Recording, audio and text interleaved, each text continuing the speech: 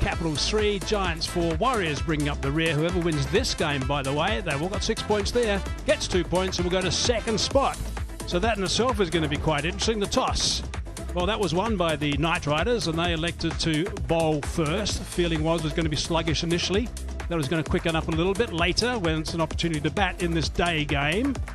Let's wait and see how the track goes as we have a quick look at the teams. Emirates, they are, well, I'm going to take a bit of a deep breath now because they've got Zahir Khan in the lineup. Shakib Al Hassan is in. Rashid Khan is not playing today. Faruqi is in. Naveen ul Haq is not playing today.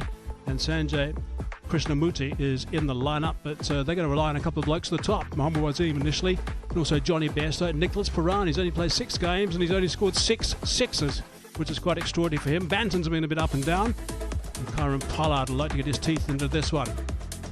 Now the Knight Riders, let's have a look at their lineup. Alongside me, I've also got Arooj, who's just leapt up from the downstairs there in the studio. Arooj, take us through.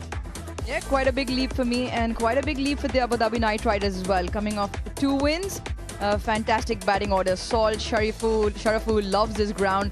Livingston with the highest runs. Dre Russ getting them over the line. Piyush Chawla coming off 4 wickets and their captain in there as well. So looks a good side and there should be plenty of Caribbean flair on offer. Righto, here we got the DP World Smart Truck delivering the match ball on time for our men in black who are coming out to control this game. We are on time and ready to go with the DP World Smart Truck, like the company is as well. Here we go. Umpire Akbar Ali Khan grabbing the ball. Martin Saggers is alongside him also. They're the on-field umpires. Leslie Reefer is the television umpire today. Designated TV umpires in season 4. And Rashan Mohanama is the match referee. And here come the opening batsmen for My Emirates, striding out. Gee, it's a different conditions today. It's windy in the background. You can see those flags. It's about 25 kilometres per hour. The wind at the moment, it's cool. It's about 18 degrees. And the short boundary is going to help them because of the wind factor. It is 70 metres on one side, but the short boundary is 64 and it's wind assisted. So there you go. The flags have been fluttering very strongly since the moment we arrived. Last game we had a little rain abound. Happened at 11 o'clock actually, as the groundsman said, so it didn't affect the game. That was great news, but the winds swapped around all over the place. But today it's been nice and consistent and solid. Right, what are your thoughts before we get underway? Arooj?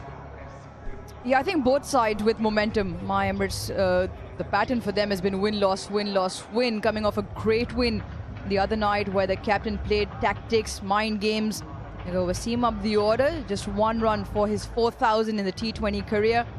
Johnny Bestow, again in that low scoring, got 67. Match-winning knock in the end, over 6,000 runs.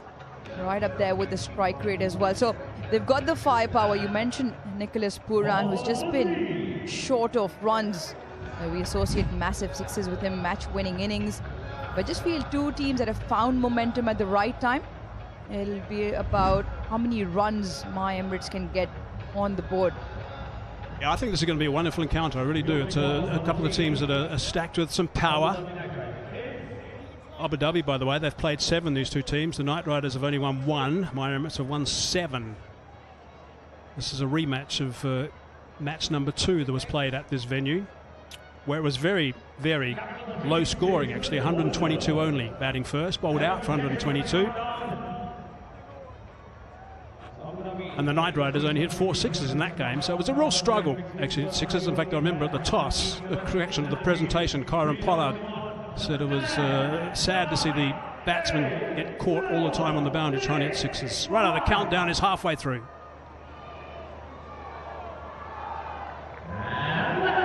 Righto, let's go. Let's get it underway. Match number 21, Knight Riders versus My Emirates. And just to remind you, the Knight Riders won the toss and elected to bowl first. Jason Holder, as per normal, starts proceedings. Oh, there's some bounce. That's nice to see. Jason will like that. He gets bounce on anything. In the car park, he gets bounce as well, apparently. I wouldn't know anything about that. Less than half his height. Yeah, his release point, probably the highest in the tournament. Tallest man on the park, and it's more of a gentle loose, so not trying to hit the surface too hard, looking for that swing. The first one found just a hint of shape away. Basically 2 slips in position, actually. It's cracked away. Good shots. Back at a square. Sweeper into play. Come back for a couple. Well, there's a couple of things that's going around. This is the same surface. You and Ace were out there analysing what the strip was. It's the same one, Hazy, that the same 2 teams met. And ADKR were bowled out for 122. The only game that's been played on pitch number 5. We're back on it again. And the same encounter again. However, roles reversal. My Emirates have been put into bat.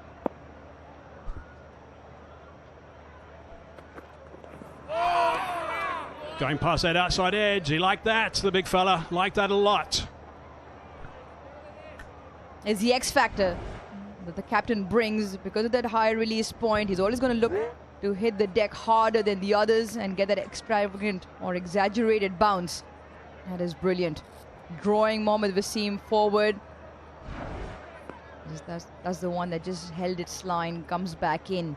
So consistent with his line, and because of his height, his length, he can be a little bit off with his length from time to time, and it still becomes effective. Not that he is off with his length very often. He's got an easy action to work with. Right then, Doc. Well, it's had a bit of a breather from the last game we were talking about when they played the second game at this venue. So they've refreshed it a little bit. They said it to be a little bit better coming on the bat. It won't be particularly quick. I don't think it will be. We've seen so far it's not that quick. But they were hoping there's going to be more bounce in this surface than the previous time they played. And I think so far we've seen that there is. A bit more grass on it than that previous encounter. Match number 2 here, and that slow scoring encounter. And that's because there's a tournament. Obviously just prior to the DP World ILT20.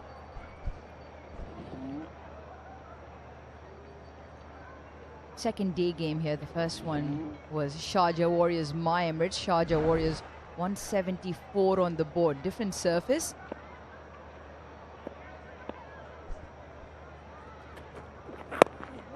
That's at the splice. So that's been encouraging, this bounce on the first over. 2 for none.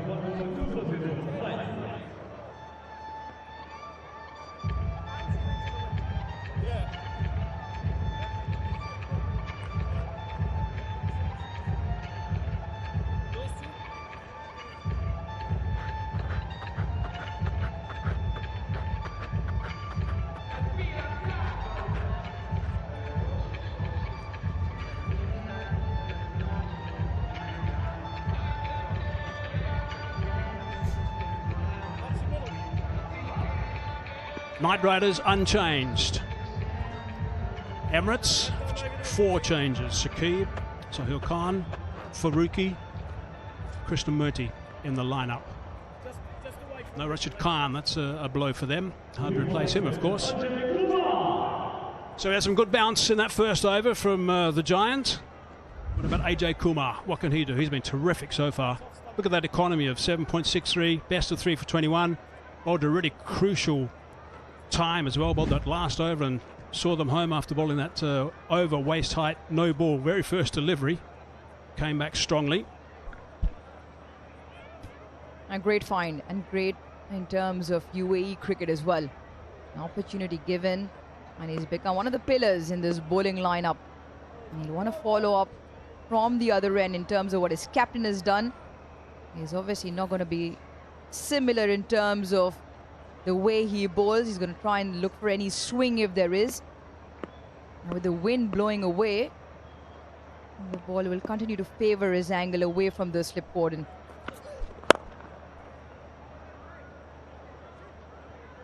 It's a good start. Tidy line and length. We know, of course, he's got that back of the hand slower ball, AJ Kumar, which is very, very impressive. There's the blue belt points table. Where's AJ? There he is, number 3. It's the UAE players. Wasim Tanvir at number 1. Brilliant. Sharafi has been outstanding as well. He's been very consistent, getting good starts in 5 games, 25 plus in 5 games. Good work.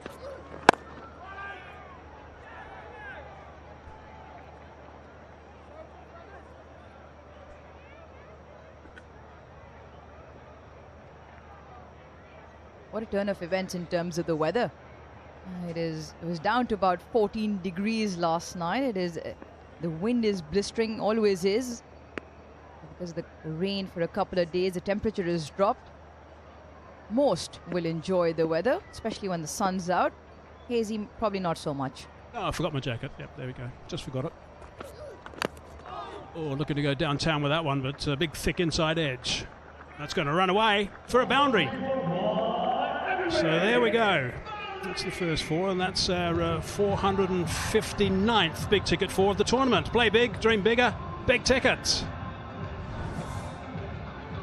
Brilliant delivery, this.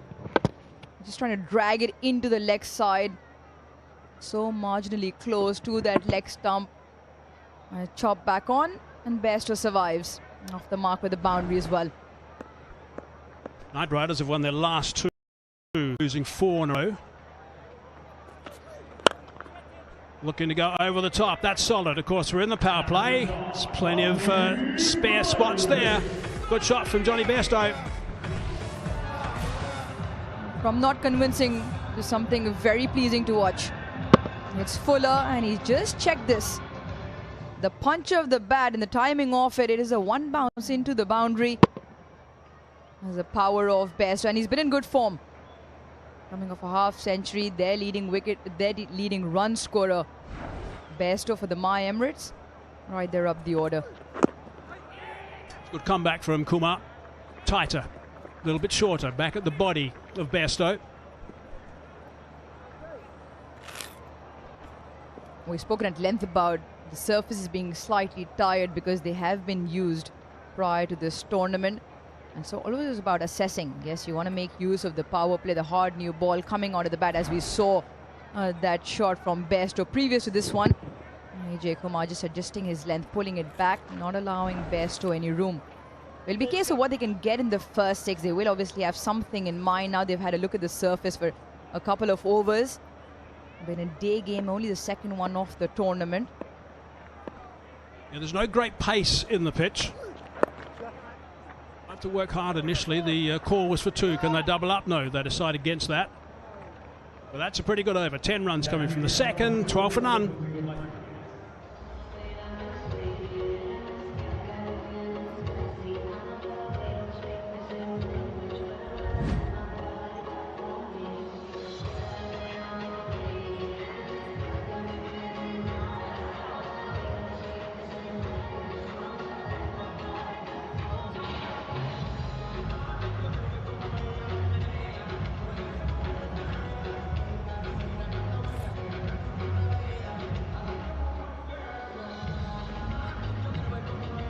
Let's look at the results in Abu Dhabi. Afternoon matches, 8 matches. Only 2-1 batting first, 6-1 batting second. That's quite interesting. Night matches, pretty well split, 16-14 and 30. But a big difference, big swing in the day matches. Of course, there's a double-header today. Another game coming up a bit later. Warriors versus the Vipers in Dubai. Stone now. Slightly short. That's pumped away towards the shorter boundary. 6 metres shorter than the other boundary. We're in the 1x bat power play. This is Jason Hold of his very first over. Look at that extra bounce he gets. The length is just ideal. The line is important. Really did bowl beautifully. Had nothing away in his first over. Really top stuff from him. Just went for a couple, so that set an outstanding tone right at the top from the captain. Can Stone follow up with that? Just the one over from the captain. He says, Stone, have a go.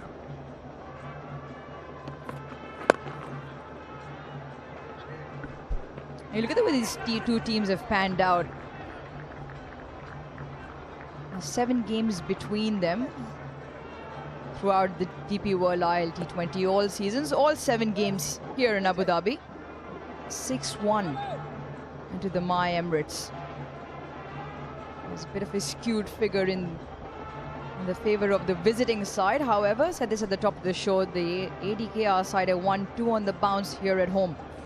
That'll give them some confidence. Interesting trend overall in season 4. 20 games, 10-1 batting first, 10-1 batting second. In Abu Dhabi, 6 games, 4-1 batting first. All tosses, want to bowl first. Stone again. Bestow's picked that one up. Picked it up superbly. That's a wonderful shot. Really nicely played. They're going to just do a little check on that one. Like that was a fine shot out of the middle of that blade. He's anticipating the shorter deliveries, and he's just had plenty of time just to pump that away. And also with the wind. So the ball just has that little bit of extra wind behind it and carries through. Hits the advertising cushions on the full. 6 will be signaled. Umpire has confirmed as well. Good stuff from Bestow. 6 in the third ball, can build on this. Look how windy it is behind. As I said, if you're just joining us, at the start of the game was some 25 k's per hour, the wind.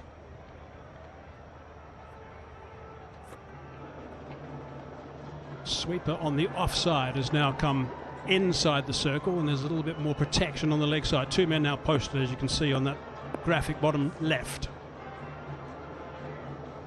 Length might have to change a bit.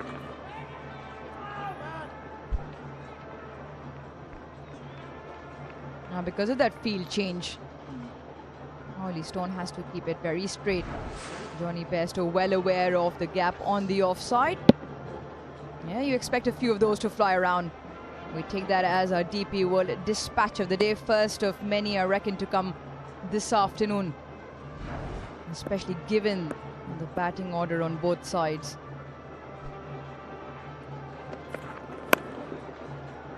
Oh, he's picked that one up nicely too. Goodness me, he's put that one onto the grass banks. That's an outstanding shot. Brilliant work from Bestow.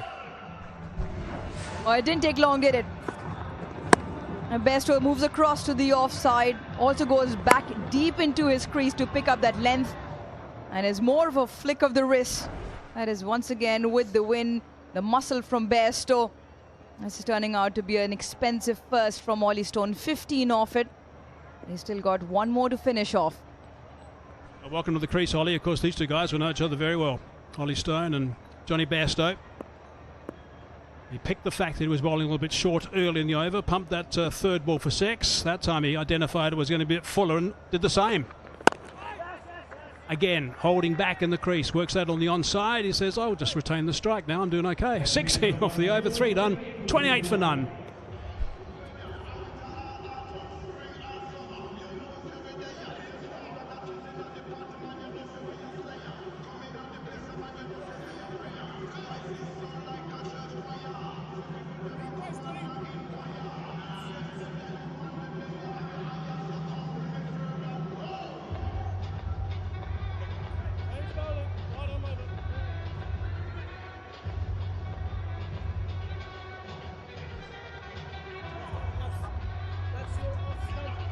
Let's look back at match 11, that game we've been talking about. This is the last time they played here. Knight Riders 1-2-2. I remember Corin Pollard not being particularly happy with that performance. Faruqi 4 for 14. Emirates 123 for 3, but they won importantly in 1 ball shy of 14 overs.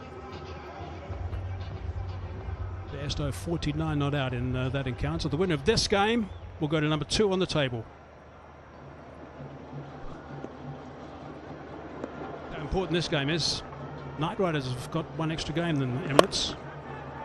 Cries of catch. That's sliced away into a safe region. It's going to trickle away for 4. Yeah, welcome to the crease for the captain. Change of ends brings himself on from the far end. Johnny Bestow is in a different move tonight. Tonight, not tonight, this afternoon. 2 big 6s, 3 4s now, and he's played it intentionally. He opens the bat face, just looking to carve it over the offside. And the assistance with that excessive wind factor as well. 28 of 11. He's just raced off the blocks.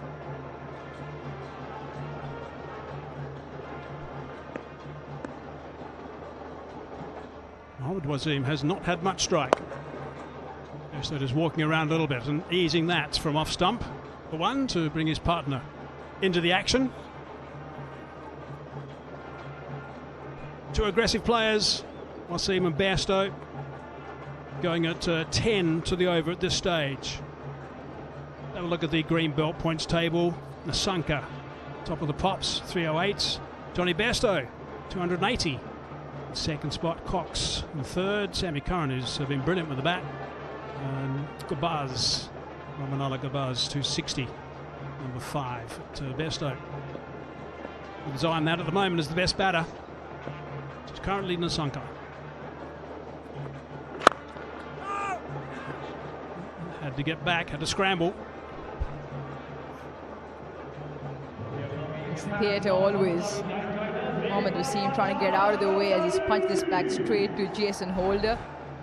Johnny Bestow, watch him at the other end, trying to get back into his crease as well. Different attributes to both batters. Johnny Bestow a little bit more proactive in the crease. Mohammad Wasim, if he does want to hit, you'll always see him looking over that left shoulder. Now he's got protection in terms of boundary men. A few yards in on that leg side. Oh, he's hit that pretty well. That's a solid connection, and that's one bounce, and it's gone for 4. Yeah, with mid-on up in the ring, Mohammad Wasim is wanting to hit this straighter. There is deep mid-wicket on the fence, but he clears the front leg, and he's just picked it up. Hit it to that left of that boundary right. That's a very, very well-timed stroke.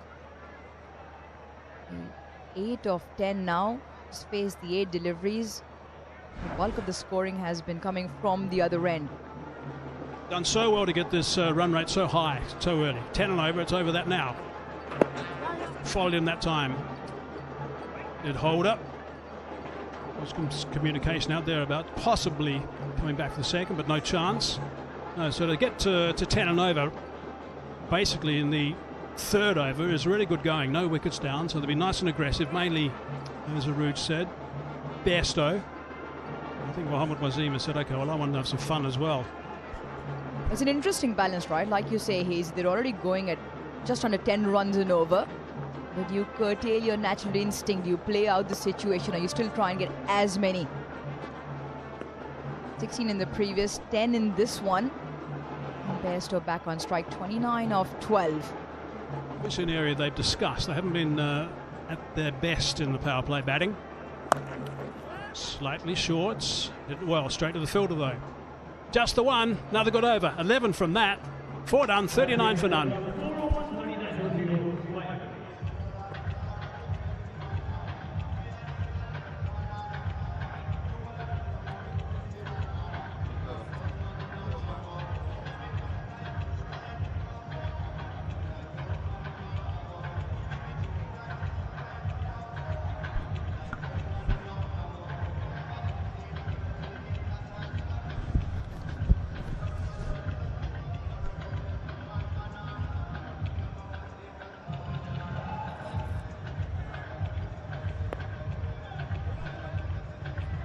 It's very tight from 2 to 6.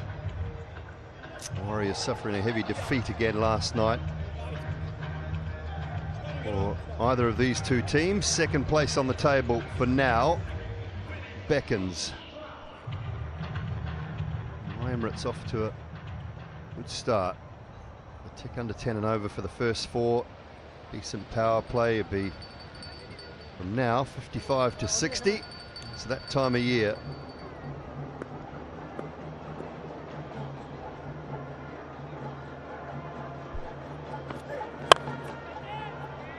Bestow over, wide, long off, couple of bounces, checks into the boundary for 4. Continue to flow here in the power play, Rohan. Yeah, different approach from my Emirates in the power play in this game. They've generally been circumspect, but a bit more aggressive in this innings. It's an excellent start, considering the firepower that they've got lower down the order. This is a really good platform that Mohammad Wasim and Johnny Bestow are building.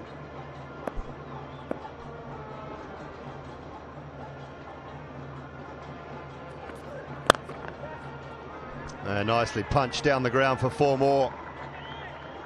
Bestow is flying along.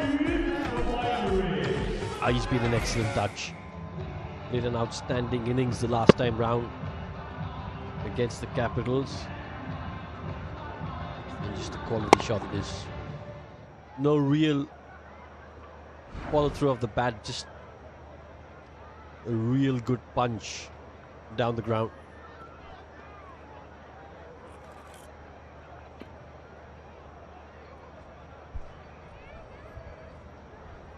Hoodies on.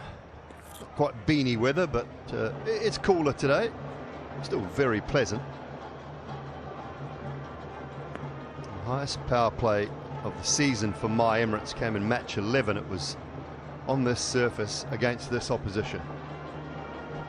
It was 63 for 2 after the power play. 49 for Johnny B that day, not out.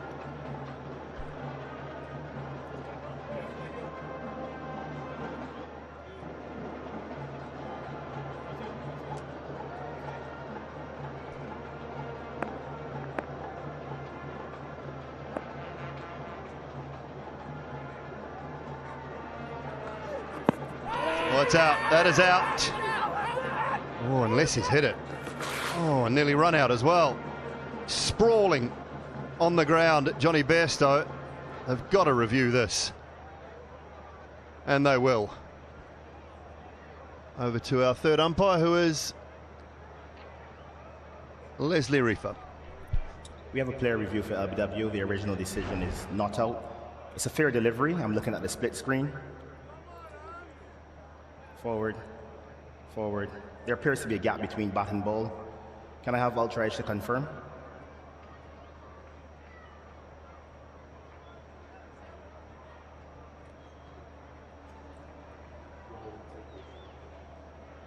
Comes Ultra Edge. There's a flat line on Ultra Edge, a gap between bat and ball. There's no bat involved. Can you move on to ball tracking, please?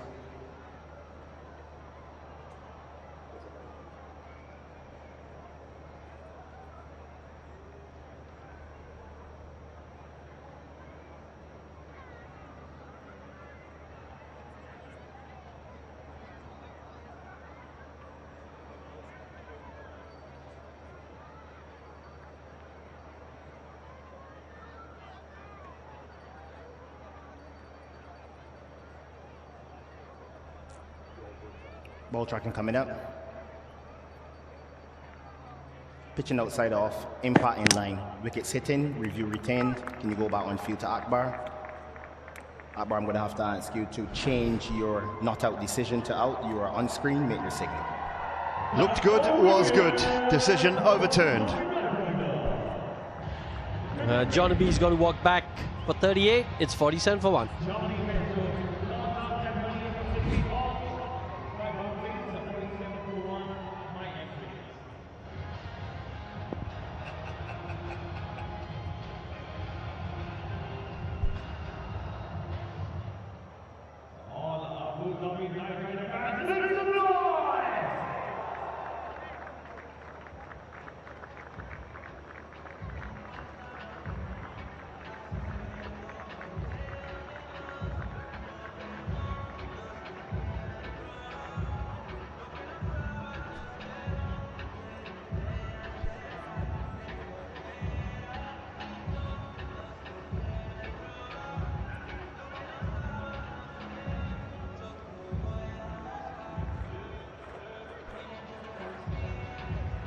Tom Banton in at number 3. Partnership broken with the wicket of Johnny Bestow. 38 off 16 for him. Yeah, just mixing the batting order up a bit, because normally you would see Nicky P coming out of bat at number 3. But Tom Banton, he's done well opening the innings. He's done well at number 3.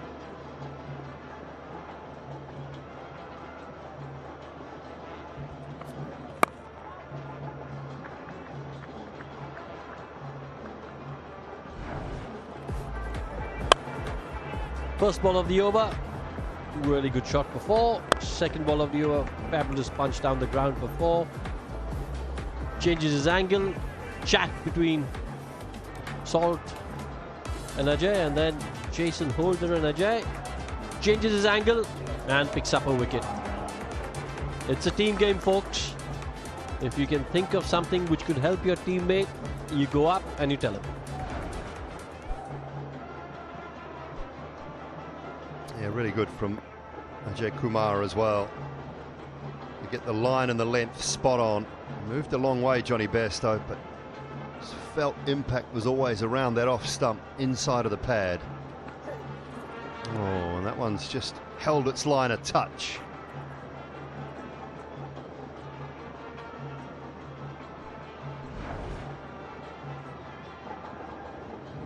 Yeah, again, is the angle that you create as a left armer when you come round the wicket. A right-hander feels he's got to play most deliveries, and quite often you'd see him prodding outside the off stump to a ball which he could comfortably, well, in a 4-day game, comfortably leave. Over here in a T20 game, you don't want a batter leaving too many. It's a good Yorker in as well to finish off. So after a couple of boundaries, really tidy. 5 gone, 48 for 1.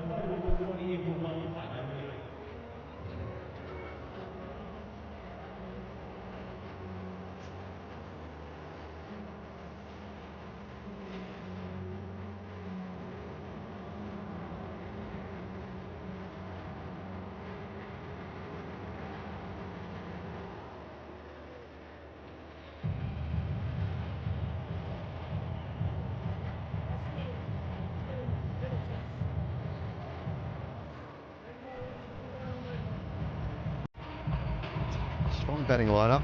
Shakib coming in, taking over Rashid's bowling duties. Can certainly bat. Sanjay Krishnamurthy, he's no slouch with the bat either. Have to be at their best against this man though, Sunil Narayan.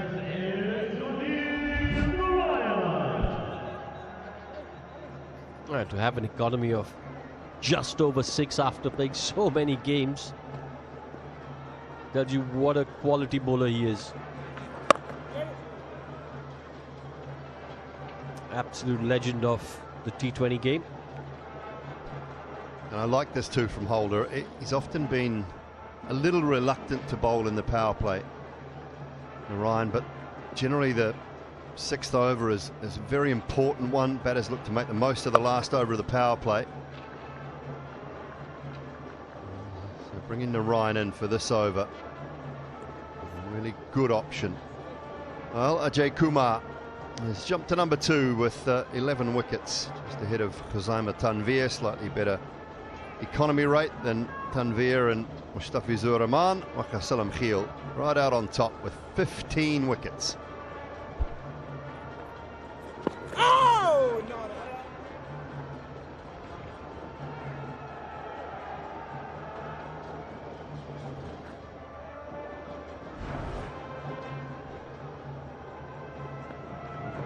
Yeah, just the normal off spinner over there on that occasion.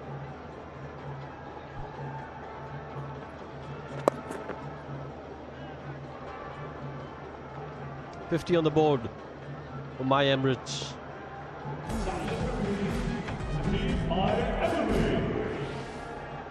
It's been a good start.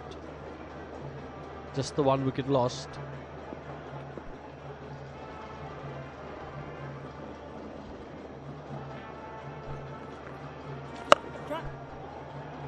Up, and just gets enough on it.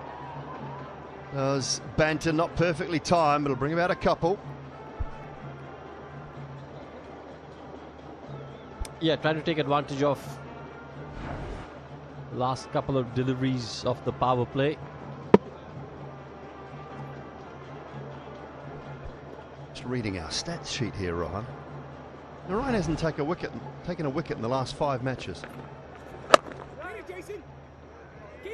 Not 1 wicket in the last 5 games for Sunil Narayan. Quite incredible. Come back to more on that. 53 for 1. Power play done.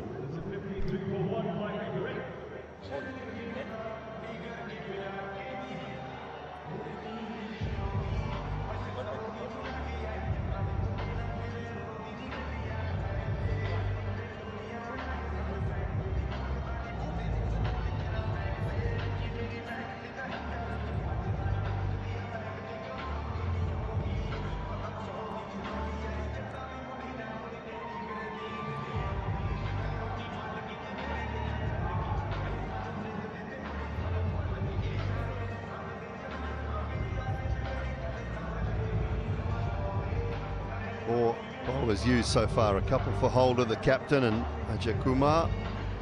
Stone was expensive in his 1, and Narayan has just finished his first to finish off the power play. So fielding restrictions up. 4 for 27 in the previous game for Piyush Chawla.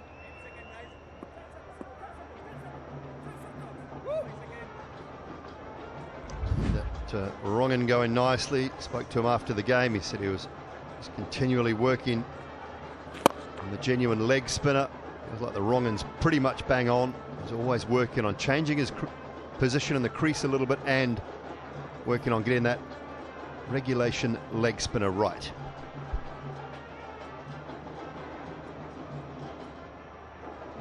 I just think we'll probably see a few more Rongans from him this afternoon.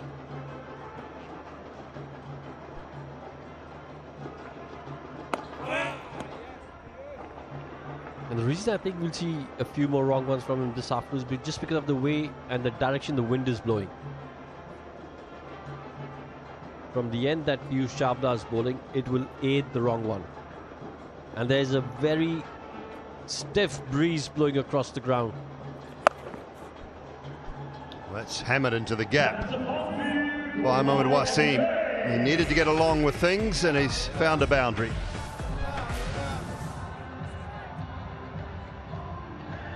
Yeah, there's the wrong one, and he's picked it. Mohammad Wasim.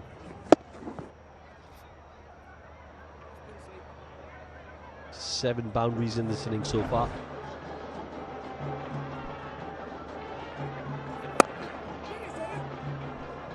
Might be 2 here. Into the gap.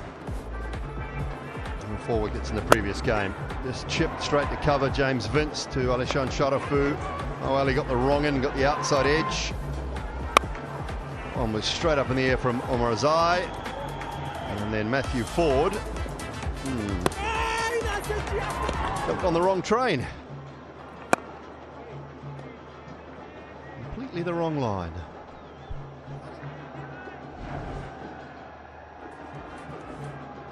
You just have a look at the angle from where he's bowling. Not close to the stumps, but a lot wider.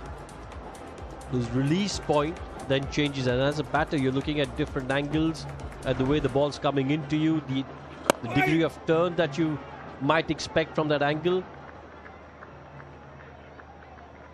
He's just such a wily customer. Piyush Chawla.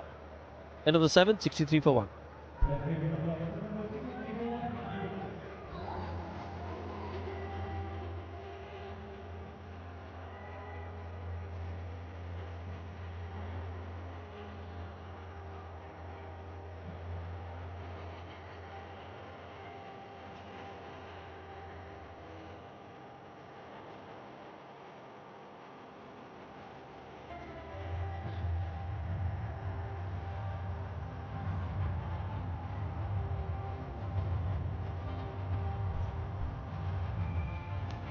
Three for 1.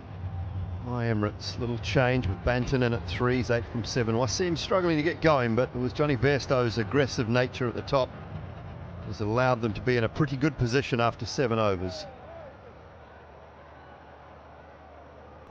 And Narayan to continue. Good restrictions up that last over, so he's got a bit more protection out in the deep. 3 on the leg side and a couple on the off at a deep backward point. That's the man there for more so the reverse sweep, which Banton employs a lot. Wasim as well.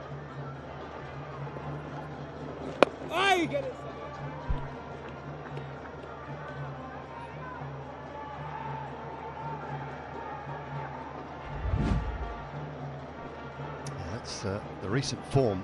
I was surprised when I read that. 4 overs on 3 occasions without taking a wicket. And just the fact that we've put that up and we've talked about it, he's going to get at least 2 today. Oh, without doubt. Without doubt. But when you have a look at that data and those analysis, predictions, who have you gone with today? Oh, you've gone with my Emirates.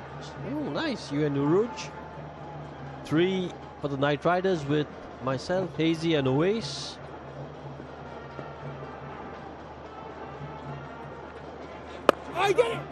I just figured I'd go against Hazeman and Owe Shah, because they have been awful, atrocious. And then Ruji copied me. So, just, you know, I don't know how it works. It's that reverse, but it goes in front of the man. A deep backward point. And, oh, good effort. I'm not sure whether the body of Ollie Stone was on the advertising cushioning at the same time as the arm or not, Ro. We might have to look at this one. Do you have it from behind? I just need to see if he's in contact with it. Okay, that's good. Forward. Okay, it's gone by then. Runs, runs, runs. He's done really well there. Saved a couple of runs for his team. Fabulous effort from Ollie Stone.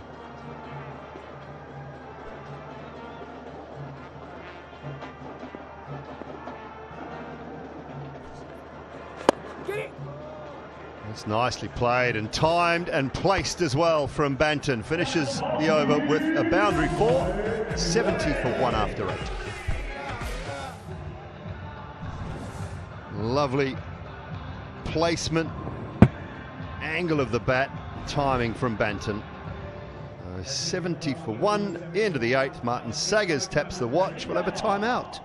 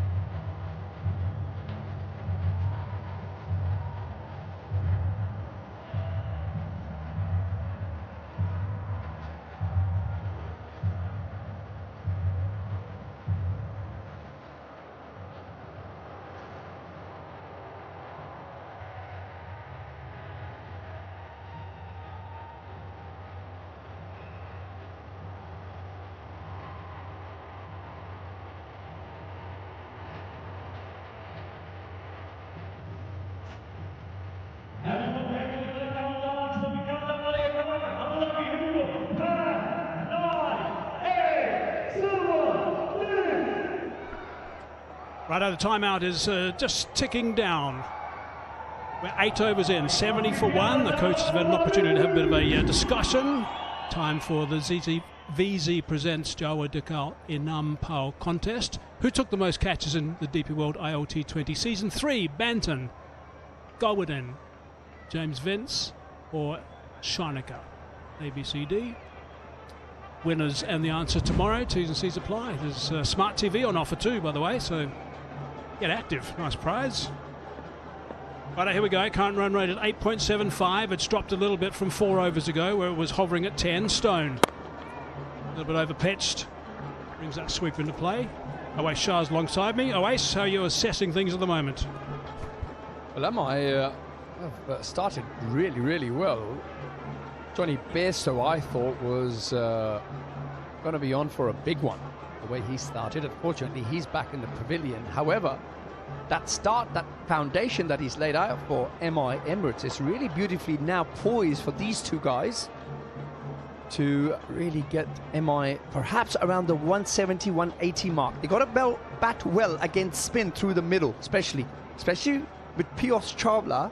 Yes, he's bowled his one over. If you can get the better of him, they've got a good chance of posting a big total. Full toss, didn't get that away. Just a single. Yeah, Bestow was brilliant, I thought, with this 38 off 16. That's probably the main reason why they were going at 10 and over inside the third over. You got them off to a really good start, did Bestow. But yeah, just a quick reference to where they will be if they continue at this rate. It'll be 172, average score. Batting first at this venue.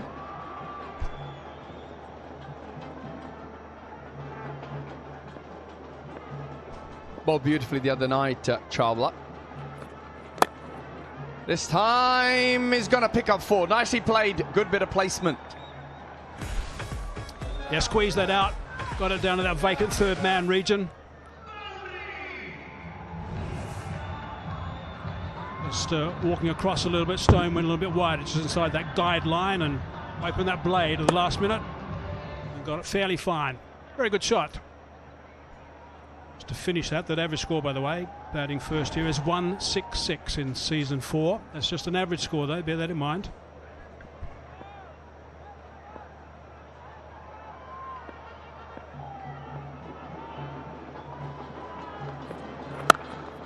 Same width. But hit it too well, straight to the sweeper, only 1. One thing that Johnny Bestow was doing, he's moving around the crease, he was turning the good balls into boundary balls actually, that's how well he was hitting. He was fancying that leg side with a strong wind, and it's the shorter side on the leg side for the right-hander. He really did play beautifully, I thought. Johnny Bestow. Always on the move, Johnny, batting or in the dugout.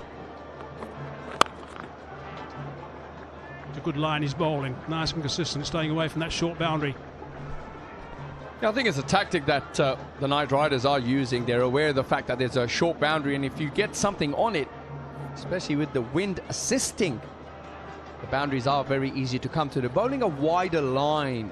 You can see only 64 meters on the leg side for a right-hander, so that little pickup shot, we saw Johnny go after him, walking onto the offside and flicking the ball over square leg for boundaries.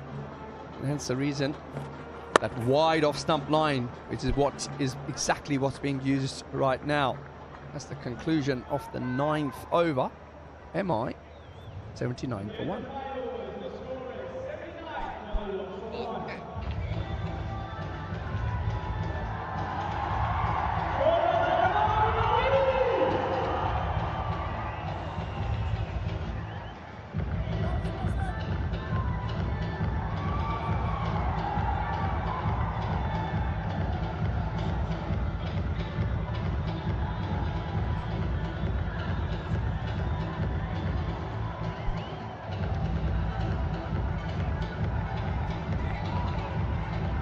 Right, there's the red belt points table for the most valuable player in season 4. Sam Curran, not surprisingly on top. He's been superb for the Vipers. 414. Marzai and 365. Masunka, terrific. Missed 2 games, I think it was. 328. Where's Johnny? There he is. 292. Jordan Cox at number 4 as well. Cherry spelt that one. Here he is, Piyush Chawla. Back into the attack. I like that little illustration from Hawkeye showing how he's varying his release points in the previous game. Really nice to see that. Slightly over pitch, but straight to the man next to cover. No run. Going to be a good little contest this. Wasim has batted best part of nearly 9 overs. He's going to probably try and get after Piyush. But Piyush got plenty of experience and a lot of variations in his armoury. He relies heavily on his wrong-un. This is release points, which was great in match number 19 against the Giants. Look at that, moving in the crease and working it nicely. There's the wicket balls, the pulsing blue deliveries, and the other deliveries. I remember doing an interview with Rashid Khan a couple of years ago. He was saying that he has like 7 or 8 different grips that he bowls. So the batsmen actually have no idea, if they can't pick it out of the hand, they have no idea what the ball is coming down towards the batsman. So that's something else a lot of bowlers tend to do these days. I heard you chatting about facing spin the other day. Wasim, you might want to just touch on that again. Yeah, look, Rashid Khan's a lot tougher to read because of the speed of his arm that comes over is a lot faster than Piyush Chawla. Piyush is a lot easier to read. Yes, he has those little subtle variations in his armory because the fact that it's a slower arm release, so he's got to be really on point and really have little subtle changes in his action to deceive the batsman. Slightly short, and that's been hammered. That's a very good shot. Right out of the middle, that one, and that's gone for 6 runs. That was flat. Fine stuff from Wasim. Yeah, a rare bad delivery from Piyush. Drags it down. Wasim says, thank you very much. These days, of course, there's analysts all over the place that slip discs under players' doors so they can analyse the ball released. That time, a little bit different from the leg spin, a little bit wide of the crease that stage. I remember AB de Villiers playing against Syed Ajmal in Cape Town. Ended up getting 10 wickets in the match that Syed Ajmal, Pakistan won the game. There were all sorts of discs flying around for the next test match. AB de Villiers said, I don't want to see anything out of the hand. I'm simply going to pick him as the ball's coming down. He was the only one that played him well.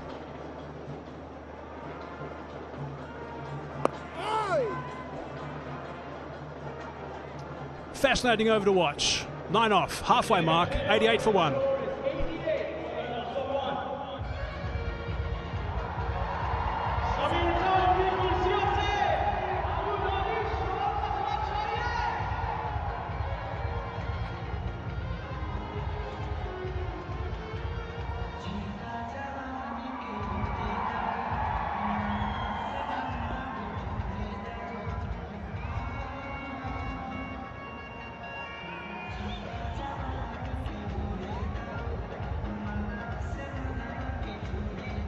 .53 for 1 it was at the power players. A couple of rather tall buildings there. One in particular at 16 overs.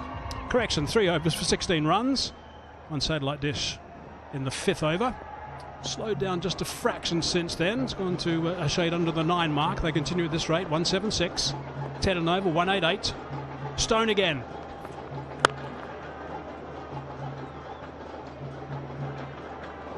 Sweeper in play.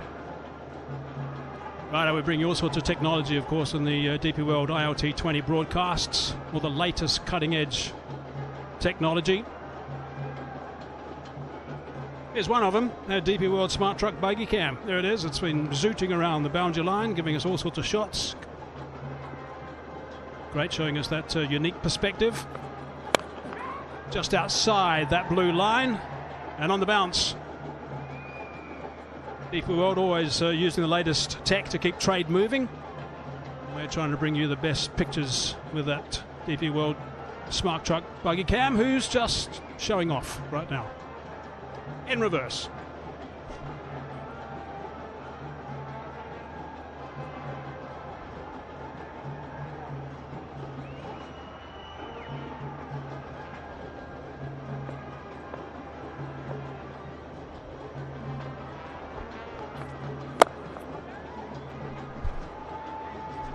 Yeah, you touched earlier, Hazy, on about AB de Villiers picking Ajmal through the air, and typically, as a batsman, there is 2 tells.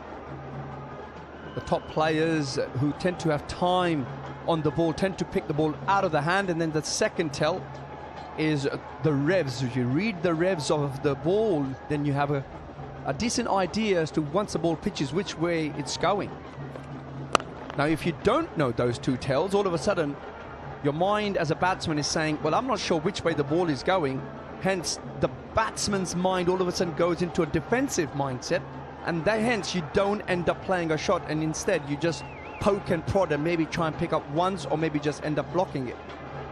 The top players have time, and hence, of course, have an attacking mindset because they can pick the ball out of the hand and, of course, read the revolutions on the ball. Swing and a miss. Oace, nice one.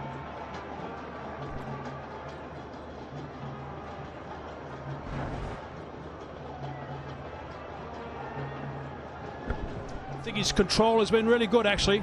Hugging that indicator, the umpire's indicator line, the blue one.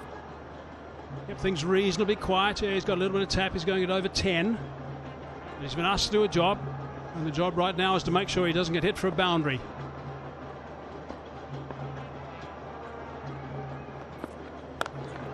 Toss. You probably picked up the call for 2 through the stump mic, and they're going to canter back for the second. Hopefully Andre Russell's going to be able to canter back to his fielding spot as well. 11 done, 94 for 1.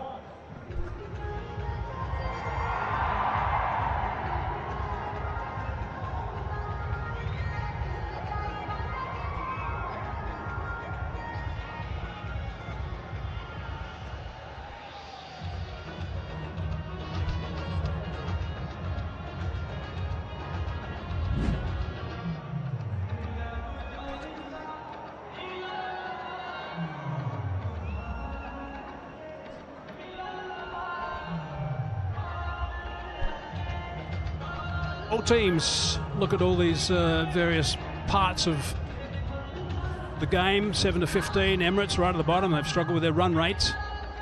Going at 6.9. They've lost some wickets as well, 17 wickets. Look at the Vipers, just 12 wickets and going at 8.5 as a reference. Today they're going at 8.2, so it's been an improvement for my Emirates.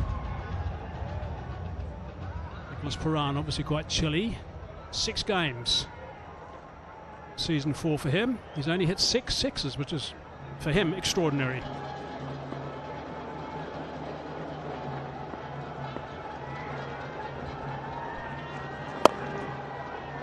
Quick feet. Fairly well flighted, made it easily into a full toss, but only the one. Yeah, you're talking about the run rate, and you can also see, I mean, you've got a couple of top batsmen here at the crease right now, and they're ballpark roughly gone at round about run a ball. You know, 36 of 34, got 20 off 17, so just no one's striking at about 160, 170. Just shows you the nature of the pitch. And generally, games here in Abu Dhabi do tend to slow down once the power play finishes. The ball does tend to sit in the wicket a little bit. Spinners do tend to dominate at that little bit more, especially here in Abu Dhabi. Spinners have played a major part in season 4 of this tournament. Bottom edge that time. High quality spinners have been terrific to watch. It's always fascinating. I think the challenge between good batsmen and high quality spinners. They'll need to step on this a little bit, these two guys. A runner ball is probably not going to cut it at the moment.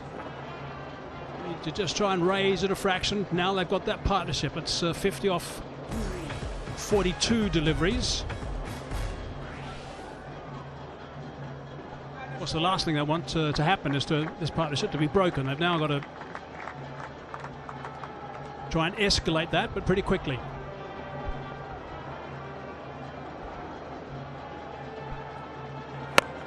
There we go. Gone down the ground. Has he hit it all the way? He's hit it high. I don't think it's gone far enough. No, it hasn't. Livingston hovering underneath that. Obviously, that was the idea. Step on the gas a little bit, but Priyash Chawla has just picked up another stick. Perfect for him. Well, we were just talking about that here. It was a really good partnership. Mike Haseman did not want it to be broken. Well, Wasim has tried to take that man on deep mid-on. Unfortunately, Livingston takes a rather simple catch in the end, and Chawla, well, you can't keep him out of the game. Picks his first wicket up, sends Wasim back to the pavilion for 37, MI 97 for 2.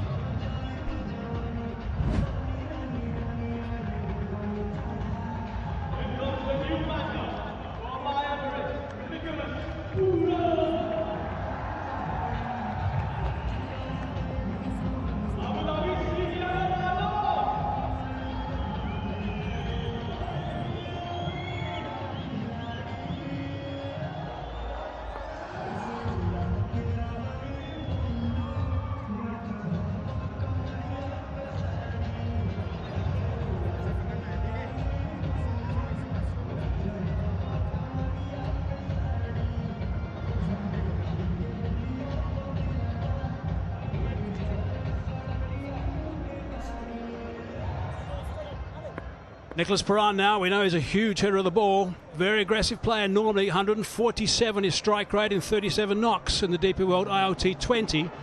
This season though, it's been pretty quiet. His strike rate is 103, that's all. Slam that one straight to the sweeper. Highest score of 48, not out. Well, this is the reason why Nicholas Perrin's at the wicket. Decent footwork. Got there and thereabouts, however. He knew he was hitting into a rather strong breeze and holds out. Unfortunate for Wasim, it didn't have enough legs to go all the way as MI pick up their second. He's not on strike now, but I think it's really important to watch how Perrin goes about things today. This is normally the time when he really gets stuck in and elevates things dramatically. I get it. Looking to scramble for one. Manton's going to retain the strike as well. It's 5 off that. Headed over. Good stuff from the leggy. 99 for 2 after 12.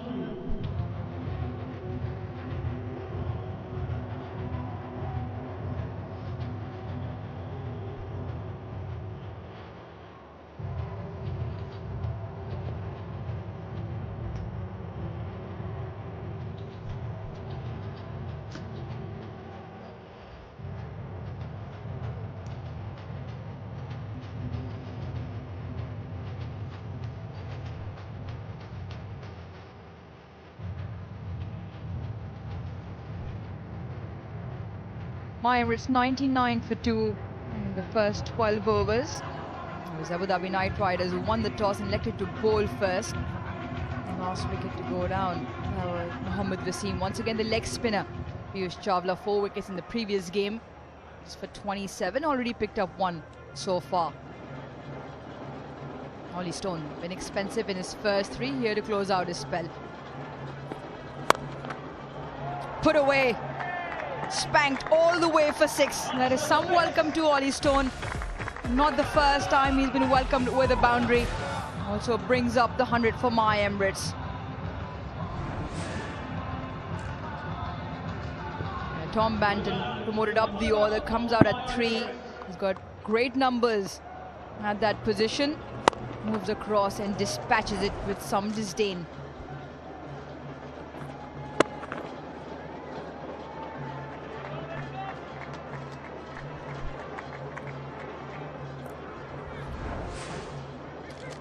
Just to start, we want to do the over.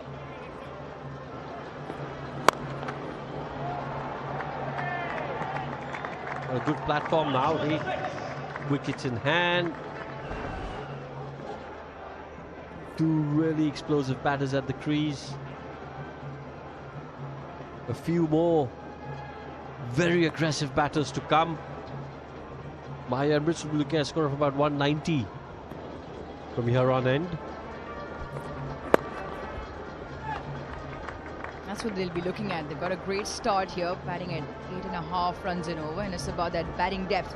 I mean, firstly, the 2 men in the middle, Tom Banton and Nicholas Perrin, and Shakib Al Hasan, who gets his game, and then you've got skipper Aaron Pollard, Romario Shepherd. So that is some fire to come. And they've got the start here.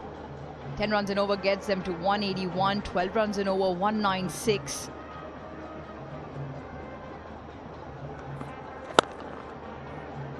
That should be 4 as well. Clipped off his legs. And he is now flowing as well. Tom Banton, 33. 6-1-1-4 in this first 4. Well, he's been such an integral part of this My Emirates batting lineup this season. He's in good form. And it's just his ability to find those boundaries with ease once he gets set.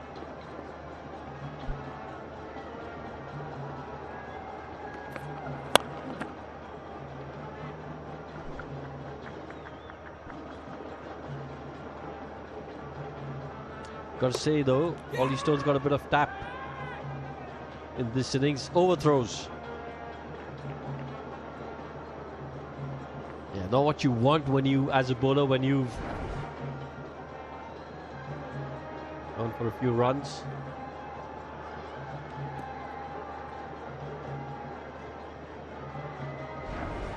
Unlucky there. A ricochet off the stumps. But that begs the question, is there any need to throw at the stumps? It's just unlucky. I think it was more of a gentle lob back to the keeper and the stumps got in the way. Completely agree. Another great over for the My Emirates. 15 off the 13th. 114 for 2. And the end of 13 overs, the My Emirates on 114 for 2.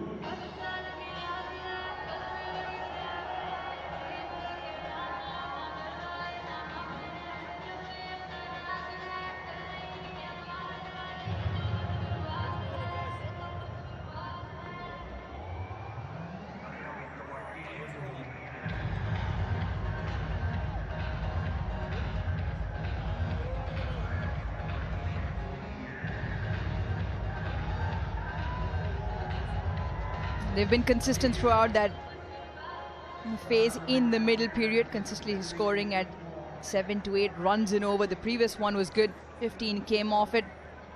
184 for sure. If they go the way they're going, 17 off 8 between the two in the middle at the moment. Sunil Narayan. He's gone wicketless so far out of the power play this season. Not numbers you associate with Sunil Narayan, Ro. Only the 3 wickets this season, all of them in the power play, nothing after. Yeah, definitely not numbers you associate with Sunil Narayan, but I think it's the fact that a lot of batters now, and this has been the case over the last few years, have in their mindset, listen, you know what? We're not going to take a risk against him. We're not going to lose our wicket to him, even if it means we go at 7 runs and over, and that's been his economy this season. 7 and over, which you think is pretty good.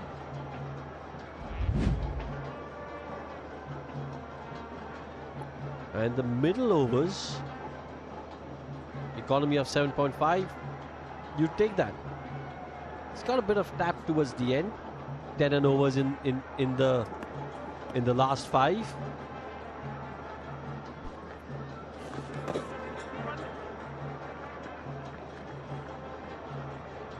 Should look for 3 here. It is very delicately played and they run hard. This is really effective stuff from Puran. That's the other thing that he can do as well. Maneuver around the crease, dab the ball into those big pockets here and run hard. We spoke about it at the top of the show, right? You associate big sixes with Nicholas Puran. Really hasn't hit those traps yet this season. Yeah, and I think one of the great attributes of the big players, someone like Nicholas Puran, someone like Sunil Narayan, who are absolute greats in this format of the game, is their pride in their own performance and the ego. They'll want to improve those numbers because they themselves will know we haven't been at our best. Strike rate of 104 for Nicholas Puran. Wow. You just don't associate that with him. He's that good a player. I have to go back.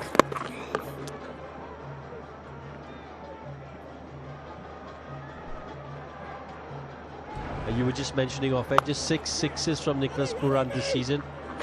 And to put that in context, if memory serves me correctly, he's the highest 6 hitter in the DP World ILT20 over the last 4 seasons.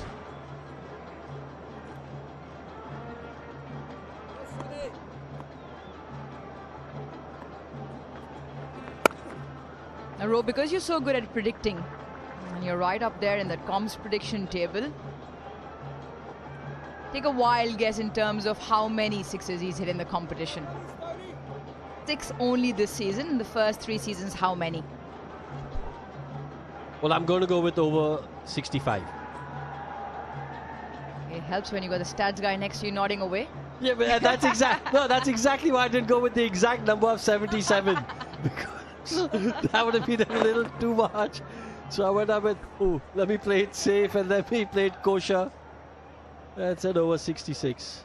At the end of 14 overs done. It's 121 for 2. Tap of the watch tells you it's time for a strategic timeout.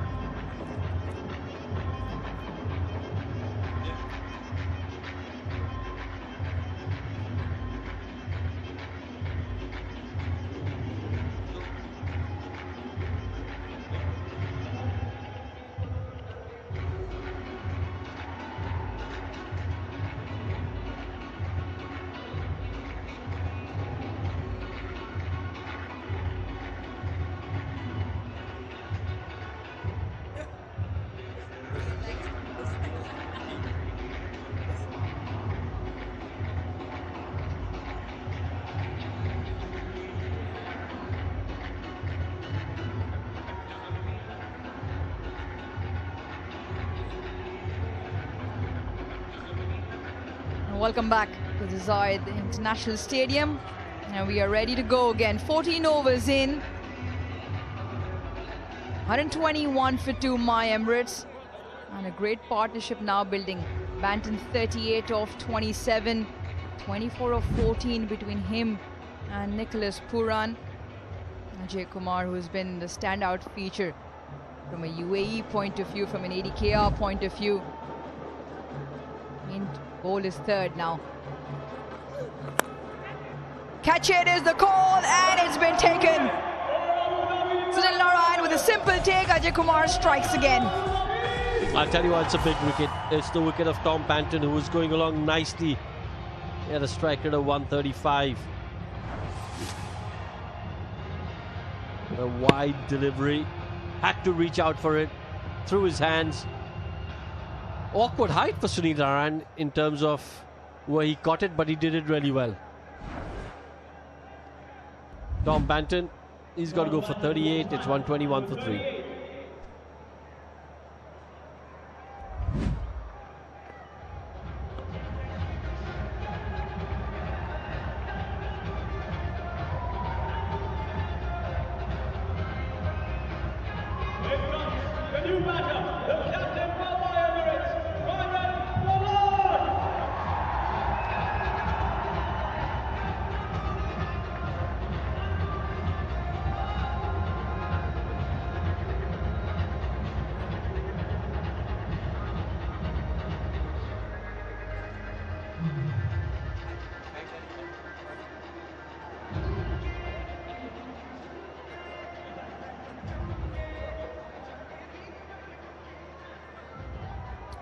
Karan Pollard, the My Emirates skipper, in out at 5 with a run rate at 8.5. Team sitting at 121 for 3. And they will hope that he can dispatch a few over the boundary. Even half a hit row with the strength that KP can pack, especially if it goes into the wind. You better watch out. Well, I just think any youngsters watching this and who have been watching this tournament, the one thing that you can take from someone like KP is his enthusiasm for the game. You're obviously blessed with a certain amount of talent that you work hard and you try and better, but that enthusiasm and passion for the game that he has, amazing. And he's here because Ajay Kumar has just gone with the tactic. The field was set for it. Sunil Narayan wide in that slip cordon for this particular shot. Almost a catching position, a wicket-taking position, yes, with a third up in the ring. A wide angle on the crease. And Tom Banton will have a look. He's chased a very wide delivery there as well. Brilliant catch. Sunil Narayan, you mentioned it was an awkward height, and it qualifies for a cycle hub catch contender.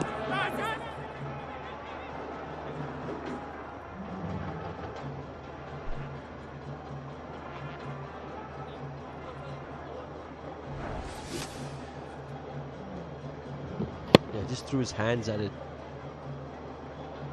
Got the edge. And so often with the edge, if it goes a little to the left or right of the field, I feel like if you've got the rub of the green, that's 4.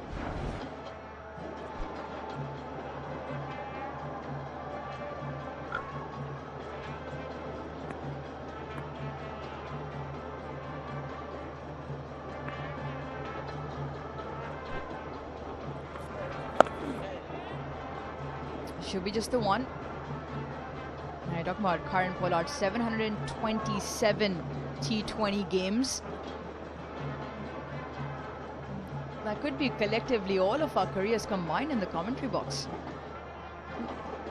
Number of games, half of us haven't even played the version. Yeah, absolutely. Look, honestly, I mean, forget T20 games. I think any just collectively first-class games, list A games, ODIs won't get to that 700 mark. Or just about.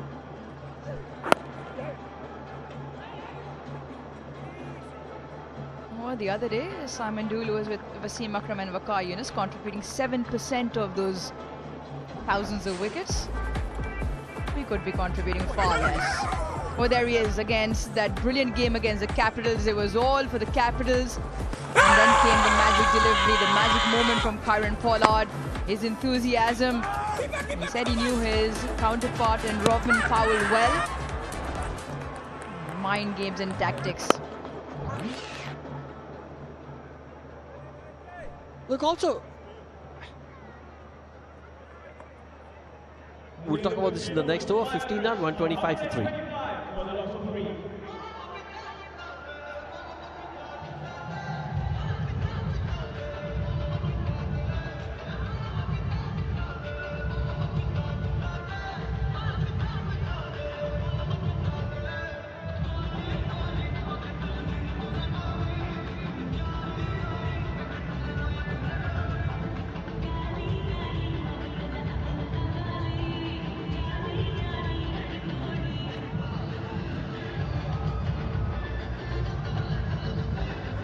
.37, 38 and 38, and now Puran and Pollard out there in the middle. I just feel the game now hangs in the balance from ADKR point of view as well. Nicholas Puran, who hasn't found his feet at all in the tournament. We mentioned it earlier, only 6 sixes in this season, 71 prior in the first 3. Karan Pollard, the only other batter to have a 50 from the My Emirates, along with Johnny Bestow. It could be make or break here. Yeah, crucial couple of overs coming up. Has he got enough? Yes, he has. Make that 78 sixes in the DP World ILT20. Just the start that they wanted going into the last 5. Sunil Narayan with the one that goes with the off spinner. And Nicholas Puran hitting against the spin, but hitting into the shorter part with the wind. And the ball does carry. Time for Jason Holder to have a think in terms of whether he wants to have a field change. It remains the same. And dabs it away and calls for 2.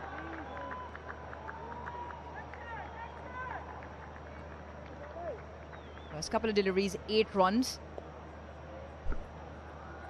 Yeah, it'll be interesting to see whether he's, now that he's got 8 of the first 2, does he think, listen,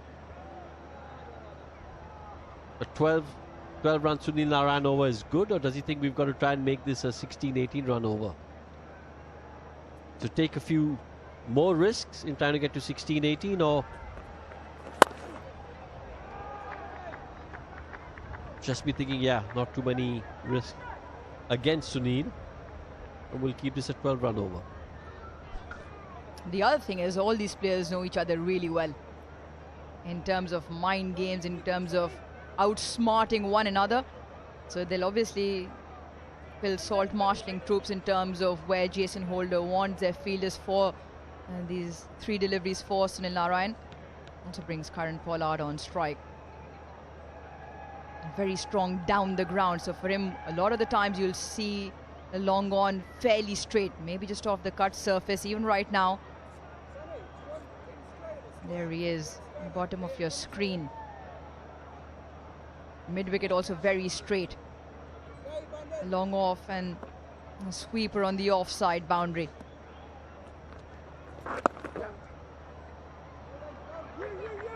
More than happy just to nudge it away.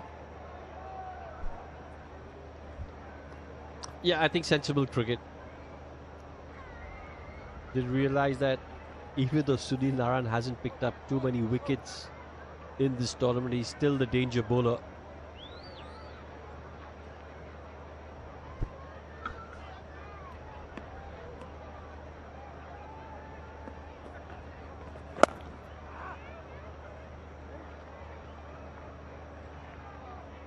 One of the standout features for the Abu Dhabi Knight Riders has been Dre Russ. Finished the game off in the previous game with that big 6. But he did himself a little bit of mischief earlier on. This was before the start of play, that left ankle. His signature different coloured boots. And one of the fielding attempts just found himself limping. And he's off the field and might not bowl. 16 done, 136 for 3.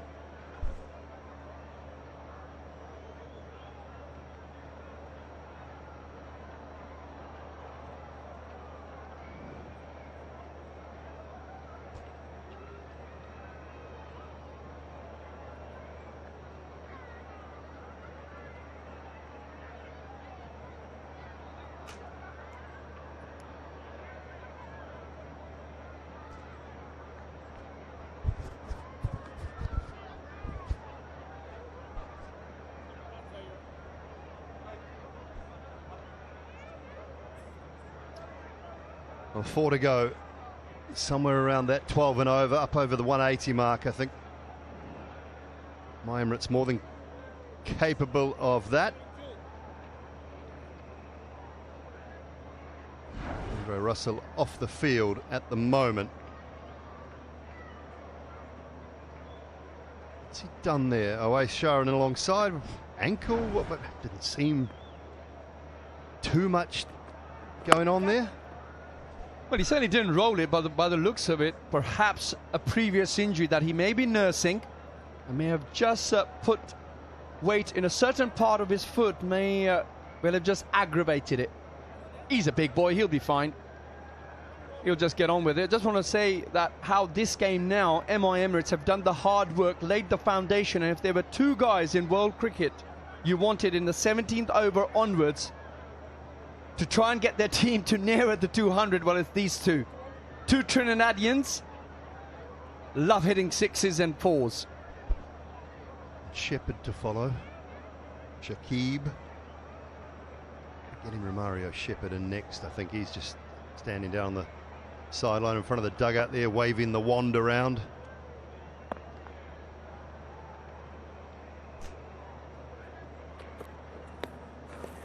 Nicely bowled. Yeah, be a good contest this. Holder knows plenty about Kyron Pollard and of course Nicholas Pooran. Got that Yorker right up in the block hole. Won't see Pollard leave too many from now on in.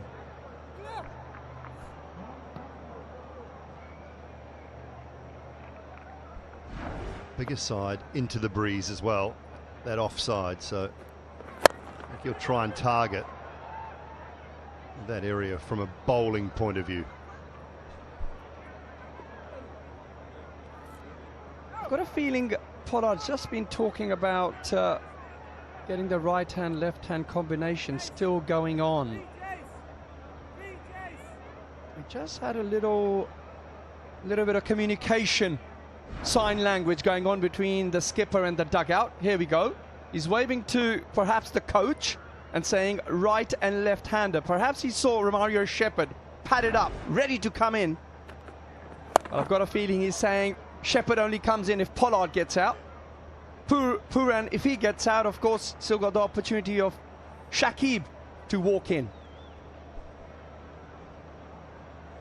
Where's Shakib? Is he hiding in the back there somewhere with the pads on, or has he just wandered back in to make sure he's all ready to go? I think he may have just rushed back into the dressing room to quickly put him on. There he is. He's got the helmet on. So he's on when Pooran's on strike.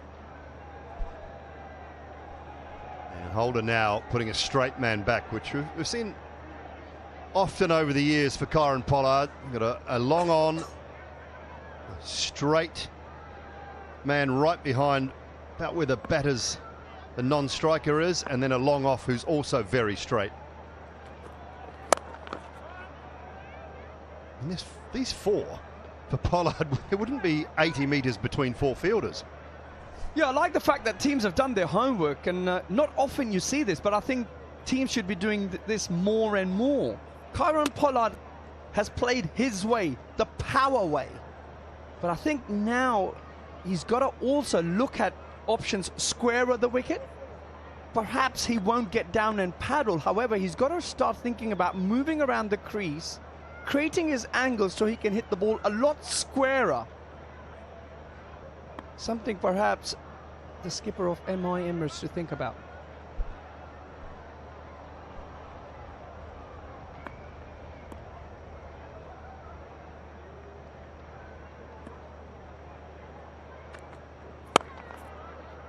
It's a good set from Jason Holder, just the 5 coming from the 17th. Brilliantly bowled by the skipper. 141 for 3.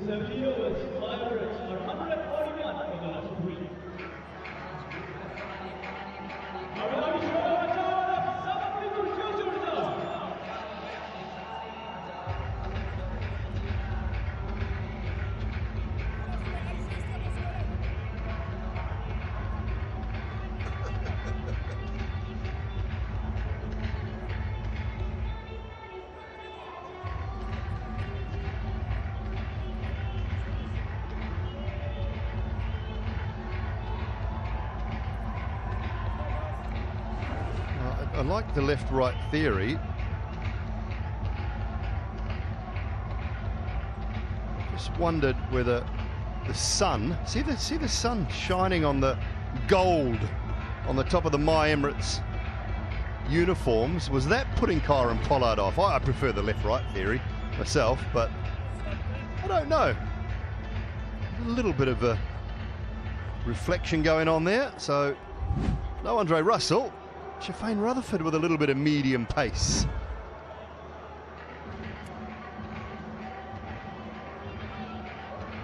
First time in the ILT20 for Shafane Rutherford. I've seen him bowl before. He's skilled enough with those Yorkers, but you got a couple of big boppers up against you here, Shafane. Perhaps a change of pace, slower in pace. I'm guessing he's going to bowl plenty of variations, plenty of cutters. Perhaps that's what, of course, Bravo and Holder would have thought about, spoken about, and that's the theory in place now. Do not give these two any pace to work with. Yeah, well, he's still got one from Piyush Chawla, so I would imagine that Holder himself, 3 overs for 17, and Ajay Kumar, oh dear, will bowl the last 2. They were just looking for someone to get rid of that over, but Piyush Chawla's still so skillful. He's not going to be too worried about bowling to either of these two. Yeah, perhaps not. However, with this one over bowled by Rutherford, he doesn't need to use Piyush Chawla. He might have wished he had. Straight out of the screws, that one.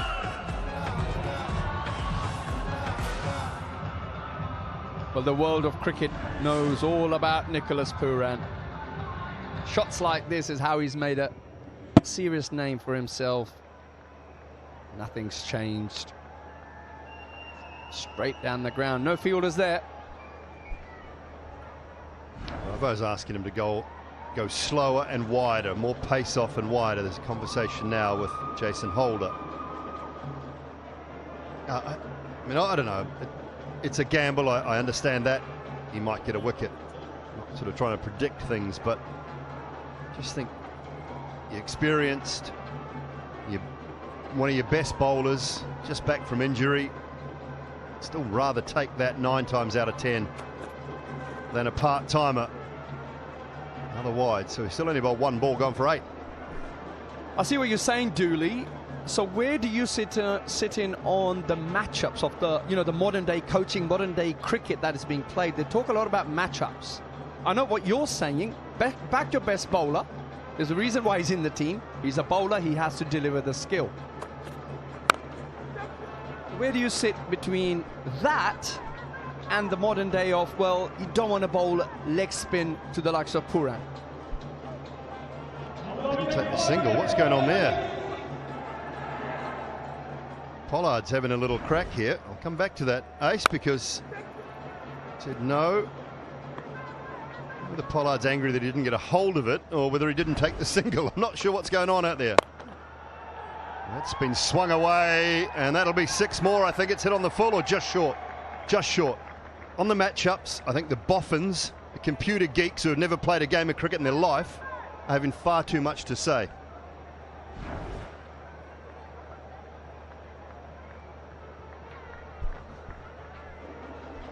So what you're saying is matchups are don't have a place in modern day cricket? I think skilled bowlers.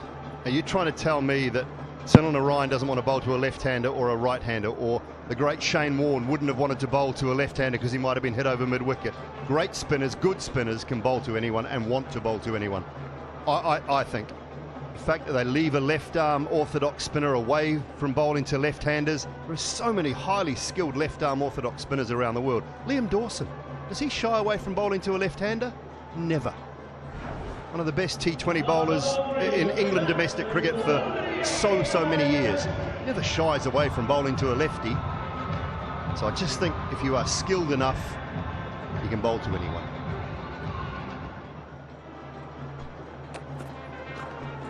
That might be a no ball, you know. Did it pitch past the stumps? Did it land past the stumps? If it hasn't, it's off the cut surface. That is a no ball, folks. Free hit coming up. Certainly is. I guess you made that point. If you're skillful enough, then you do the business at the business end when the pressure is on. Pressure's on Rutherford right now. He's gone for 13 off 3. Pollard at the non-strikers, and Pooran really fancies his chances. And that'll be out. It will be just taken, but it's a no ball free hit, so it doesn't count. But I think the thing was there. Where was that foot? Was he okay? Sometimes you're better off staying a yard in and just patting it back in rather than trying to take the catch. We'll definitely have a look upstairs. So will the third umpire. Very close. Very close. Good enough for me. Yeah, all good. Pollard down on strike now with 2 to go. Where does he want to go here, Shafane? 14 from it. 155, I tell you what, 185, 190. I don't. Well, I'll come back to you with a little question as well, actually. I know there's only a ball to go after this, but I don't have any issue batting first in afternoon games. I mean, Dew doesn't obviously take any part in the game. I like runs on the board in the afternoon contest. That'll be 4 more, so 18 from the over with a ball to go. Smart shot. Placed it.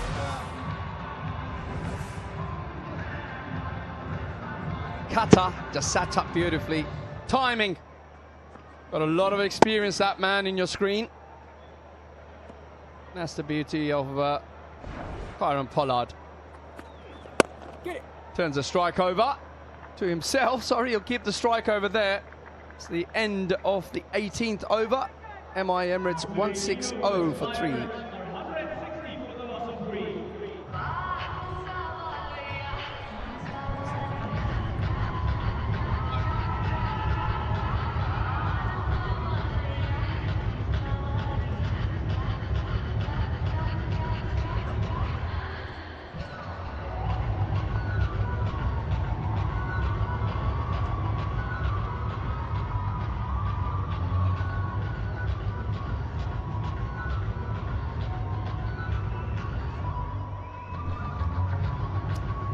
.160 for 3, 2 to go. We're looking at 12 to 15 and over. My Emirates. Anything above 180 could be very competitive. Alex Hales on for a couple of overs of fielding before he has to open the batting. Piyush Chawla's day's work is done. Tidy again today. 3 overs, 1 for 24 for Piyush. Now, one of the finds of the tournament, Ajay Kumar with a big job to do to try and restrict 2 very powerful players in his last over. Been exceptional again today.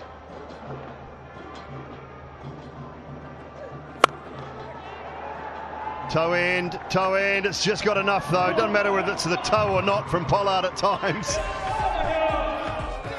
The power of the man. You heard Simon Dool say toe end. It means it not quite come out of the screws.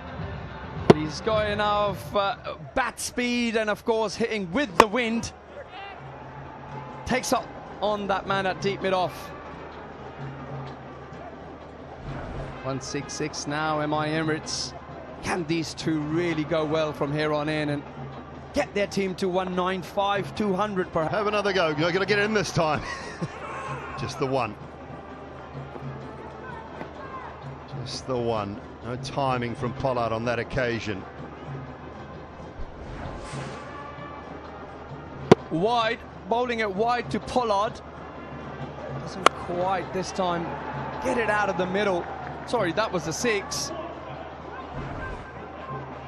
I don't mind that tactic. Bowl it wide. Do not bowl it in his arc. Same with Russell. That's another tactic a lot of teams tend to use with these big men who have a lot of power. Get the ball outside their eye line. Might be looking to do the same thing to Pooran here. He's got the option of a leg stump Yorker if he wants as well.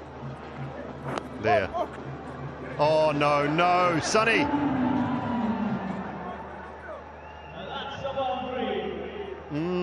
50 partnership up. I don't know whether it's spun or not, but it was a little, just a little lazy. Yeah, perhaps it spun a tiny bit, but geez, you got to do better than that.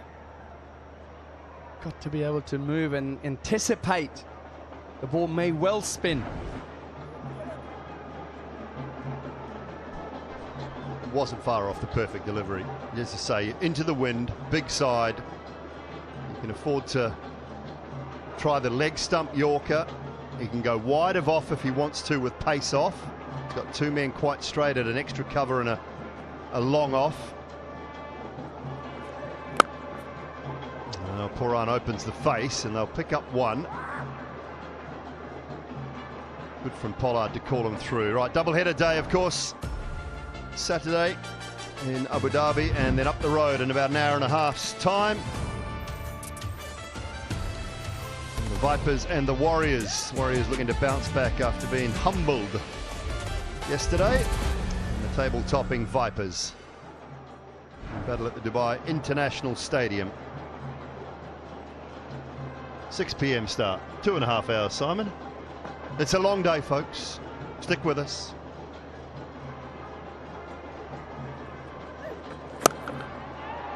Hammered out into the deep, man. It's gone all the way. Oh, he's got plenty on that, Kieron Pollard. Well, that's shorter of the 2 sides. Pollard's power shuffles onto the off stump. That was the back of the hand slower ball, very well picked by Pollard, and of course hitting with the wind. It's always going to sail over the fielder and well over the boundary line.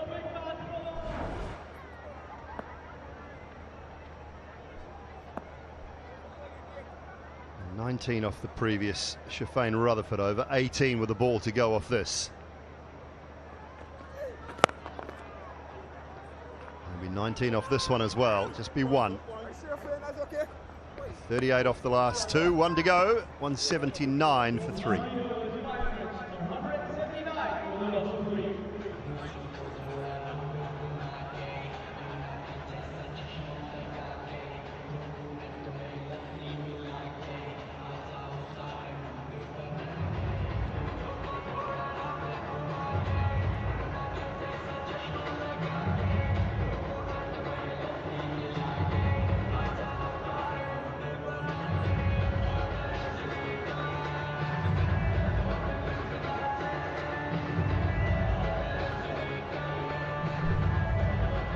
There are those two tall towers. And they put the icing on the cake here.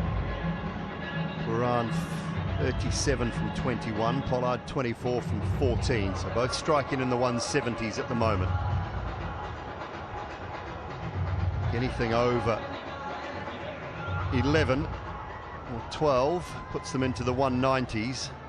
That is more than useful in a tough run chase ahead for the Abu Dhabi Knight Riders.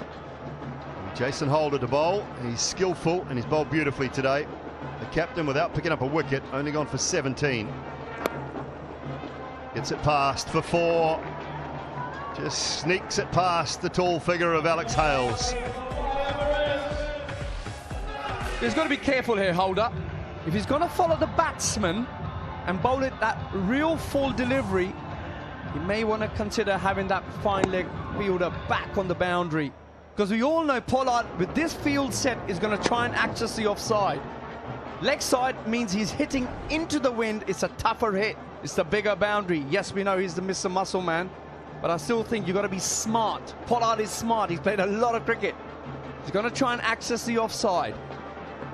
Something to think about for the skipper. There is that offside into the man in the deep, taken. Good catch. And it's Holder who picks up the wicket of Kieron Pollard. Smart bowling. Jason Holder has been on song with the ball today, especially in this death over here in Abu Dhabi. Have a look at this. Fakes to go the offside. Doesn't quite get it in the middle. Of course, hitting the ball on the move is never easy. You're never going to generate that much power when you're moving. Pollard departs for 28 MI, 183 for 4.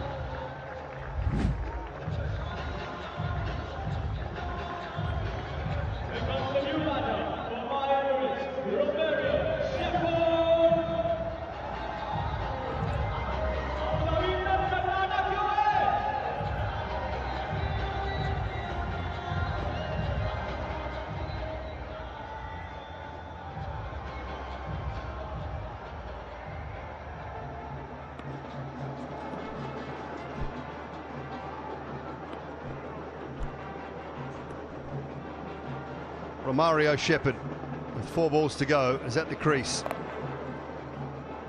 Just over to you, Nicholas Pooran. Take the last 3, see if you can hit 2 of them, 2 or over the boundary. Well, he'll be happy with that, Nicholas Pooran. I mentioned about Pollard not being able to generate the power. As a batsman, it's tough. Yes, you want to shuffle around, try and put the batsman off. However, when you're trying to make contact, you've got to be still. You've got to have firm feet on the ground to be able to generate that power and the bat speed. Anyway, 3 balls left. Pooran eyeing up perhaps the leg side. Got a deep mid wicket, deep mid on, deep mid off, and of course deep extra cover. And with the angle bowling around the wicket, there's a good chance he's going to try and shimmy inside the line of the ball and perhaps get it over that man at square leg and a fine leg fielder. Holder's going to go full and wide, or pace off and wide of off stump here, you feel, with this field set. Full and wide and beautiful from Nicholas Pooran. They should come back for a couple. Opens the face, he's got to come back quickly, and he does. Holder might want that man just a little finer for that reason. Yeah, it certainly does. You've got to be fine. Don't want to concede the two, especially as a fielder on the right side. Always going to be tough. Good hustle from Pooran. Execution from a bowling point of view, very good as well from Holder. Yorker, wide of off stump. There is some gaps there though for Pooran if he wants to persist with that sort of attack. Oh, great. Again from Holder. Absolutely superb. Nailing that wide Yorker. Yeah, that was a shot that was, I think, what he was always looking to do, Pooran. Because with the field, you know where the ball is going to be, but are you quick enough? And are you smart enough to get in the right position to get that paddle sweep away? Holder gets the better of him there.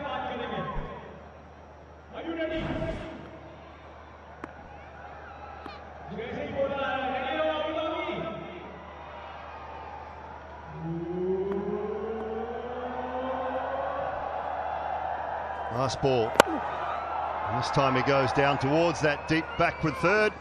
He'll pick up just the one. And Jason Holder bowled the 17th and the 20th over, and he's gone for 13 runs only in both. Absolutely superb from the Knight Riders skipper to finish things off, but at the end of 20 overs, My Emirates will post 187 for 4.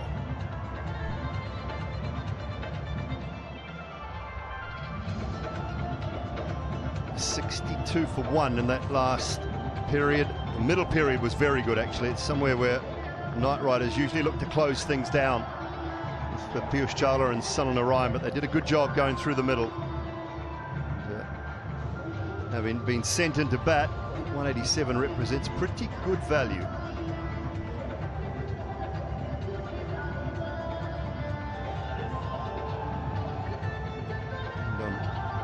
How they go about it with the bat. It's a strong batting lineup the Knight Riders possess.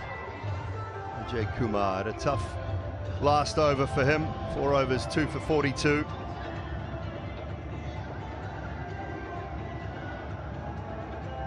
So a job done with the ball for the Knight Riders. Now it's over to the batters.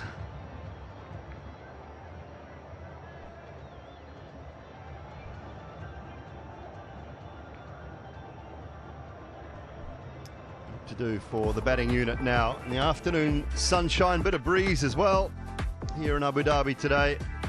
Everyone getting a start. Wasim, Bestow, Banton, all in the 30s. Pooran 40 not out, and Corin Pollard 28 from 16.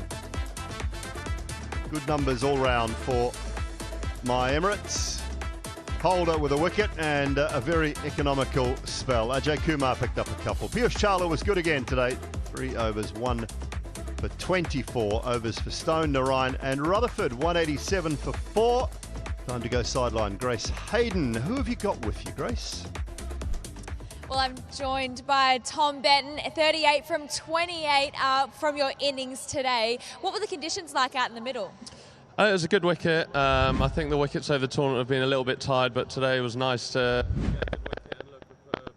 good score on the board. So yeah, hopefully we can defend it.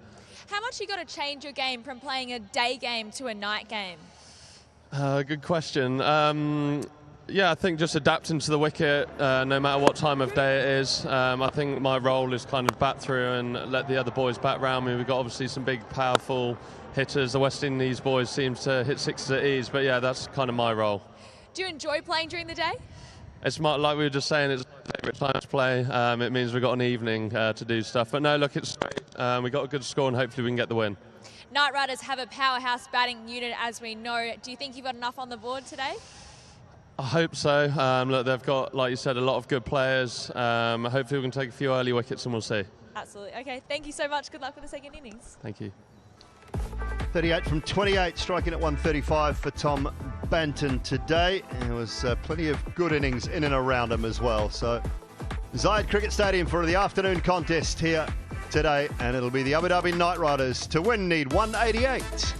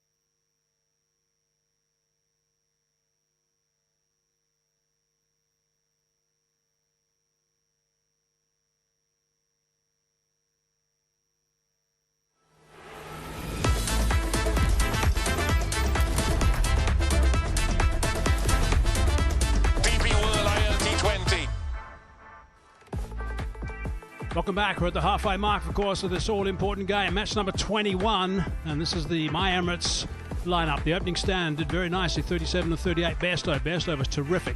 Played very aggressively after 16 balls. Banton, Pollard had a bit of fun at the end. Puran not out 40 off 24. Good to see that as well. Some good runs in overs 18 and also 19, 36 in total. 2 overs went for 18. Let's have a look at the highlights of that. Knight Riders won the toss, wanted to bowl first, and they got away. After 3 overs already, they were up at 10 runs and over, courtesy of Bestow, who played very aggressively, was moving around the crease as well, hitting with the wind, a couple of very good sixes. It was nice to see his timing. He was effortless, really, the way he was going about things. A bit of open space. Wasim decided also to join him and have a bit of fun too, but really good work from Johnny Bestow, hitting the ball cleanly. Saw him playing very nicely today, so that was really good work for him. AJ Kumar is someone who's always had a bit of say about things. was given a nod out initially, sent upstairs, and Kumar was happy. Whereas Charlotte was pretty tidy with his deliveries, his leggies. Good variation that we've talked about throughout the entire season 4, so it's been nice to see that. Some good aggressive play from Wasim. He decided to pick up and keep going. Banton had joined him. Wasim just was looking to go downtown, and it was a bridge too far. He was caught by Livingston, safely underneath that one. Banton also decided to join a bit of fun. The trap was playing pretty well. The bounce was pretty good, by the way. And one or two of these bowlers were hugging that line. Narayan took that catch off Ajay Kumar as they tried to stay away from that shorter boundary, hitting with the wind. And Nicholas Puran arrived and decided to have a bit of fun in the middle. He hasn't got too many runs so far, but this is when he decided to unleash, along with his skipper, Karan Pollard, in the slot. That certainly disappeared. He's got some really good power. As we know, we've seen that for years and years. And that was Sunil Narayan just allowing that one to go through. Waiting for it on the back foot was Kyron. Holder did really well, actually, coming back right at the end after Rutherford got smacked for 18. A really strange decision, actually, to get him into the attack. But Jason Holder doesn't disappoint at all and did a fine job. So you look back at that card for the Abu Dhabi Knight Riders, the bowlers, 1 for 25 for Jason Holder. Really good work. Economy rate extremely tidy, as we always see. Ajay Kumar in the wickets again, as he always is. Picked up a couple, one for Chawla. Where's Rutherford? There he is, right down the bottom. 19 runs off his only over. That was a really strange move, and Chawla only bowled 3 in the end. Ryan didn't get wickets again, so that's 6 in a row now. He hasn't picked up a stick, which is unbelievable. So that's the target. It's the first of 2 games. Conditions are great, and I think this is going to be another tight game. 188 is the target for the Abu Dhabi Knight Riders. Right, here's some season awards. Here's the Cycle Hub Catch of the Season contender, Lias Deploy. Fine grab this. Moving sharply to his left. We've seen some unbelievable catches taken in season 4. Naveen Haq also moving to his right. And same game, same venue. Good catch from Naveen. Chipped away, Case Ahmed. He's always been very good, Case.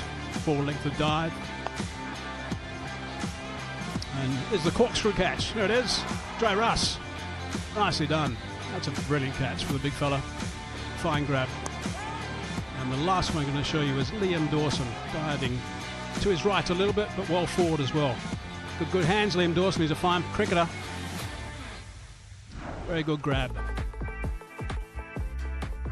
Beautiful conditions here at the moment. That wind's still howling a little bit as we look at this Cycle Hub Catch of the Season contenders at this stage. Liam Dawson, Golf Giants, under Russell, Knight Riders, Case Ahmed for the Waifers, Naveen Haq from the Emirates side, and Lias Deploy from the Capitals. We've got, this is another season award, the Dispatch of the Season Award, Liam Livingston, one-hander. And Dubai, DP World Dispatch of the Season. Gabbar's belting that one up in the upper stand, actually. This was a beauty. Rodman Powell just gave that everything and smashed it a mile. Great power from Rodman Powell. This was clever from Cox. Just moving across the leg side, and improvisation was outstanding from Jordan Cox. And this also from Nasanka, who was in magnificent form. This is when he came back after injury, actually, and smacked that one for 6.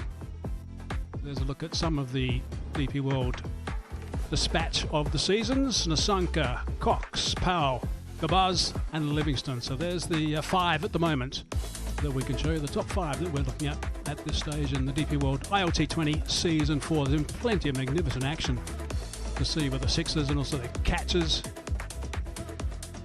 But this is such an important game, in particular for these guys. They've played one more game than my Emirates have, the Knight Riders. The points table will just show us that if you add 2 points to either of these teams, it'll take them to 8, and they'll suddenly, with a rocket, up to second spot on the table. The Knight Riders, you can see, have played 7 already. My Emirates have only played 6. Warriors are languishing at the bottom. They've got 4 points, but they've also only played 6. And the top 3, Vipers, Capitals, Giants, have played 7.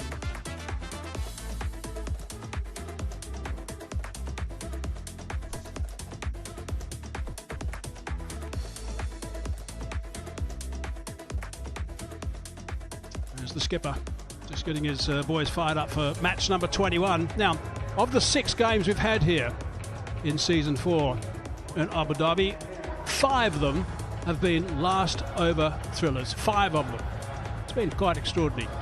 Arouge, how's that? Has been great. Has been the story of the tournament so far. Plenty of games have gone down to the wire. Chases have been thrilling. I just have a feeling with the batting lineup that the home side have, Abu Dhabi Night Riders, especially this opening pair. Salt and Hales, Sharifu, Livingston to come in. Whether Grey Russ takes any further part in the competition or not, time will tell. He did go off with that left ankle niggle. But with that firepower in that batting order, this one also promises to be a close encounter. Yes, 187 posted by my Emirates.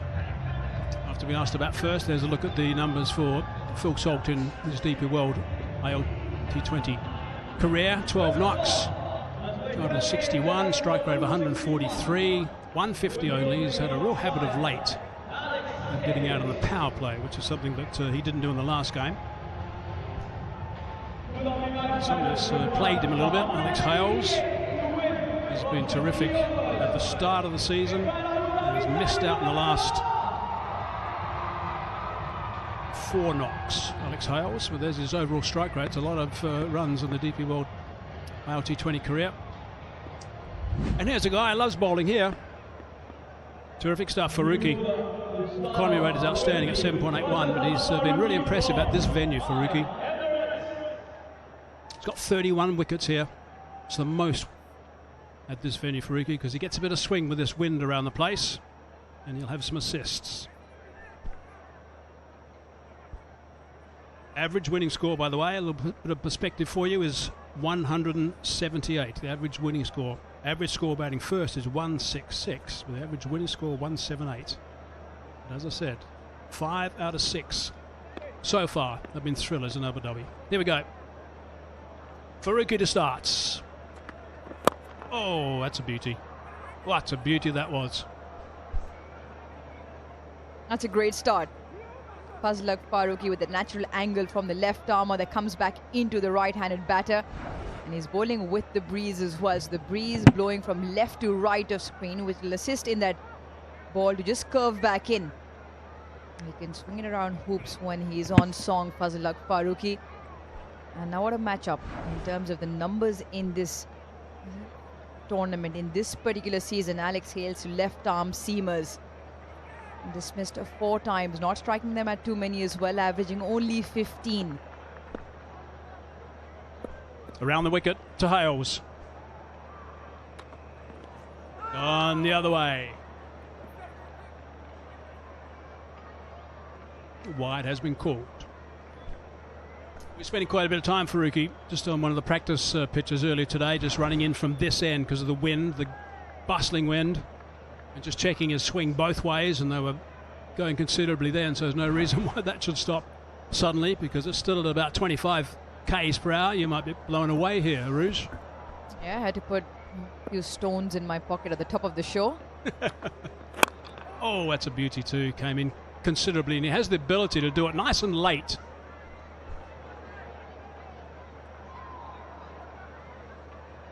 It just sets up nicely in terms of all teams doing their homework in terms of who matches up to whom. Yes, you don't want to overdo matchups far too many times. You just don't see bowlers bowl because the matchups aren't in their favor, irrespective of the game situation or irrespective of the particular bowling well in that particular game. You just feel instinct. Your gut feel sometimes just goes out of the picture. Offside field close in now to Hales. Oh, it's nicely struck. Kieran Pollard tidies up. That's what Arouge was talking about, the left-hand challenges to Hales.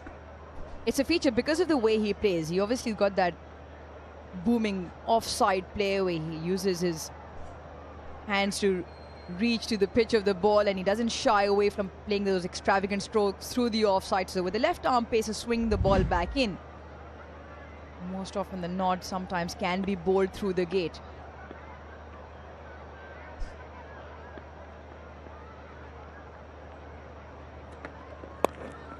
A bit leg side, and that's an easy one for Salt. Just whips that away. Good boundary for Phil Salt. Big ticket. Number 473. 4 of the tournament. Play big, dream bigger. Big ticket. Big shot from Salt. Yeah, touch too straight. That angle continuing onto the right-hander's pads. It's easy picking, especially with Fine up in the ring. Fazlul Farooqi knows, and he'll want to go back to the radar. Just start outside the off stump and bring the ball back in. With the swing on offer, he might just look to bowl, pitch it up. Inside edge onto the pad. Salt thinks he missed out.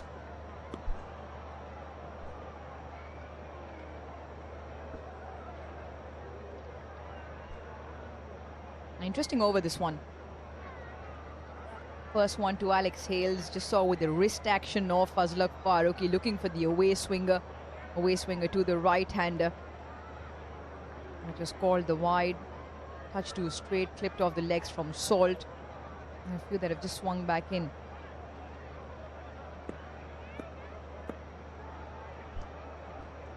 Ten off 5 balls in the first over. Interesting tone being set by the Knight Riders here. Oh, that's cracked away. It's found the gap. And he said that well enough. That's going to travel. Save your legs. That's gone for 4. 14 off the first over for the Knight Riders.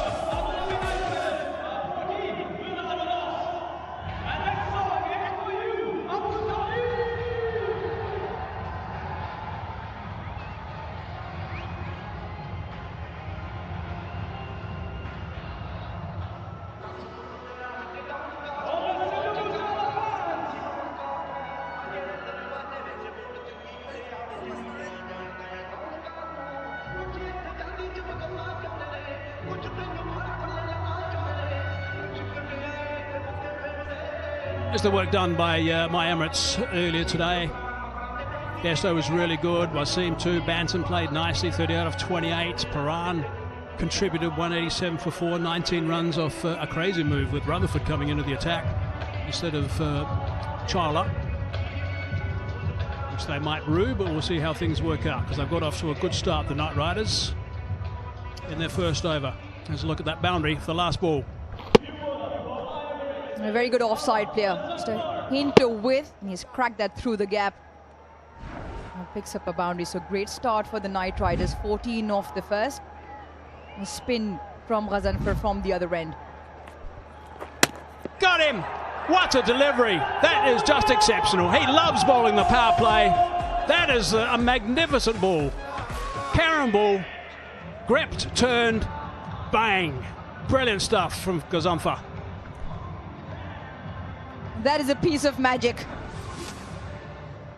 Bring him on, see the refs through the air. And Salt has been caught in the crease. Feet go absolutely nowhere. And the carrom ball delivered to perfection. What a start.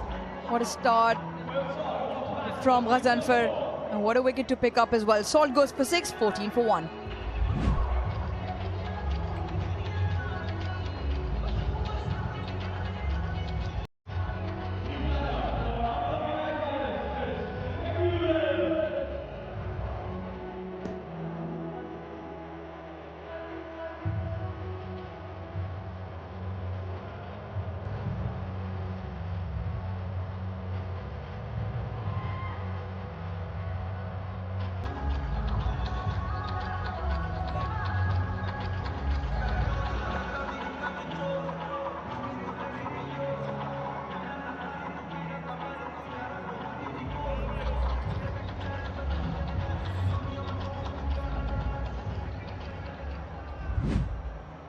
One of the great things about the DP World ILT20 is you see some moments of pure brilliance, and that certainly was from Ghazanfar. That was just a magnificent delivery.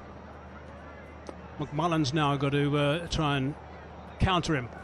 There's a slip in place. Now check this out. How good was this? Spectacular. Simply spectacular from the youngster. It's a carrom ball He's looking to play it into the legs. He hasn't played the spin. He hasn't picked it up, Salt. Caught in the crease, and he's been bamboozled. Good work of his own bowling. The keeper was screaming keeper. I'm not sure why, but anyway. Well, everyone's a bit excited, to see the least. Someone was screaming keeper with the batter going absolutely nowhere. Pollard is fairly fine for that carom ball, as you can imagine. Again, there it is. Wow, that's just brilliant. Very first ball, absolutely sensational. It's difficult to pick out of the hand. From the front of the hand, watching, you have to see which way that finger just flicks over the seam. And it all happens quickly. He's got a quick arm action. Do you see Salt's reaction then? Just a look of he was dazed, I think, when that hit the top of that middle stump. Absolutely special, really special to see. Flat at that time.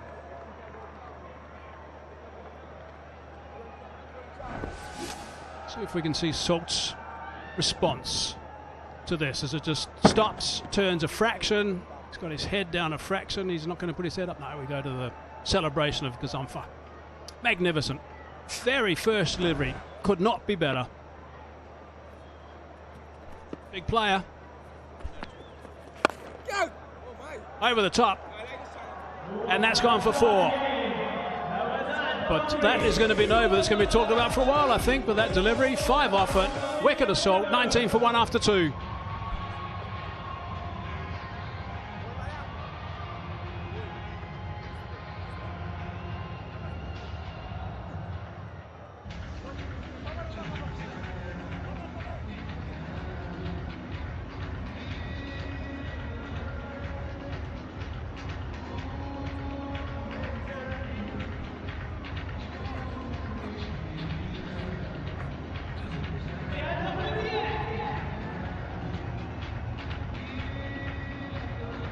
Salt's gone early, so that's the 9th time out of 12. The last 12 has been dismissed in the power play.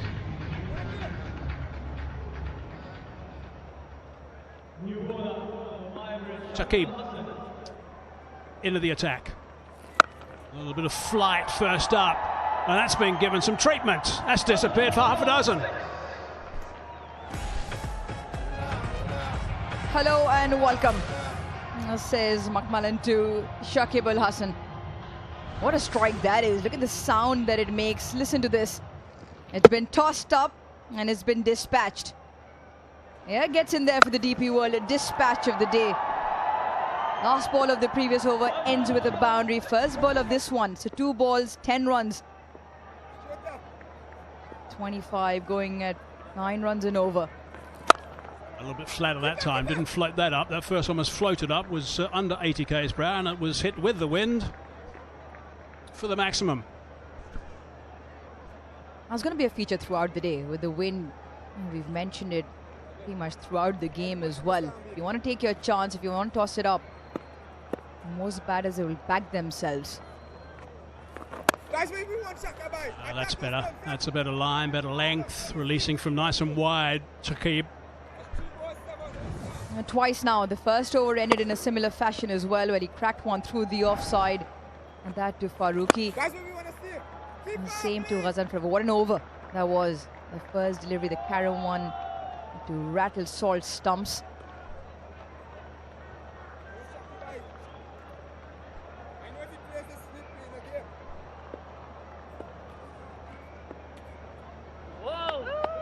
So he's going to be very tidy with his next 2 deliveries. He's 8 off the over so far. He's going to try and shut this over down. Shakib is very experienced.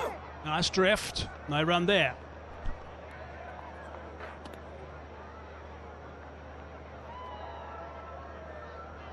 As Paran's doing a great deal of talking, it's nice to hear him nice and animated.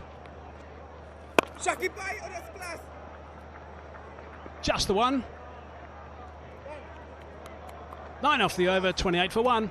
Over 3 overs, 9 runners are 28 for the loss of 1.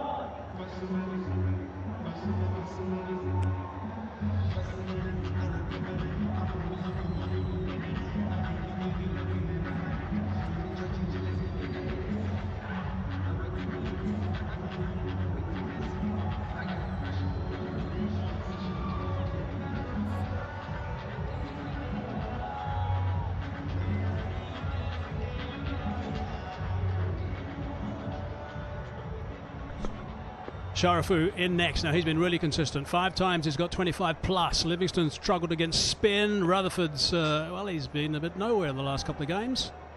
He went for 19 in the one over he bowled, so he's 19 red at the moment, Rutherford. Goes on for again. Good work of his own bowling.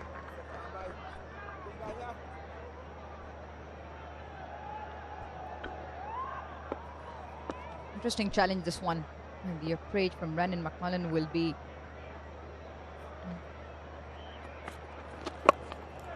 a little bit short. Spotted early, worked away. That's gone for 4. Down on the knee by McMullen. Good shot. Made his intentions very clear. The first delivery that he played off Shakib Al Hasan, this time it's dropped short. Smart, doesn't have to try and overhit this. 2 fielders behind, square inside, and just has to get it over.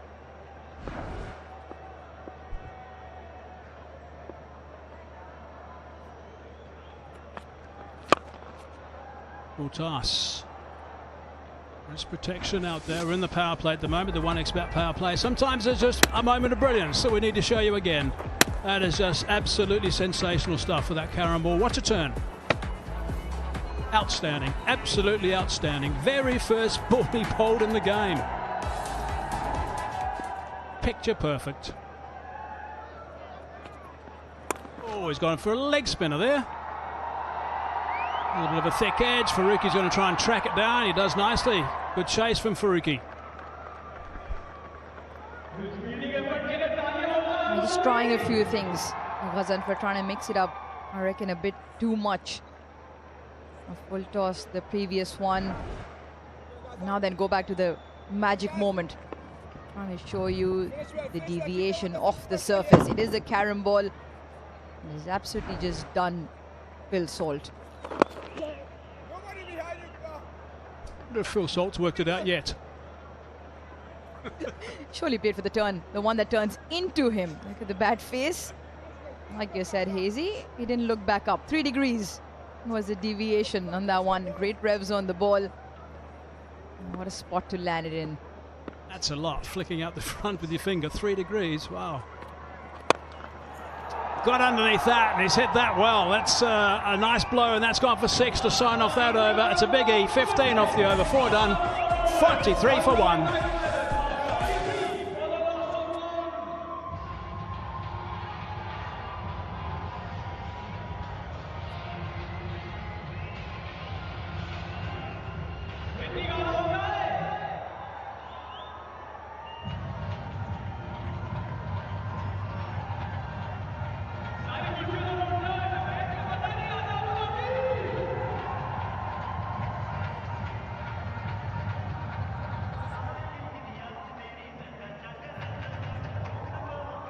Well, they're away, the Knight Riders, a little bit slow with that second over due to that sensational bit of work from Gazamfa.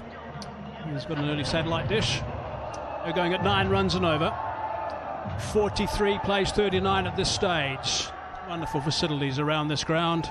This ground, I think, is just looking magnificent. I really like this ground. It's looking beautiful.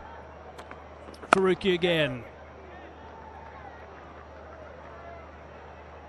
Nice crowd in as well on this ground today. Good Saturday crowd. There's a little backspinner that time. That's all that was, a little backspinner, which is smashed for 6. Big over. So Faruqi's first went for 14. He was swinging the ball quite a bit. It's back in now.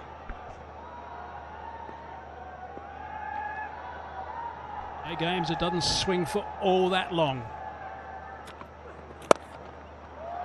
Driving that on the up. That's a good solid shot. Chases on. Thinking about 3, settle for 2.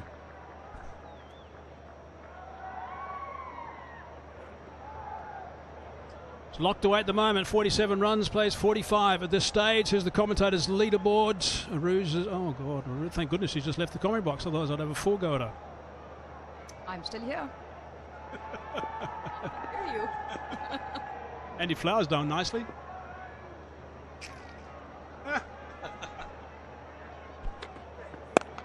Oh, picked up superbly.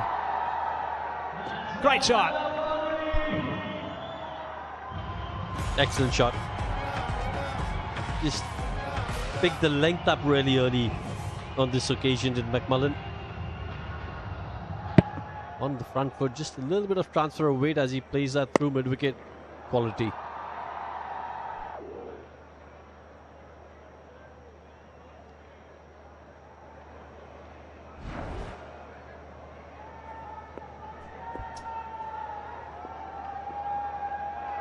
Faruqi hasn't got it right today. Now he's got some hard deliveries to bowl now after going for 6 in the first 3. Full toss. Oh, thought about diving, I think, at one stage. Banton, he's taken some good catches in season 4, Banton. That's a good start from the Knight Riders. They've come out, they've put pressure on the My Emirates bowlers. Tell you what, if you managed to catch that, definitely be a contender for the Cycle Hub catch of the season. Winner, maybe. Diving full length, one hand, fingertip. Slower delivery that time from Faruqi. The call is for 2. They're going to double up. Takes him over the 50 mark, so that's good work. Inside 5 overs, 51 on the board.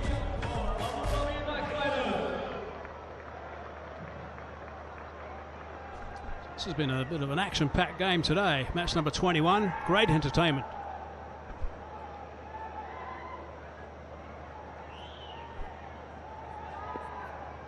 They would have started with some sort of number after the power play that they were looking to hit. I would imagine they're on track for whatever that would have been.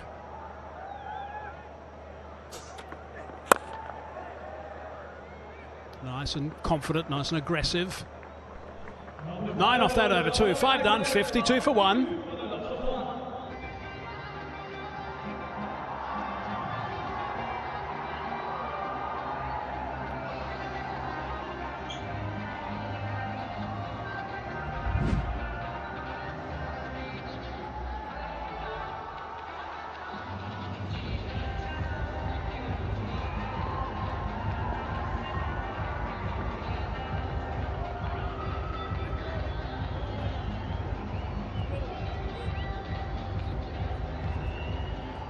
Now the Emirates are 53 for 1 actually after 6 overs, which is the end of the 1x bat power play. So they will have some sort of number, the Knight Riders, they want to be close to after 6. They'll have another one at about 10. Of course that can adjust as things go along. Messages get sent back to the dugout. Some sort of blueprint. Of course the most important one will be with 5 overs to go, I'd imagine. Shepherd. Quick single, shy at the stumps. You're absolutely right. That number will keep changing in terms of depending on how many wickets in hand, how many wickets they've lost, who's bowling. Romario Shepherd, economy of over 9, 204 wickets in his T20 career. But at the moment, though, the Knight Riders will be thinking, yeah, we're on track. They're 5 balls ahead if you want to look at it that way. Make the most of the next 5. Nothing off that one. Don't have to do anything strange. Don't have to get ahead of themselves.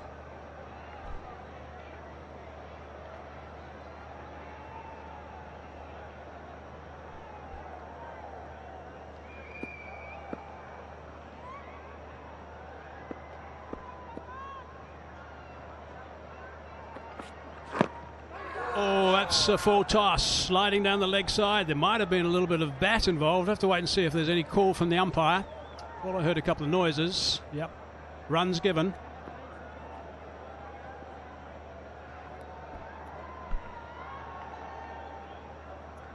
Yeah, I just thought it had to be bat because he looked pretty much in front of the stumps.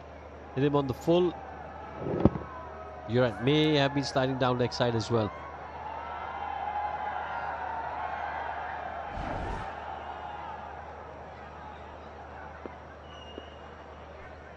Those two outside the circle. McMullen. Sway's opened the blade and gone that way. Good shot. That is a quality shot for 4.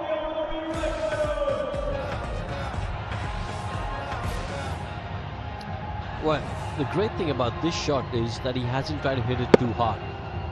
It's all about the placement and it's all about the timing, and he's got both spot on.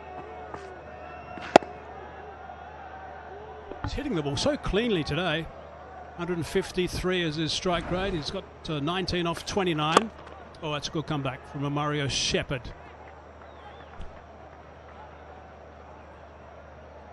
Righto. Let's get into this. VZ presents Jawa Dikal in umpire contest. Who hit the first four of the DP World ILT20? Well, that's an interesting question. A. Joe Root. B. Secunda Raza. Robin Power C. Or Robin Utapa D. Interesting one. Answer tomorrow. And prize winners as well. There's a smart TV on offer. T's and C's apply, of course. That's the end of the power play. 6 done. 59 for 1. Tap of the watch. We'll have a little break, a little timeout.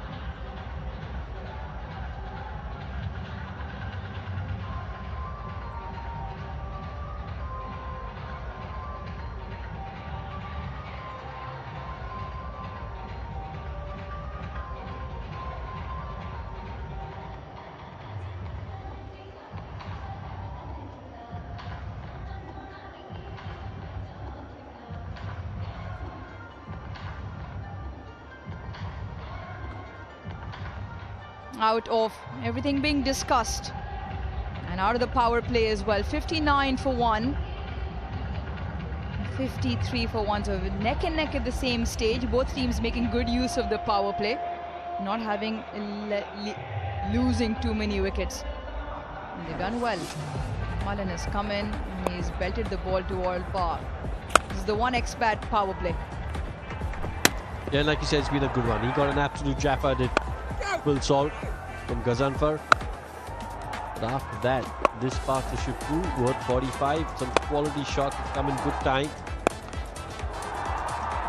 Hales hasn't got much of the spike, but he's going at a rate of 200. Shakib to continue. Phil Salt and Alex Hales came out to open. Now, since then, Hales has only faced the 11 deliveries, 22. Mullen's come in 22 deliveries he's faced, 46 of 30 the partnership. So Hales has watched a lot from the other end.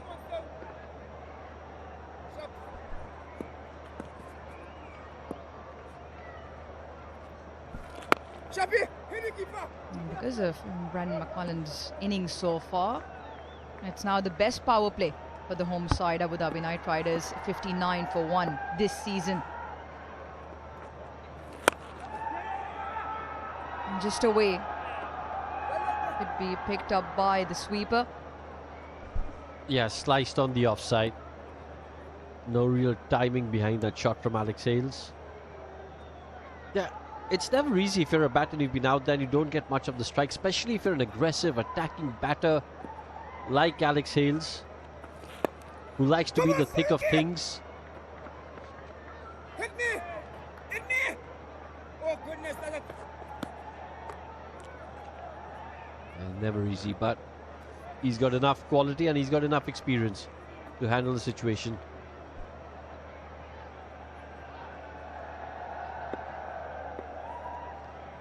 Partnership now 49 between the two. Straight down the throat, no, just over. Great striking this from Brandon McMullen. Couple of sixes now to him, and a 50 partnership also up in some style. Yeah, he's just clubbed that.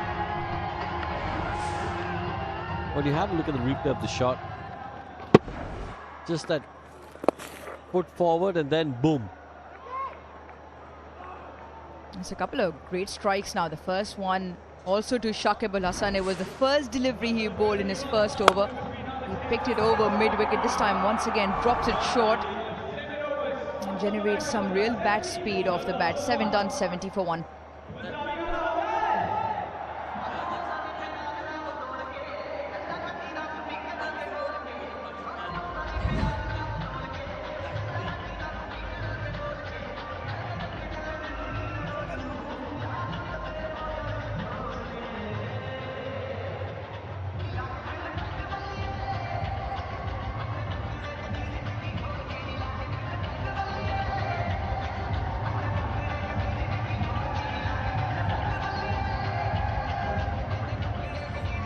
Abu Dhabi Knight Riders jumped just ahead, courtesy that 11-run over the previous one. Mullen taking a liking to Shakib Al Hasan.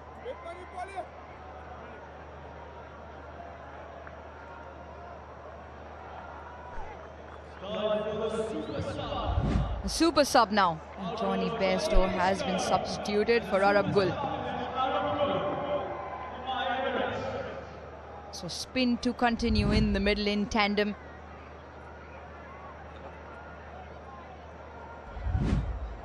Field set very straight. See how much turn he can extract off the surface.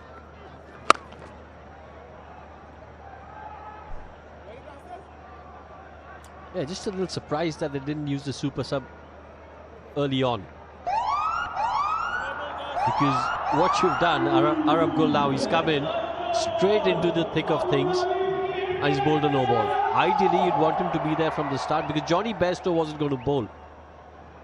Let Arab Gul come in, get a feel of things, a feel of the game, and then get him on to bowl. Yeah, I completely agree with you, Ro. You want to get a feeling of the game, the tempo of the game. You want to run around, stay warm. And Nicky P, big massive embrace. Come on, son. Let's get this right. Now then the free hit. Alex Hales got protection down the ground. A couple of fielders on the leg side boundary as well. Just away from the fielder.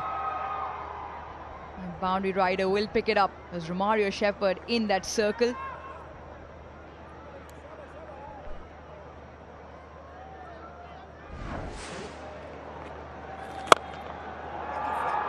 Yeah, excellent shot from McMullen. Previous over.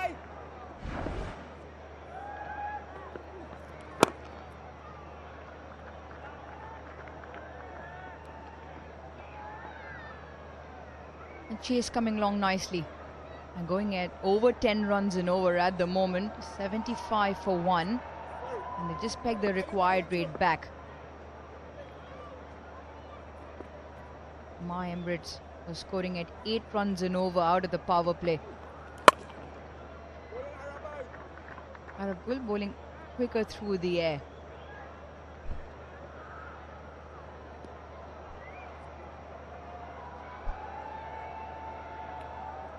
As a DP World Smart Truck Buggy Cam, brilliant piece of technology, and cutting edge technology that allows us to deliver unique trade perspectives.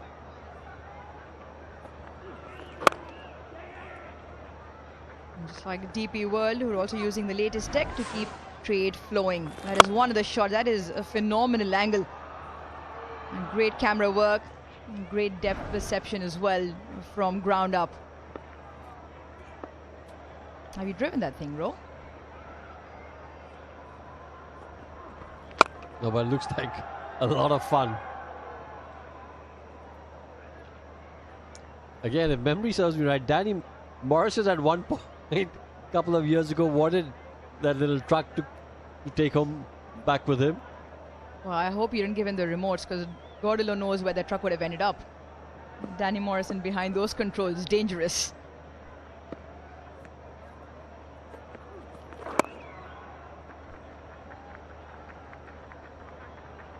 Arab Gul with his first over for 9-8, done 79 for 1.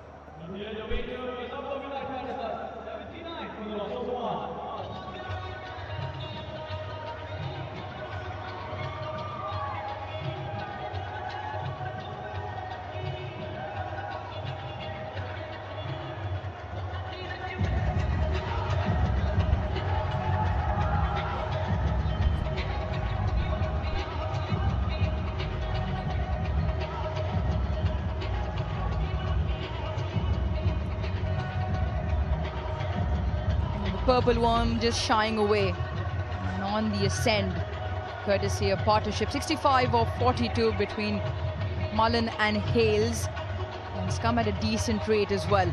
Exactly the start the home side wanted in the chase. 109 from 72.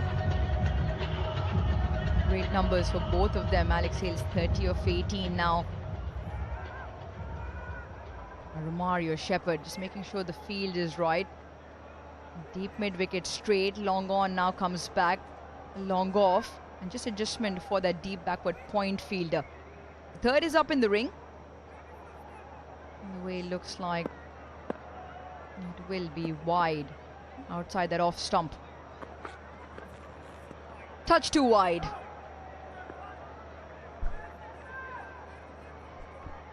Yeah, it's been a really good start here by the Knight Riders. And in comparison, at the end of the 8th over, Knight Riders slightly ahead. In comparison, MI Emirates were 70 for 1 after 8 overs. Knight Riders a little bit ahead in pursuit of this total set by MI Emirates. And looking very dangerous.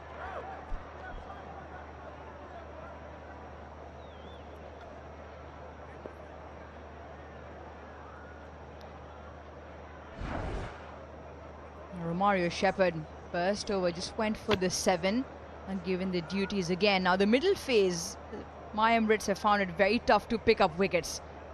Romario Shepherd a bit upset about something. I think just the positioning of that short third fielder. Yeah, he's struggling at the moment. He's struggling at the moment. Just feels like he's not completing his action either. And just umpire now checking whether that is landed off the cut strip or not. Yeah, I think he's really focusing on the fact that he's got to bowl wide of off stump. If you have a look at the field, square leg and fine leg are up in the circle. As a bowler, you cannot afford to bowl straight because you're going to get clipped or an easy boundary, so you've got to focus outside off stump. But you can struggle if you over-focus and over-emphasize the line you're going to bowl. Your hands tend to just tense up a little bit as a bowler, and you grip the ball for that little bit longer. And the ball does tend to drag you outside off stump. Also, we're talking about how they've struggled to pick up wickets in the middle. Yes, Rashid Khan is also missing for my Emirates. Yes, I know he hasn't picked up too many wickets, but he does create pressure through the middle. It's a nick. Oh boy, oh boy. Things not really going for my Emirates. Well, I tell you what, even if you would have liked, you couldn't have scripted that. Fielder jumps across, two men patrolling short third inside the fence. Kitchen sink being thrown at it, and all it manages is to find the little bit of gap between a keeper and those two men. Not happy. Big man has his hands folded right in front of the opposition dugout.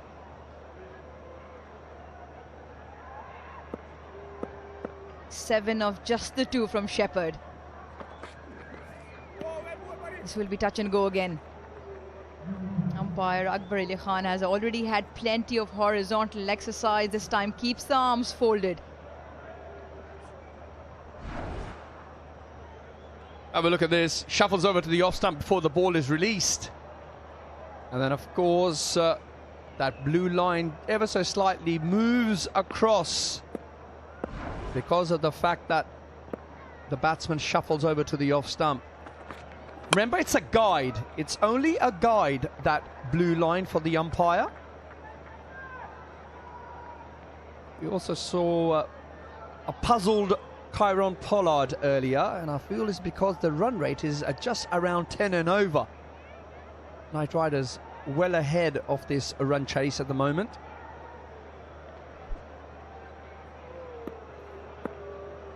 Throughout the over, the tactic has been just that wide line.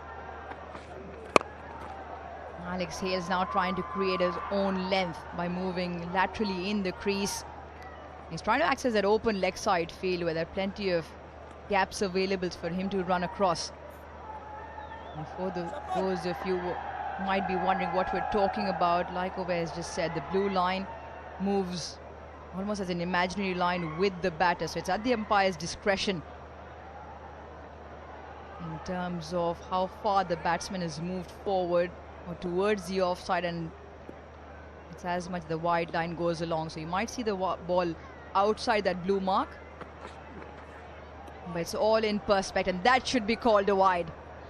And that has been called a wide. So exercise for the wrong man continues.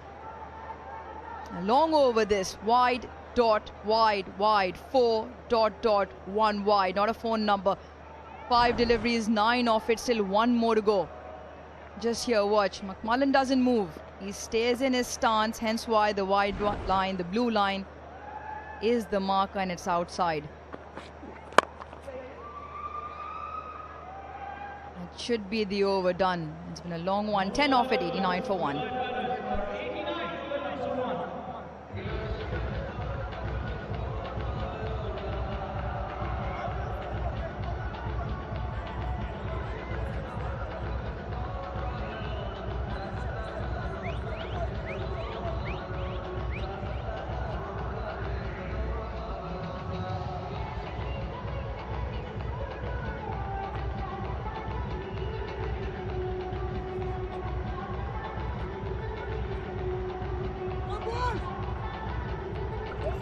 99 off 66.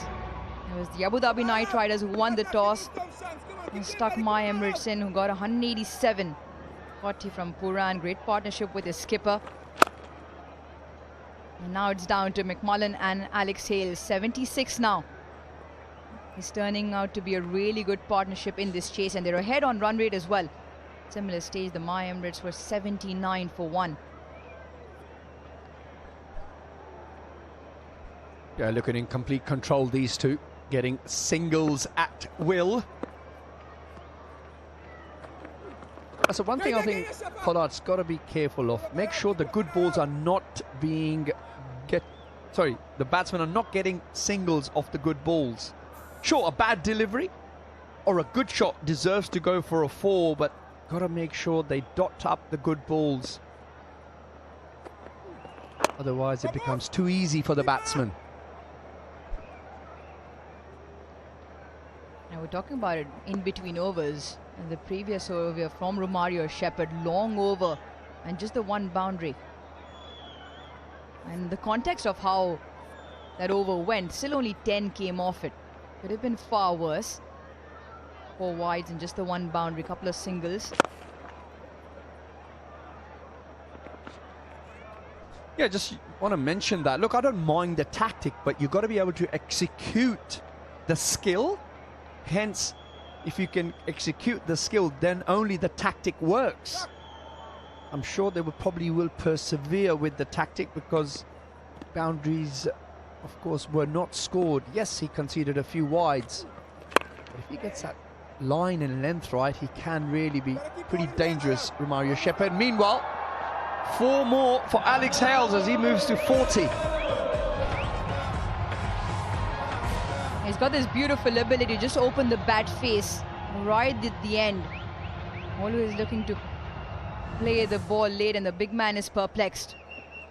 Just watch. He's always looking to slash it, carve it behind point, and work to be done on the sweeper fence. Al Ghazal for not being able to cut that off. That is picked up. I don't think it has the distance. Great catch in the deep as well. Krishnamurthy takes it. And what a timely wicket. A really big one in the context of the game. Much needed wicket for Emirates.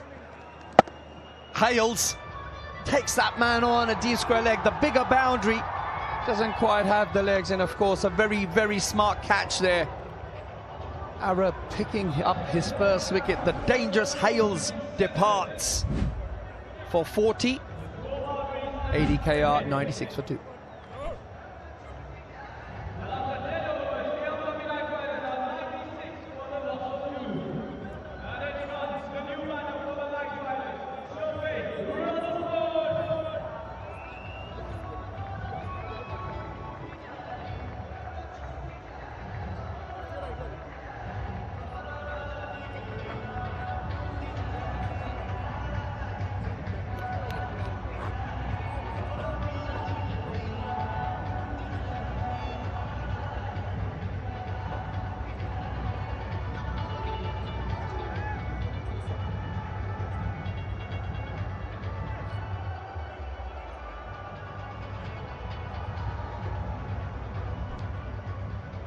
The halfway mark in the chase, Sherfane Rutherford makes his way out. Strike rate of 152. Required rate 9.2. He comes out after a great partnership between McMullen and Alex Hales, that of 82. Change of bowling. Zahoor Khan, 16 wickets in this tournament. Economy just over 8.5. Given the responsibility in this middle phase just to hold the 80 KR side, stem the run flow. Just in front. Just dropped short of Mohammad Wasim on that mid-wicket fence. Have another look at this wicket. Pulled by Hales. Really needed to middle it. It could well be the cycle up catch of the season contender. Smart catch there in the deep square leg area. Arab Gul pleased with his first wicket of the game.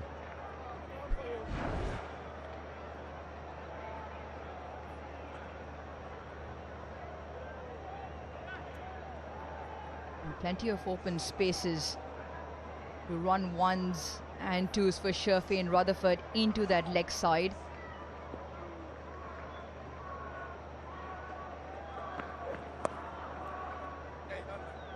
And straight to fine for just the one.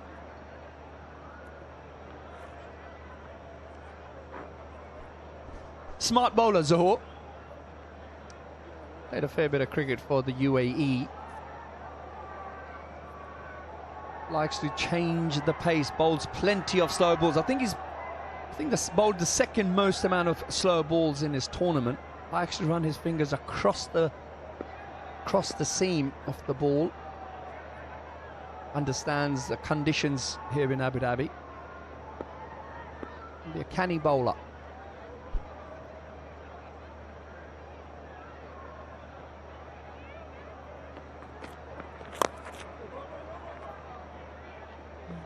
Right on cue. And slow delivery is asking the batter to generate all the pace. There's confirmation of what you just said is less than 120 Ks. 57. A number of deliveries Zahoor has bowled, less than that just Mustafiz or Rahman with 61. So plenty of slow ones being used, especially in that middle phase. When you come out to bowl, you got the protection. Slow ones into the surface.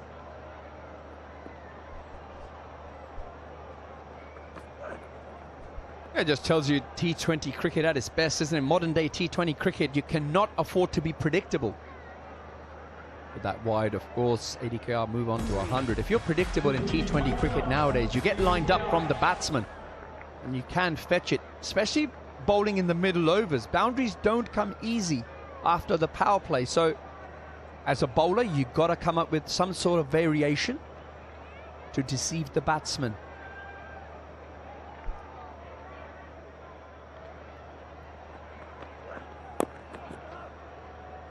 It's a conversation that you hear the likes of the great Wasim and Waqar Yunus talking about a lot, in terms of finding that balance of continuing with something that is working and changing things up just for the sake of changing them, or changing them up as terms of understanding the situation of the game. And Wasim, a firm believer of continuing with the stock delivery until unless the game demands.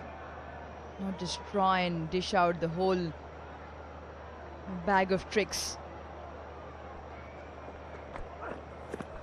I would be bowling that pace as well if I bowled as fast as Wasim Akram and Waqar Yunus. I won't be bowling many slower balls, let me tell you.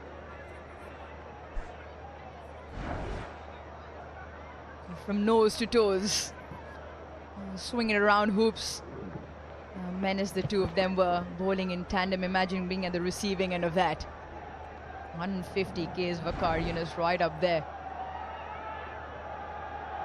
Number of toes he's clipped along the lines, must have been a plenty. So far, great over from Zahoor Khan.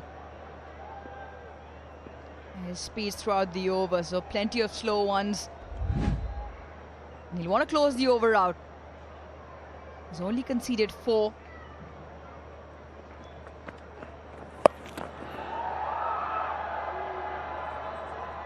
Should plug up into the outfield. A little bit of confusion, but they've run through for 2. And that will be the end of the over. So 6 of the over, 1 or 2 for 2.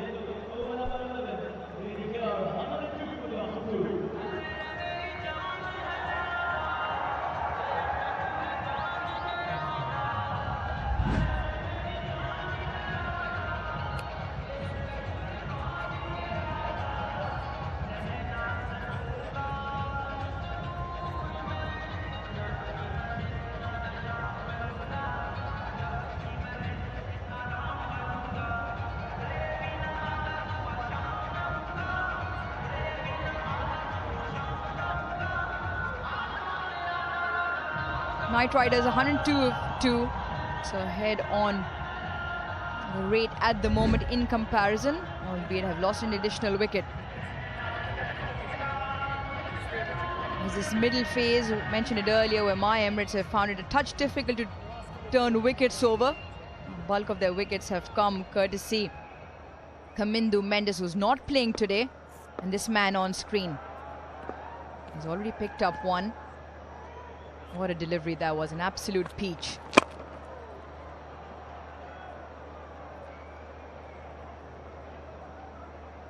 And they found it difficult in this phase of the game to pick up wickets. Only two other wickets that have come in the middle phase have come barring and outside of Mendes and Ghazanfar.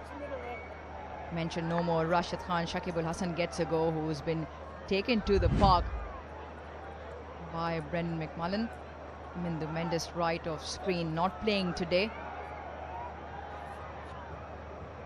That'll be a bit of a concern for Kieron Pollard. And there he is again. And we saw this a few nights earlier and did it magic. It was right in there, close, just outside the cut strip, under the lid, and he was chirping away.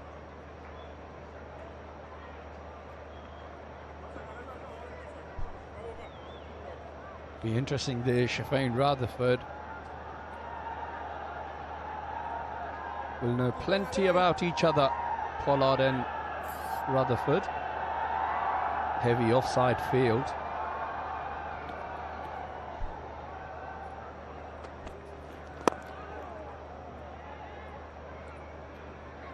A similar time in the game. Rovman Powell against my Emirates against the Capitals.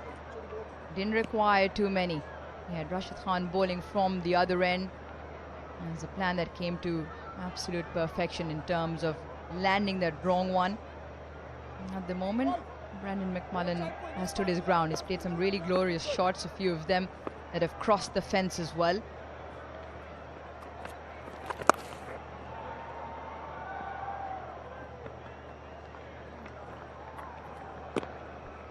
Yeah, nicely played there. Only going to get a single. Good over so far. Gazanfa has been bowling pretty well. Of course, Uruja mentioned that wicket he picked up. What a beauty that was. The Karam ball and beat Salt all ends up. Slip in this time. Pollard on the attack. That is almost through.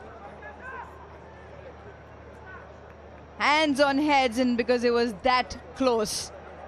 Once again, Allah Ghazanfar with that Karim delivery just continues on with the angle. The inside edge could have gone anywhere.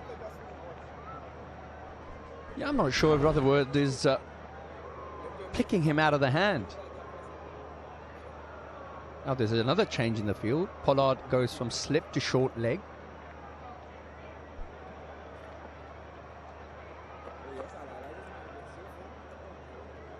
That's what it does when you've got the opposition captain. There he is, getting right in there. Obviously knows Rutherford really well. Could be saying anything. Where are we going for dinner tonight? There's a wrong one. Really good one from Allah Ghazanfar. And that's what it is. It's just about mind games, just throwing you off your plans. Could be any conversation, and what you want in that is a lapse of concentration from the batter and from your bowler to get it spot on. I would love to see a slip as well. Rutherford doesn't look like he's going to attack.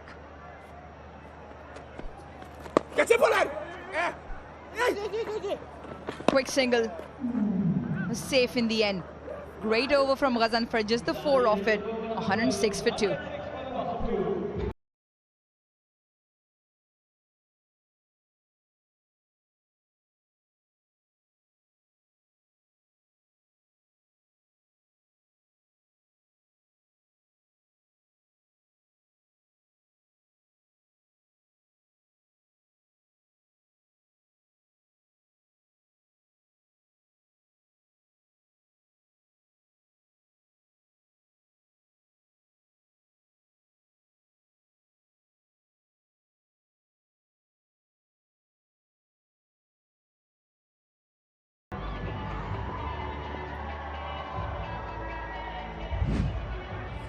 Very tight at the moment. Right, just a tick over 10. They've been in control of it throughout. They have the Knight Riders. Tied over the previous one from Allah Ghazanfar. Now Zahoor. A lot of off-pace stuff in that first over. He's gone again. This time it's straight to mid-wicket and taken. Good catch. Krishnamurti out at deep mid-wicket. And second one for him, and the third for my Emirates. Yeah, similar one as the previous dismissal. Once again, it is the slow one. It is a cutter into the surface. It is against the wind as well from Rutherford. It's more higher up in the air rather than distance.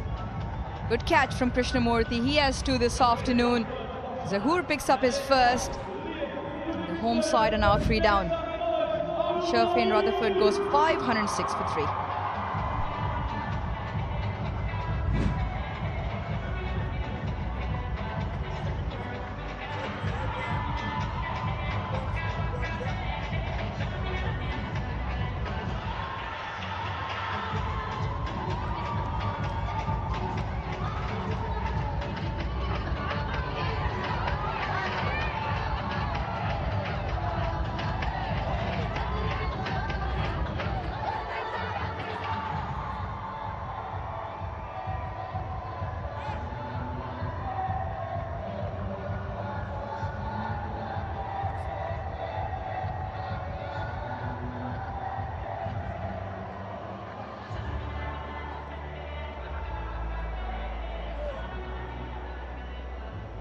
Liam Livingstone is the new man, and Zahoor has just continued to take pace off. I think it's on that occasion. It might be the first one, looking at that last over that he bowled. I think most of those deliveries were all cutters or into the surface Arooj, and this was the same. I saw a little while earlier a graphic confirming that he's used one of the highest percentage of slow deliveries in the tournament. And coming good.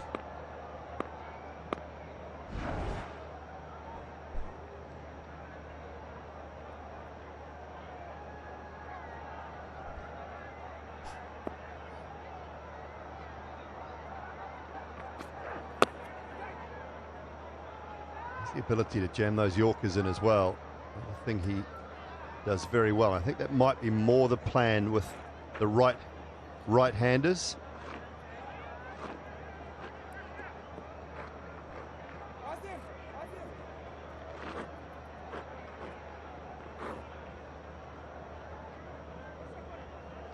And with obviously the one short side of the boundary now into the leg side, it is also with the wind.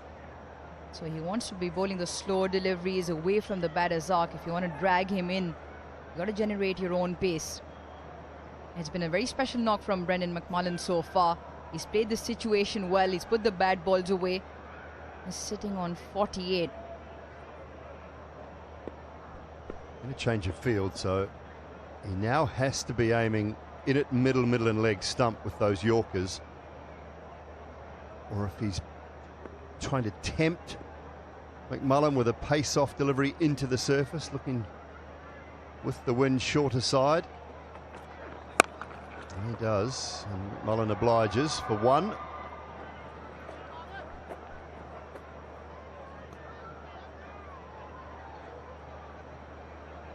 The standout feature of McMullen's innings so far is he's always looking to get the boundary. In particular, of the first delivery of the over, took the attack to Shakib Al Hasan. A couple of big sixes to him, mid-wicket area. The other thing is he's run well between the wickets. Big open spaces, he's always eyeing those twos. Now you're looking at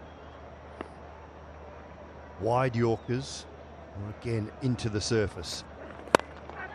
Down to long on, and the big man, Pollard. A little look at the dugout from KP. I think someone might have yelled, drop it. Doesn't happen very often.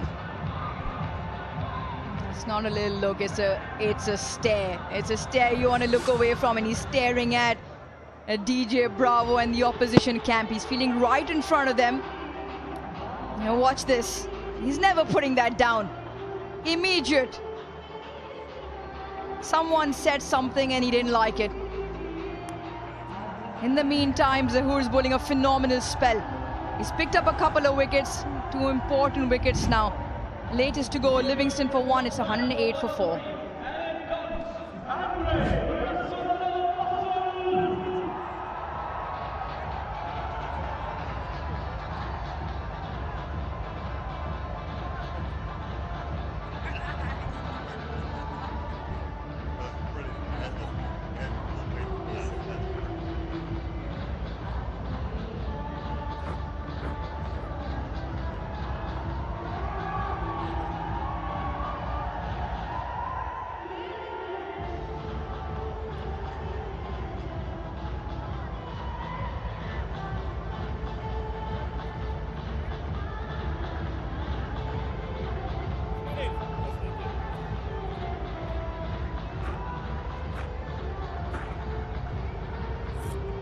Andre Russell out in the middle now at the fall of Livingstone's wicket. It was a nice moment.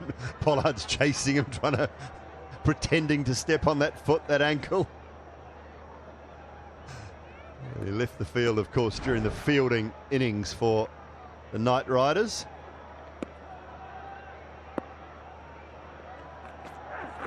Oh, cracker. Brilliant Yorker from Zahoor. What an over that is. Back-to-back, very good overs. Knight Riders now 108 for 4.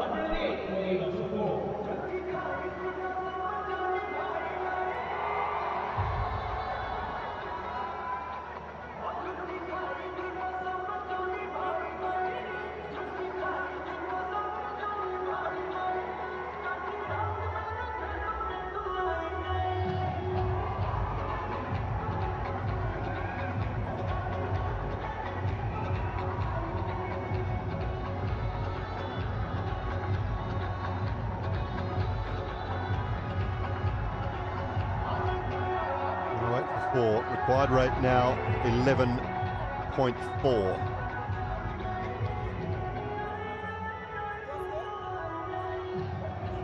Last three overs have been very tidy.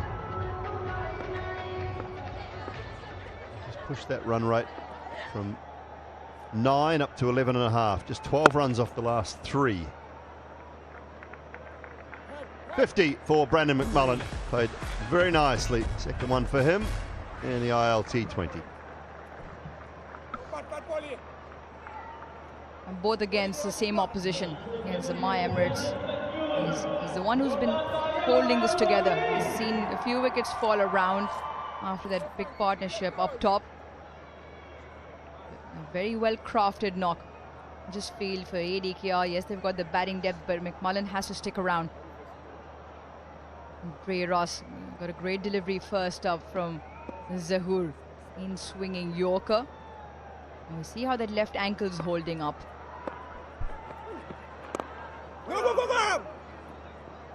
A quick single there, so that might be a little indication.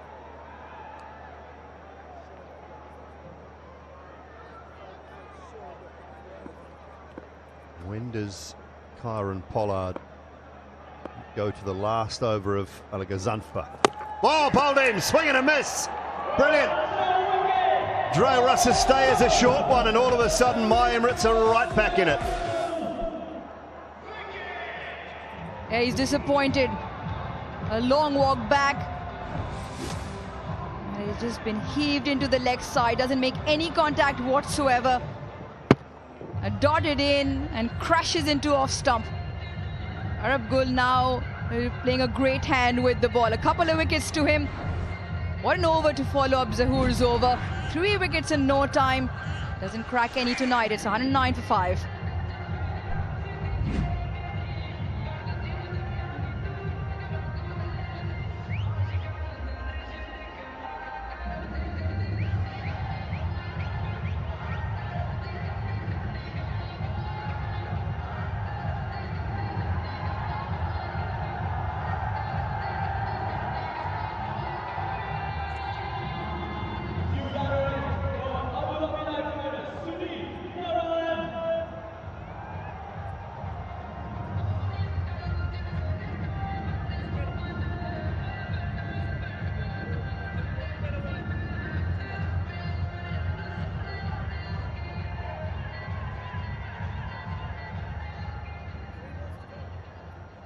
Look at that timeline, 9 deliveries, 3 runs, 3 wickets. Last 30 balls, 23 for 4, Sunil Narayan. Up in the middle now. We've got Alishan Sharafu and Jason Holder to come, so still enough batting, but that run rate required is ticked over 12 now.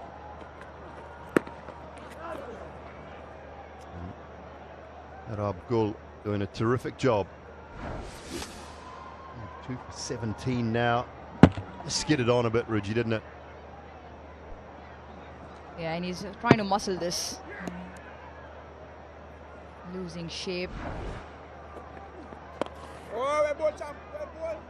He'd only been dismissed the once in the competition. Prior to that, played a few match-winning knocks, especially in the last 2 games Abu Dhabi Knight Riders have won. And Dre Ross played a phenomenal part, both with bat and ball. Wickets through that middle and closing touches in both games. And suddenly, My Emirates with a spring in their step. 78 from 37.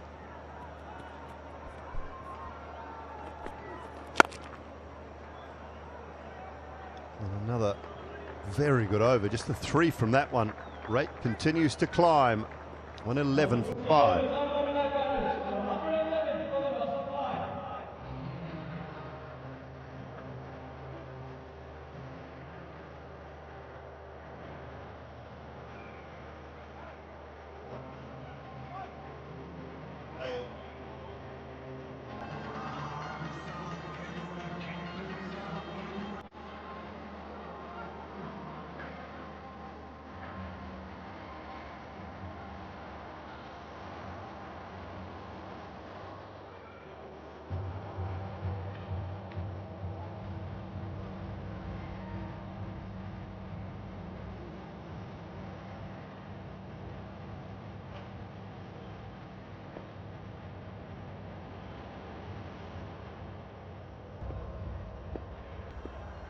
seen enough of that for the last little while.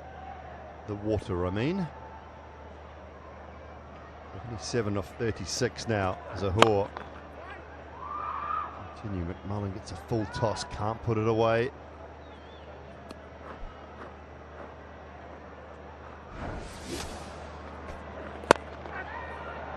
Yeah, this is the one that you don't want to spur the big man on. It was first of Zahur's, and Livingston hitting straight down the bucket hands of Karan Pollard.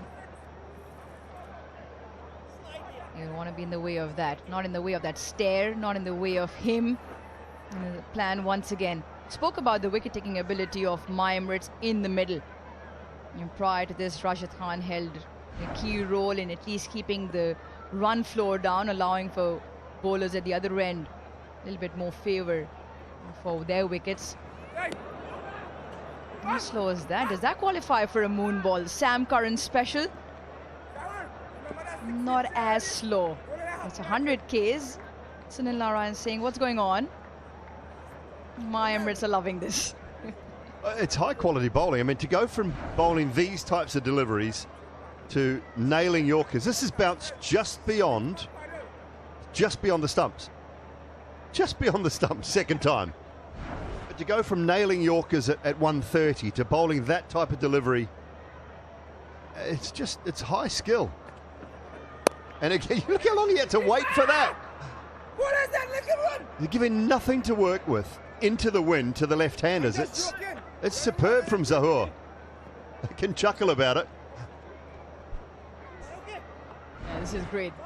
This is spectacular theatre, if anything. He's almost jotted into his own toes. Guess where that's dropped down to? 76 Ks. So he's gone from 127, dropped it down 27 Ks to 100. It's almost less than that by 25% as well. Watch this. Just might be the full pace in swinging Yorker now. On cue. On cue, just the one. I was talking about that wicket-taking ability in that middle phase, and it was really important for the bowling unit to step up. Arab Gul gets a game. Look at his numbers. 3 overs, 19 for 2. And it's important to bowl well in partnerships. Similar to the batting partnership, you want to be able to have two men who can emulate each other, give each other that support. One of them picks up wickets. What this has done for the My Emirates, that both of them have picked up wickets. 4 between them in no time. Between Arab Gul and Zahur Khan. This is great stuff. Up, won't carry. It was so slow, and they're going to get one because of the spin. Watch the spin, lads. 83, that one. What's happened though, Rouge, is just the run rate. It's completely died away because of the last 4 overs now. 30 balls, the last 30 balls, 19 for 4. I haven't had an over that's gone for more than 6 in the last 4 overs. This one's got a ball left and it's only gone for 4.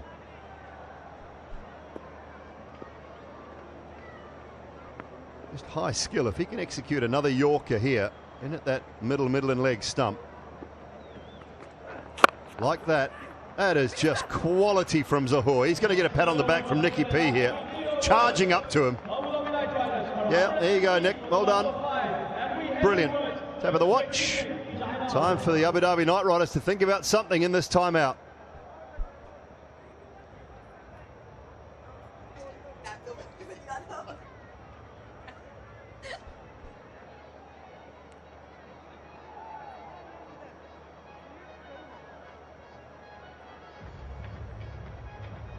Ladies and gentlemen, all eyes on the big screen as we are about to announce the lucky winners of the raffle draw. Sabina Day, 20 speed flag.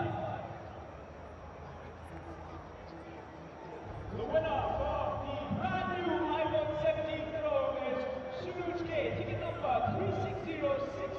3606286. You can get yourself selected at the registration office and connect your voucher.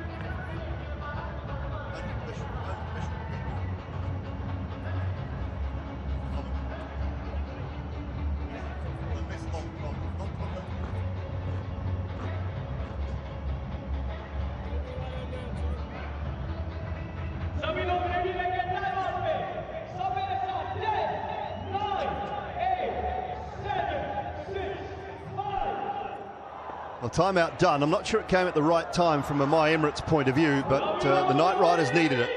Needed to figure things out a little bit here. Required rate just under 15 now. Romario Shepherd.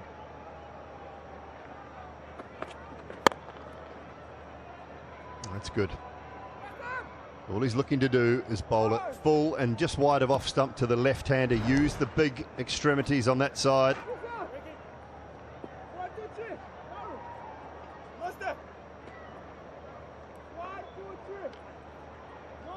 And congratulations for Zahour during that timeout, and Pollard just reminding his troops, stay with it, stay on top.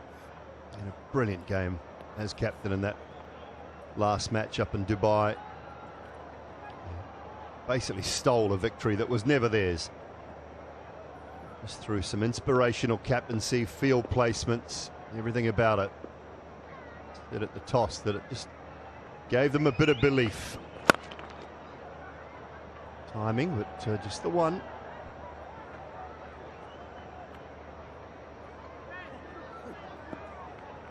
I saw it again. The minute Sherfane Rutherford came out to bat, Aaron Pollard asked for the lid again, got right under his ears. Umpire at one point also said, let him be ready. I mentioned at the post-match against that game against the Capital as well, knowing each other so well. Weaknesses and trying to exploit that, throwing them off in the mind games.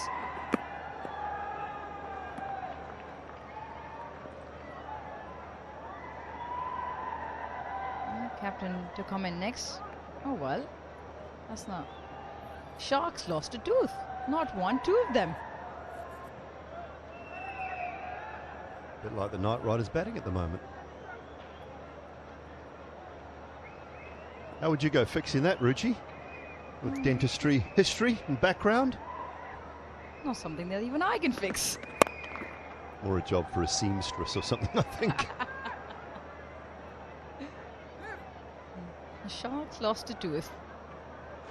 Yeah, they need to bring out something special here. 70 of 26, ones and twos is not going to help. 16 runs in over.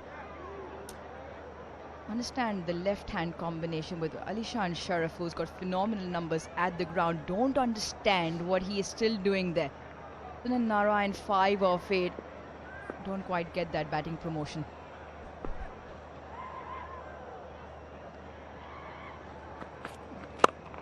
Brilliant from Shepherd, nailing a Yorker again. The thing about Sunan Narayan, he's never been the greatest runner between the wickets, so it's not like he's going to help Brandon McMullen scurry up and down for twos either.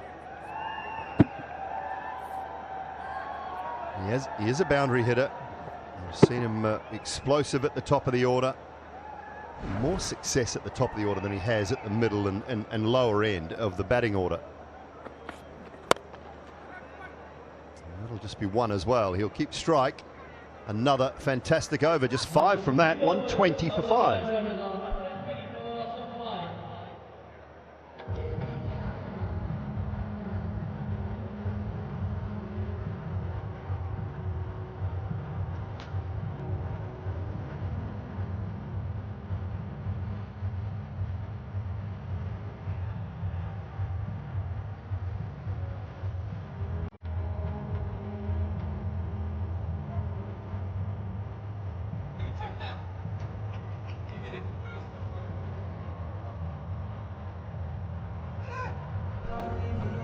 Well, you can see the drop from the Knight Riders' point of view. They were in front of the chase. They were looking good. Last 30 deliveries now, 18 for 3. And My Emirates have just wrestled back control of this game, and they need a couple of very big overs here. The Knight Riders, can Sunan Narayan provide it? You expect Zahour to just go pace off into the surface again. He does.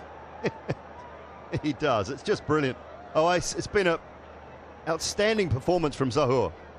Yeah, outstanding performance and outstanding ability to execute a skill which, of course, a lot of bowlers possess nowadays. Slow ball bounces.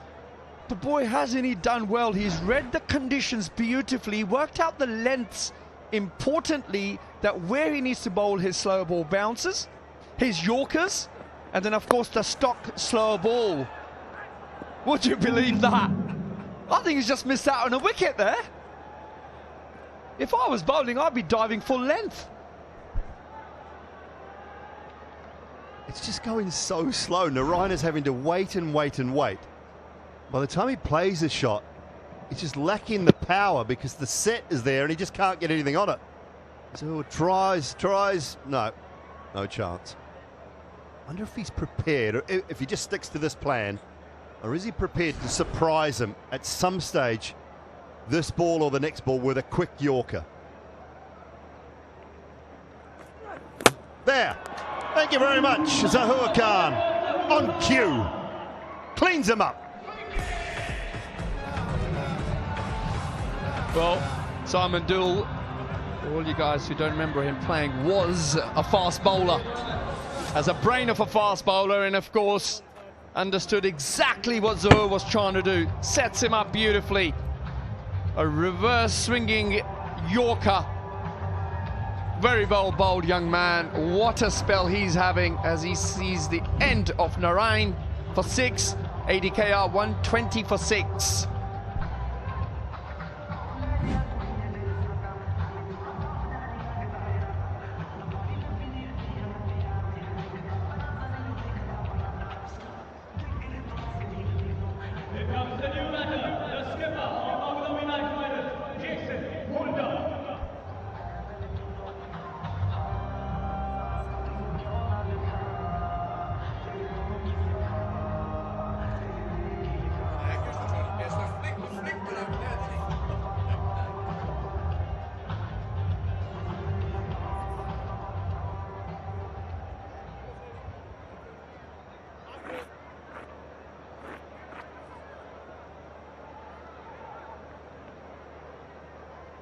Well, captain in at the crease now, but required rate is to tick under 20.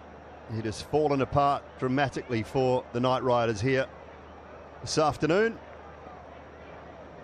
He didn't have a lot of time to get himself set. Got to find some boundaries. I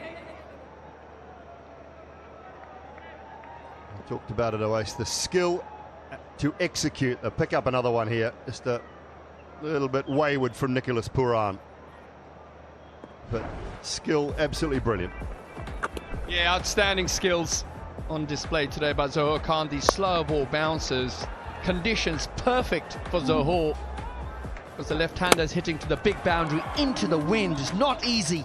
Shafane Rutherford struggled, and now of course Narayan, and he manages to clean him up. Really has been a great spell by Zahoor Khan so far. Oh, just a little bit wide, that one.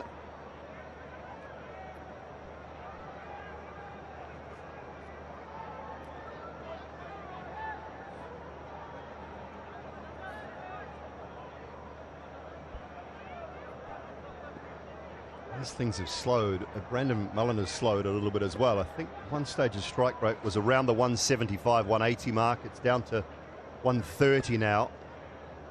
Just lost all momentum here, have the Knight Riders. Yeah, he hasn't really had much of the strike, and every time he has been on strike, he's only just managed to turn the strike over to his partner, who then in the end ends up either playing a dot ball or, of course, we just saw the end of Livingston, and of course after that Narayan came and we just saw the end of him. So it's been frustrating, I would imagine, for McMullen, who struck it beautifully today. He's hit 5 boundaries so far, and you would have thought if a top order batsman is still there in the 17th over batting on 55, you would have thought that the run chase is still on. But at the moment, for me, ADKR are way behind in this game.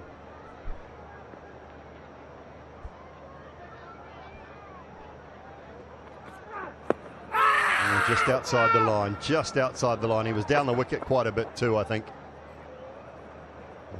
Don't know whether they'll bother with the review.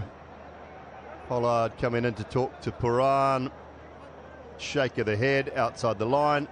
We're all good. Leg by to finish the 17th, 125 for 6.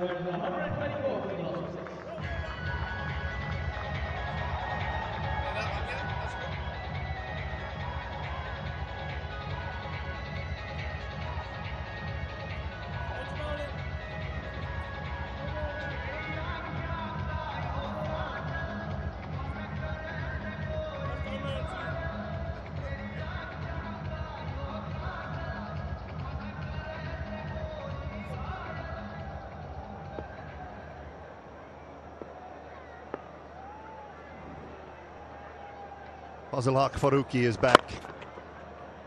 4 overs on the trot. First over was the 11th for Zahoor. He bowled 11, 13, 15, 17 and has produced figures of 3 for 16 and just ripped the heart out of the Knight Riders' middle order. Best figures in the ILT competition for Zahoor, and he's been outstanding. And he solves that problem, perhaps you could call it, for the captain to find wickets through the middle overs. But Zahoor's put his hand up and said, there you go, skipper, I've got you a 3 for hardly any runs. Been a really, really good spell of a mixture of fast bowling and, of course, some cutters. And you had the 2 wickets for Adab Gul as well. But through the middle, those 2 have been able to pick up 5. Into the surface, nothing for Shafane Rutherford to work with. Nice and full to Livingston, couldn't get underneath it. Pollard with the catch, and the last one a brilliant Yorker. Disturbed the woodwork. Sunil Narayan. Toe end went wide with pace off. Well, run rate is around the 24 and over mark now. You would have thought MI should have this in the bag unless McMullen can pull off something out of the ordinary here. There you go. Nicky P appreciating Zahoor Khan's efforts. Take a bow, mate. It's been an outstanding spell. And he's put MI in the box seat. 60 more required of just 15. Up into the wind, long on, coming in. Taking the catch, Tom Banton, very comfortable. Holder goes now, and Faruqi's in the wickets column as well.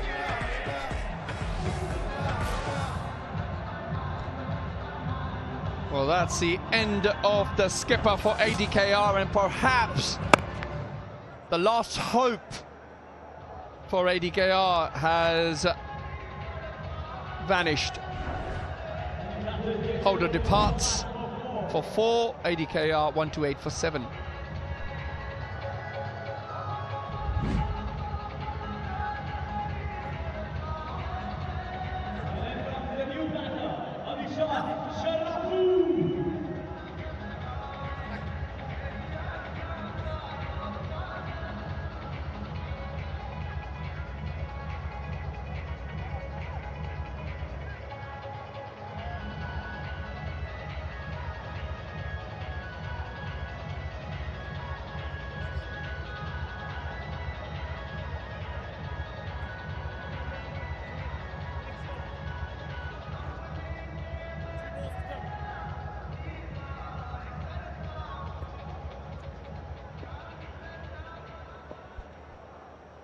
Alishan Sharafu is out in the middle now. Edge and won't get underway.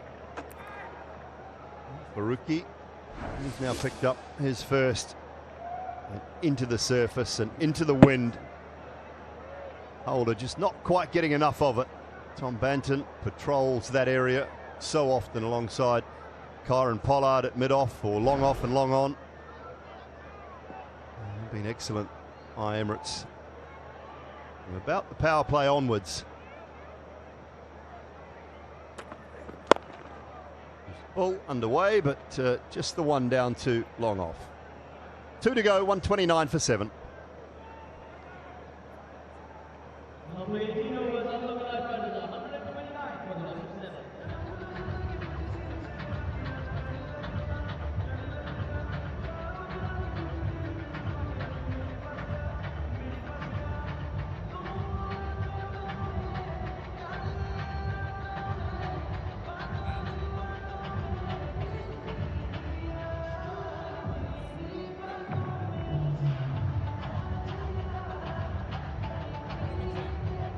Well, second place on the table for my Emirates with the 2 points today. They'll jump up ahead of the Capitals and the Giants.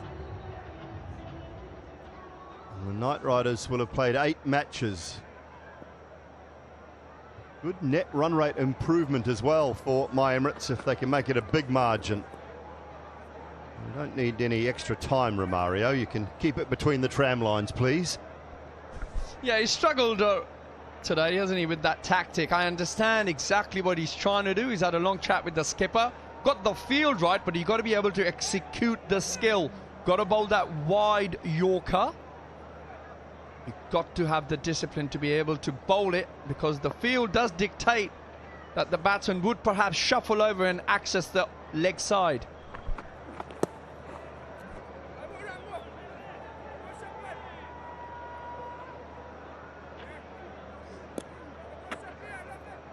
"50 balls since the last boundary." 50, if you don't mind. Yeah, not often in T20 games you would say that, would you? That's a long time. Well, it just shows you how good the bowling has been. The batters have just struggled. Alex Hales hit the last boundary of the innings. 51 balls ago now. Well, Emirates in complete control here. Only Stone next to come. All eyes on McMullen here. Yes, he's struck it well. What can he do from here on in?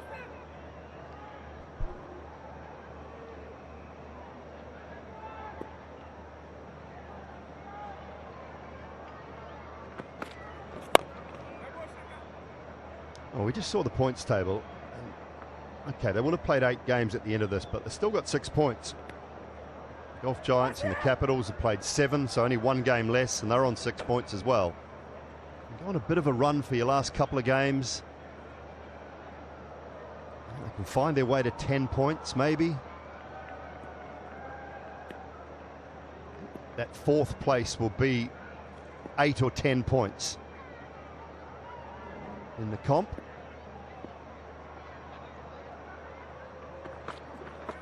Wide again.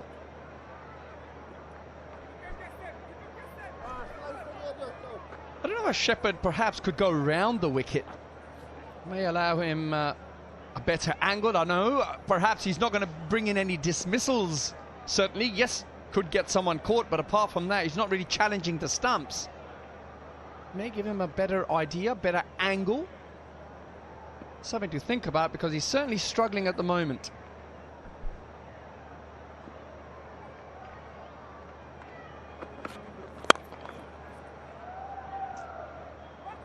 Bit of line and good length with the field set as well.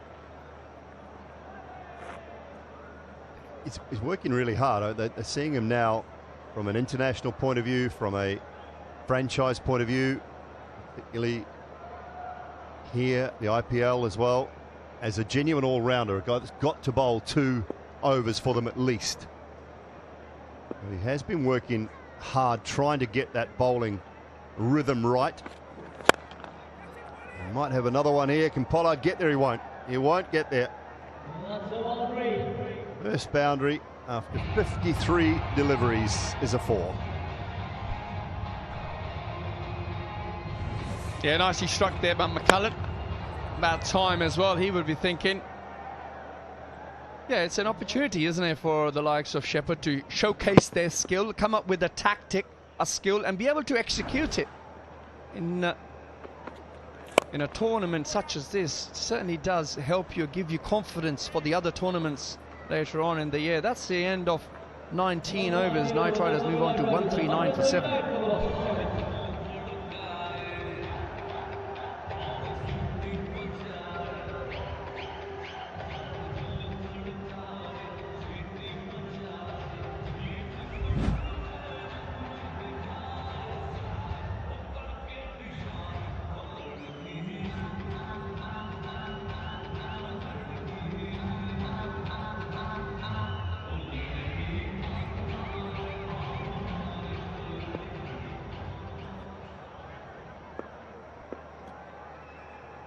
Just 1 over remaining.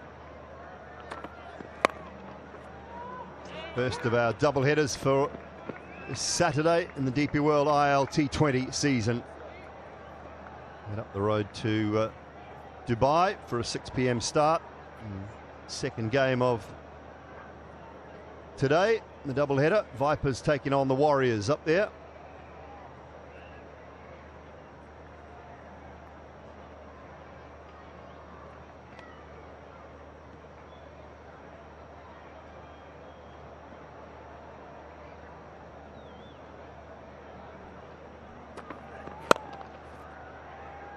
Nice timing. 4 just in front of point. Lovely bit of work from Sharafu. Yeah, beautiful shot. I'm slightly surprised that he's coming so low. I thought he struck the ball pretty well right throughout the tournament every time he's had an opportunity. However, has been used fairly low in the order today.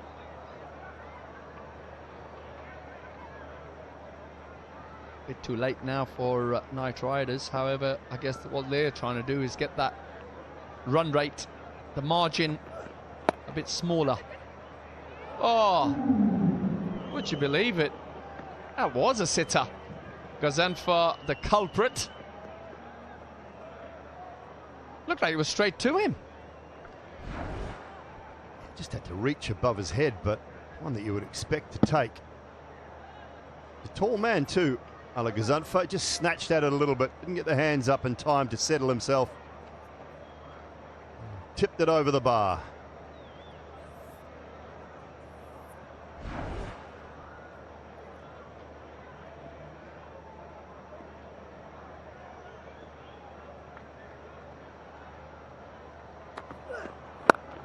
Stuff again, have another go. No, it's away to the right this time.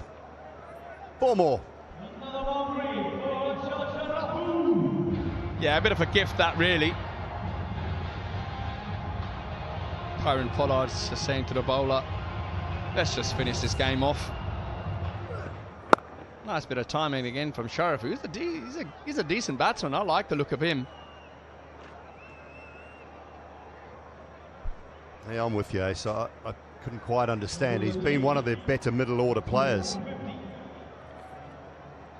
And they held him back, and by the time he came out, the run rate was out of control.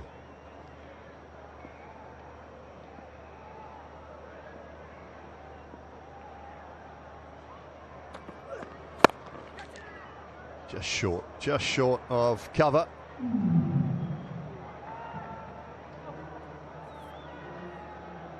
Yeah, a lot of the time, a guy who bats in the middle generally does need at least 7 or 8 balls just to get in. You know, turn the strike over, get a feel for it, and then they can start getting into their stroke play. It's not easy for a middle order batsman to just walk in and start hitting boundaries. It just doesn't work like that.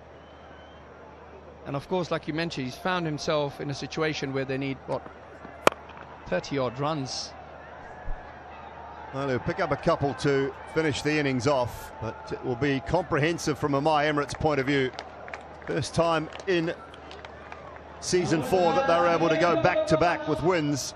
And a pretty polished performance in the end. It looked like the Knight Riders were well and truly on target to chase this down. Wickets through the middle for Arab Gul and Zahur Khan. 5 between the two of them. They have turned things around completely in the favour of Emirates, and they take the W, they take the 2 points, and they will move to second on the table.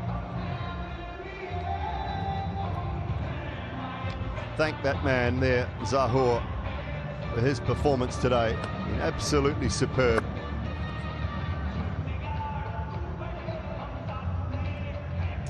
Bowling and fielding effort all around, very nice. Congratulations there from umpire Saggers.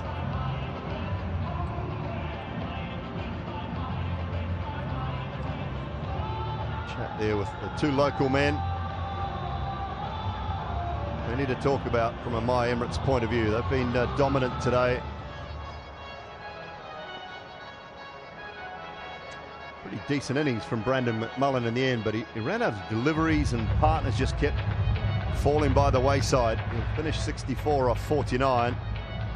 Yeah, glasses on, hoodie up. KP's got another one over you, mate.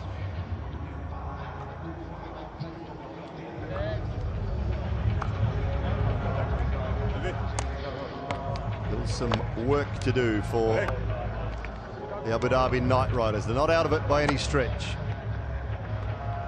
Got a couple of wins in their last couple of games, and you never know. They really got behind Zohor today. Everybody appreciated exactly what he's been able to do here in Abu Dhabi this afternoon and early parts of the evening. It was a superb spell of bowling. Bowled his first over in the 11th over, and then bowled 4 on the trot.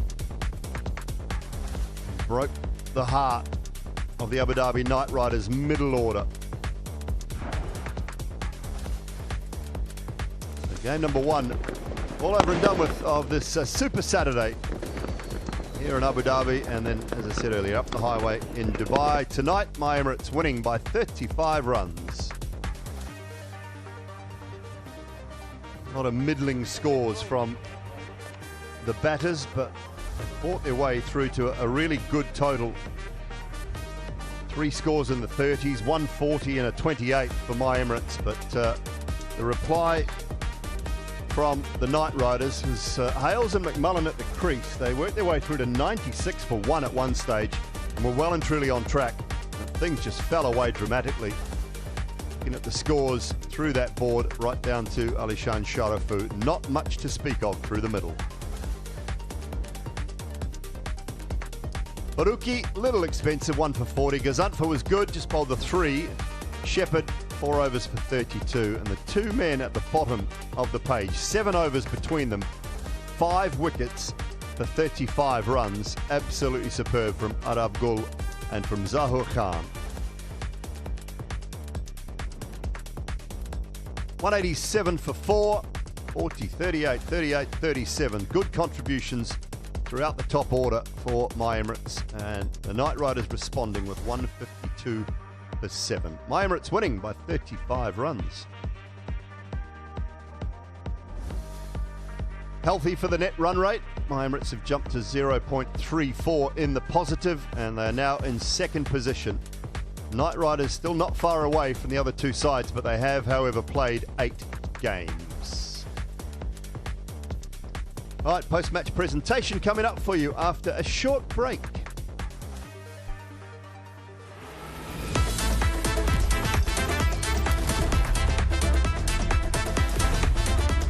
ILT20.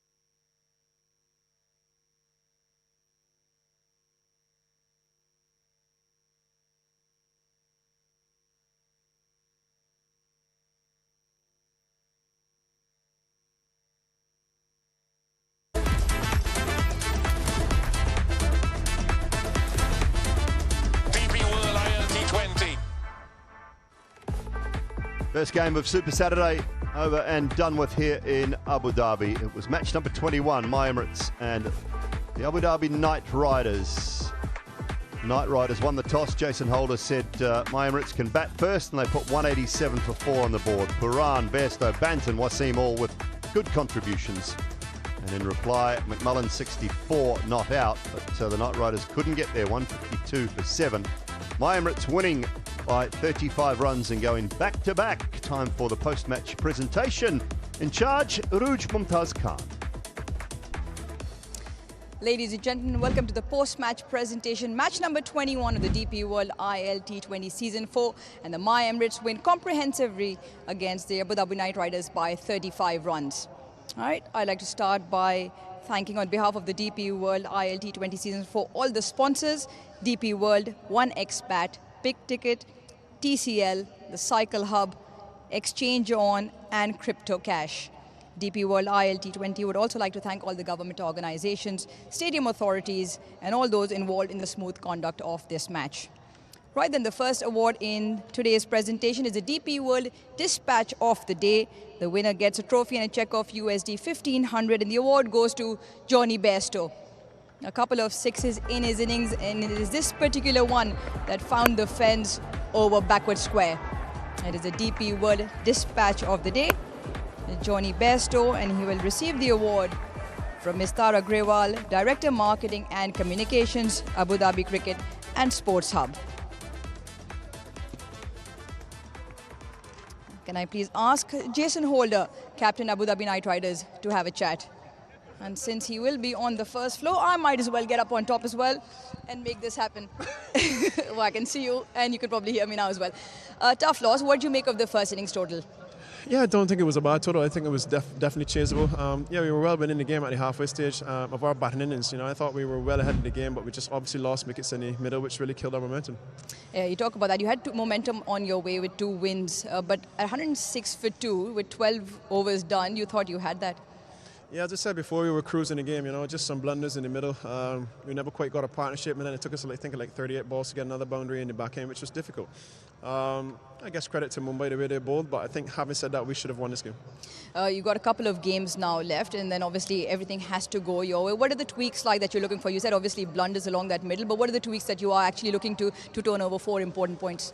Look, we just got to be a little bit smarter when we bat. You know, it's just trying to string those partnerships together for a little bit longer.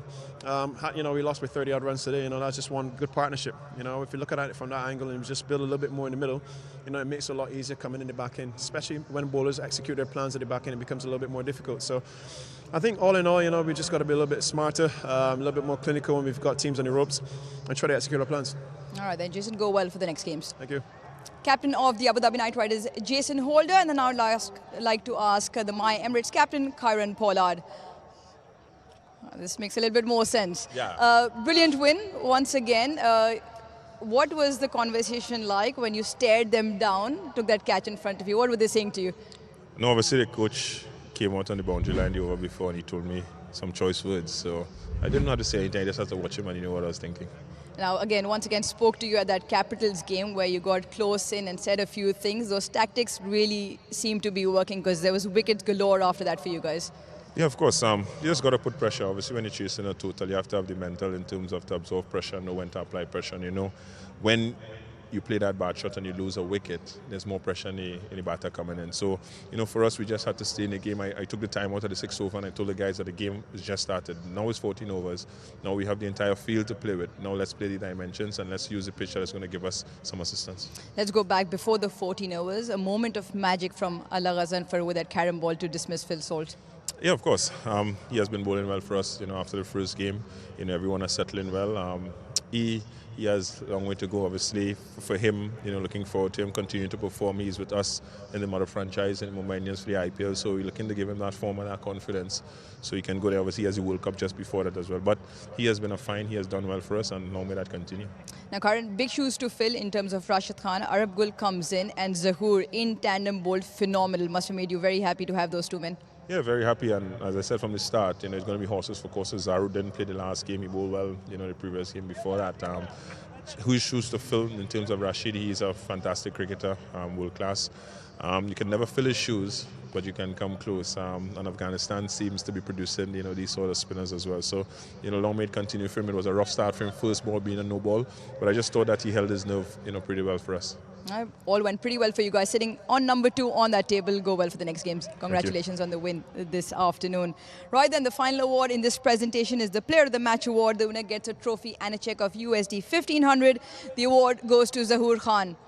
Great spell this afternoon, 4 overs, 16 for 3. Mrs. Saloni Ganesh, COO and CFO, Knight Rider Sports Private Limited, will be presenting the award.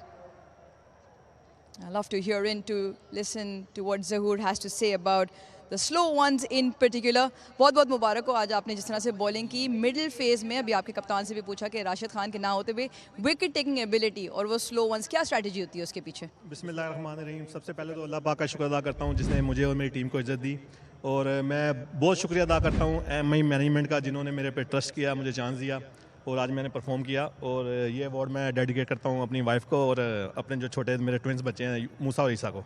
Very good. मगर ये बताएं कि उसके पीछे practice कितनी होती है, क्योंकि गेम सिचुएशन भी देखनी होती है, खास करके अबू धाबी में जहाँ एक तरफ विंड का फैक्टर बहुत ज़्यादा होता है. जी बिल्कुल. जैसे लास्ट 8-9 साल से मैं इधर ही खेल रहा हूँ, यूए नेशनल टीम में भी खेल रहा हूँ, तो इधर की कंडीशन का मुझे पता है. एक साइड पे बाउंड्री थोड़ी आज बड़ी थी, एक साइड पे छोटी थी, तो मेरा प्लान यही था कि जो मुझे आता है वेरिएशन, मैं वाइड ओवर का अच्छा करता हूँ, स्लो बॉल, तो मैं उस पर ही रहा, तो अल्लाह ने मुझे अच्छा रिजल्ट दिया.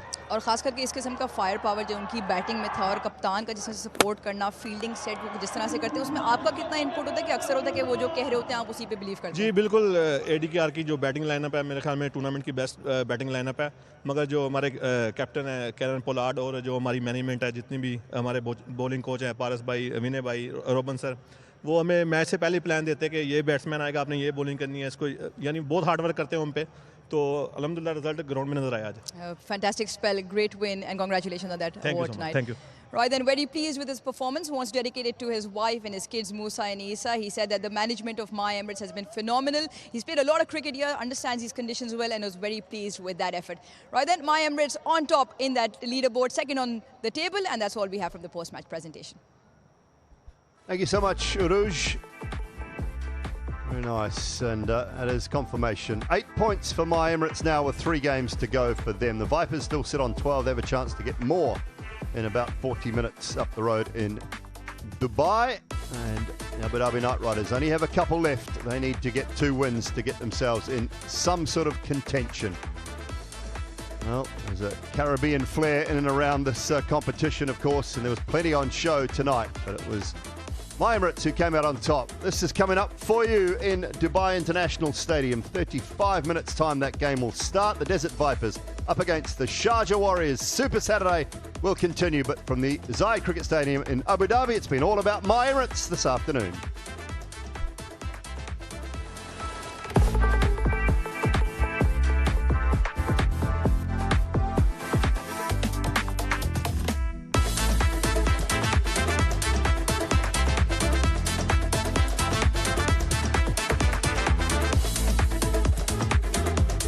Continue, but from the Zai Cricket Stadium in Abu Dhabi, it's been all about My Emirates this afternoon.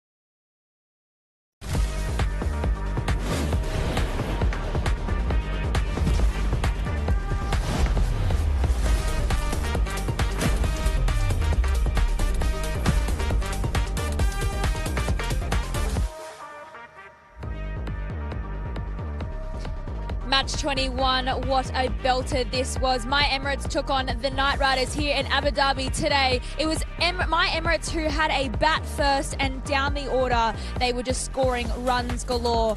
It was then the Knight Riders that had a bat, but the bowling efforts from My Emirates tonight was just absolutely superb.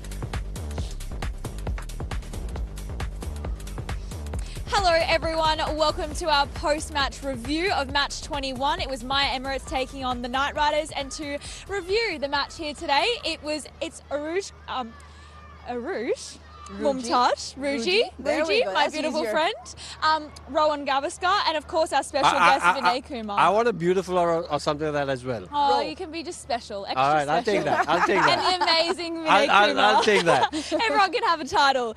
Okay, Vinay, obviously amazing bowling from your team today. You must be very happy. Yeah, we're really happy. The way the bowlers bowled, especially in this wicket where one side is a shorter boundary and bowling against the wind.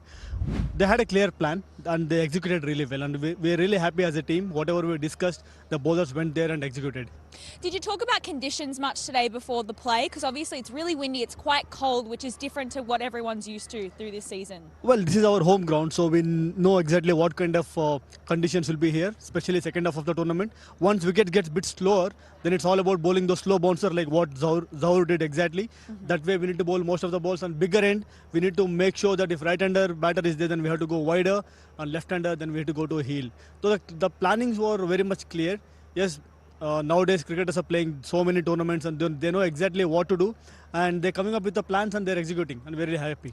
You guys have also broken the jinx. The pattern was win-loss, win-loss. So it was a loss on the cards, but that must give you a lot of pleas. But also because of the way that middle over wicket-taking ability panned out. We were discussing it on commentary, whereby Kamindu Mendes has picked up quite a few wickets. Allah Ghazanfar has picked up quite a few wickets. It was important for the other guys to come to the party. Yeah, definitely. Credit has to go to Paulie, the way he changed the bowlers and the way he got the players in the side. In fact, Arab was there in the scheme of things, but we had a plan of getting a seamer or spinner. We were a little bit confused with that. Then he waited for a few overs and understood the conditions. Then he brought Arab Gul. So similarly, when Kamindu Mendes came in the side, he also did pretty well. And sometimes unknown commodity will definitely come handy, and that's what happened with us. And yes, bowlers are doing their job really well, understanding their role. That is very important, especially in T20 format. It's all about knowing your role, because once you give away the momentum, it's very difficult to bring it back. So whenever you're on top, you make sure that you continue the good way. Yeah, I just want to say credit to you and Paris, because you said, the bowlers have understood their role. So obviously the lines of communications are very clear. You've got excellent strategies which have worked well today. I just want to ask you something slightly different. You mentioned about Arab coming into the side. Why did you all wait till the 7th over to get him into the game as a super sub?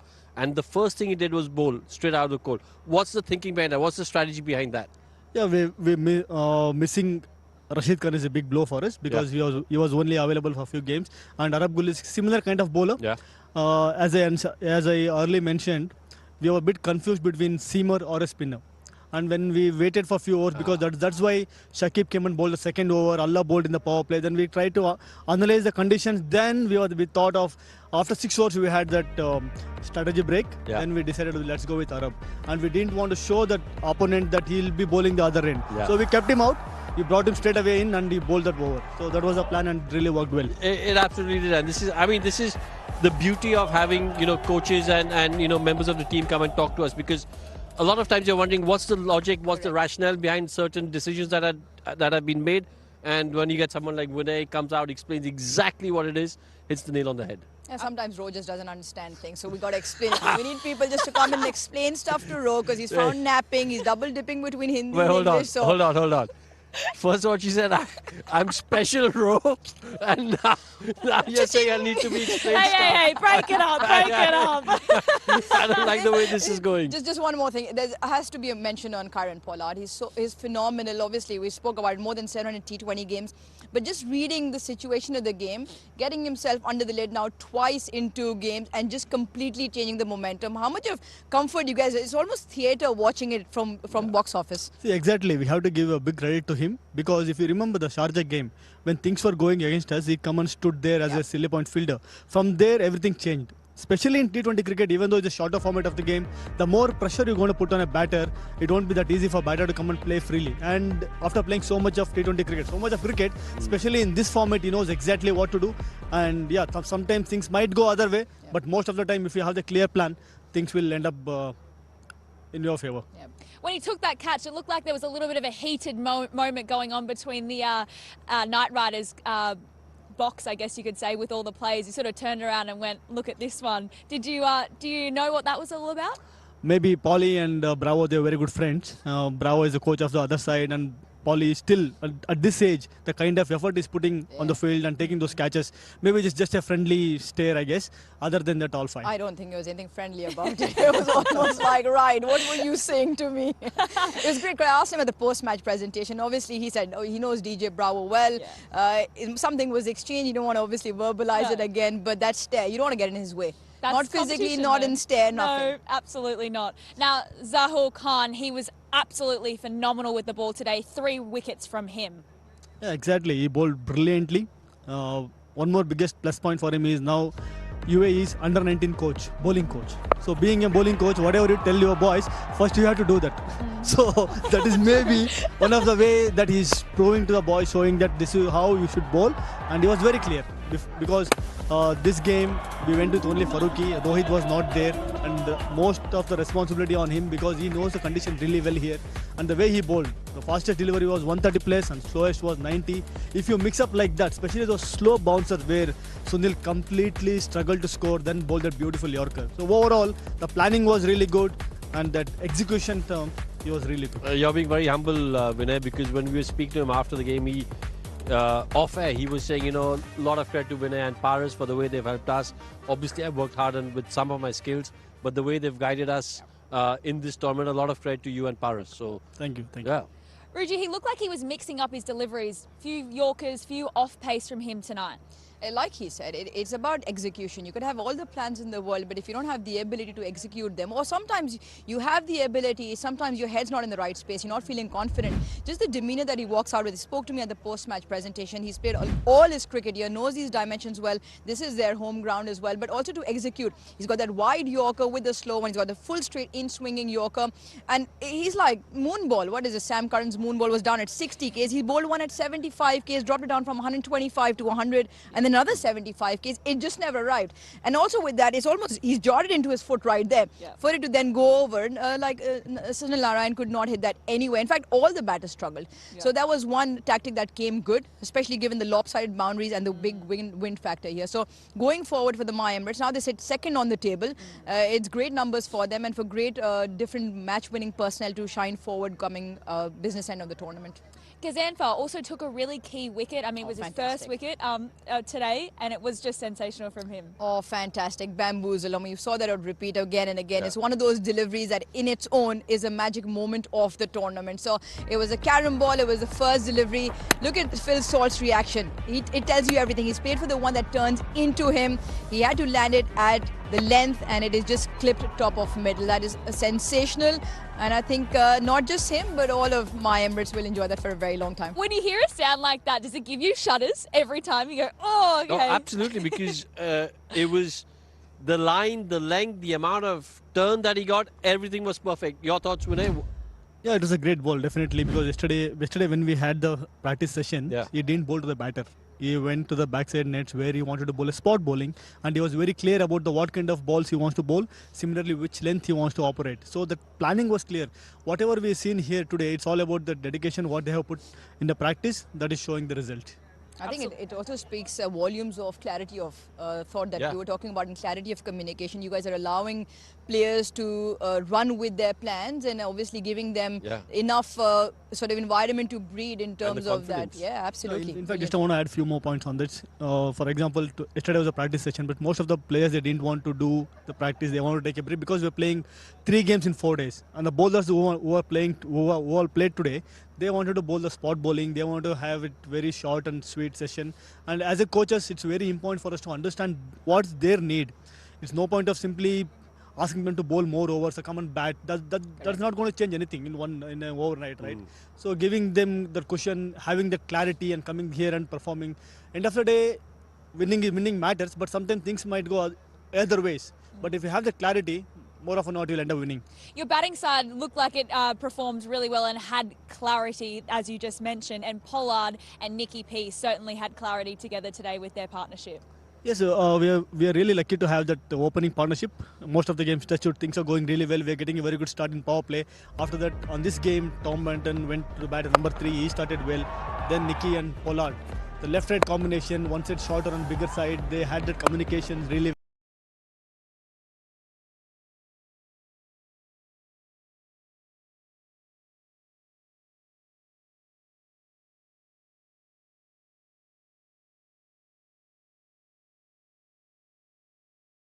Time, and more importantly, Nicky P coming into form. We're talking about his numbers, only sixes in this season compared to 71 in the 3 seasons leading here, and we saw a touch of flair that we're used to seeing Nicholas Pooran with. And I think again, because you guys have fiddled around with Tom Banton's batting. Last season he's batting right up the order and his numbers in the top 3 are great, but this time he's just shuffled around because obviously you've got Bestow coming to the side. Is that going to be a continuous flexible phenomena, or you think Banton at 3 works for you guys? I think going forward, Tom will bat at number 3 because we're going to miss Johnny and Pooran after a few games. They're going to South Africa to play SA T20. Going forward, I think Tom definitely will be batting number 3, but you never know. Yeah. Given the conditions, given seeing the opposition, what kind of bowlers are bowling. If some batter is having a good matchup against the other bowler, then we might tackle a bit. Otherwise, I think it'll be fine. You've moved now to second spot on the table. Going into today's match, what was really the key points that you wanted to get across? You were, 4th and 5th on the table this match up today. So what was the key messages to the side that you wanted to get? It was keep it very simple because end of the day it's a one more game, especially playing against ADKR. Both were in a similar kind of point on the table. Yes, they had played one game more. So winning this game, definitely we go up in the table, but same time we're going to push them at least two steps down. That was the plan because they're a very dangerous side. It is very important for us to win this game and make sure that we're going top in the table. Similarly, we can put them back so that it will be very difficult for them to come back. It's all about eliminating teams here to qualify. But when you have that upper hand, make sure that you will finish well so your run rate also will be taken care. You never know. Going forward, 2-3 teams might end up with the same similar points, but the run rate will definitely going to help us to qualify in top 2. Absolutely. Your next match is tomorrow in Dubai against the tabletop of Vipers. How will you approach that game? We're going to treat it like a one more game. Not going to think much about it. It's all about if our players keep it very simple and try to perform to their ability, at least 80 to 85% of their ability, then things will be taken care. See, end of the day, they have to come and play, even though they are top in the table, but they have to come and play good cricket. So if we keep it simple and stick to our basics, I think things will be fine. Well, we can't wait to see more cricket from you guys. Thank you so much for joining us. We'll be back very soon with more analysis coming right up.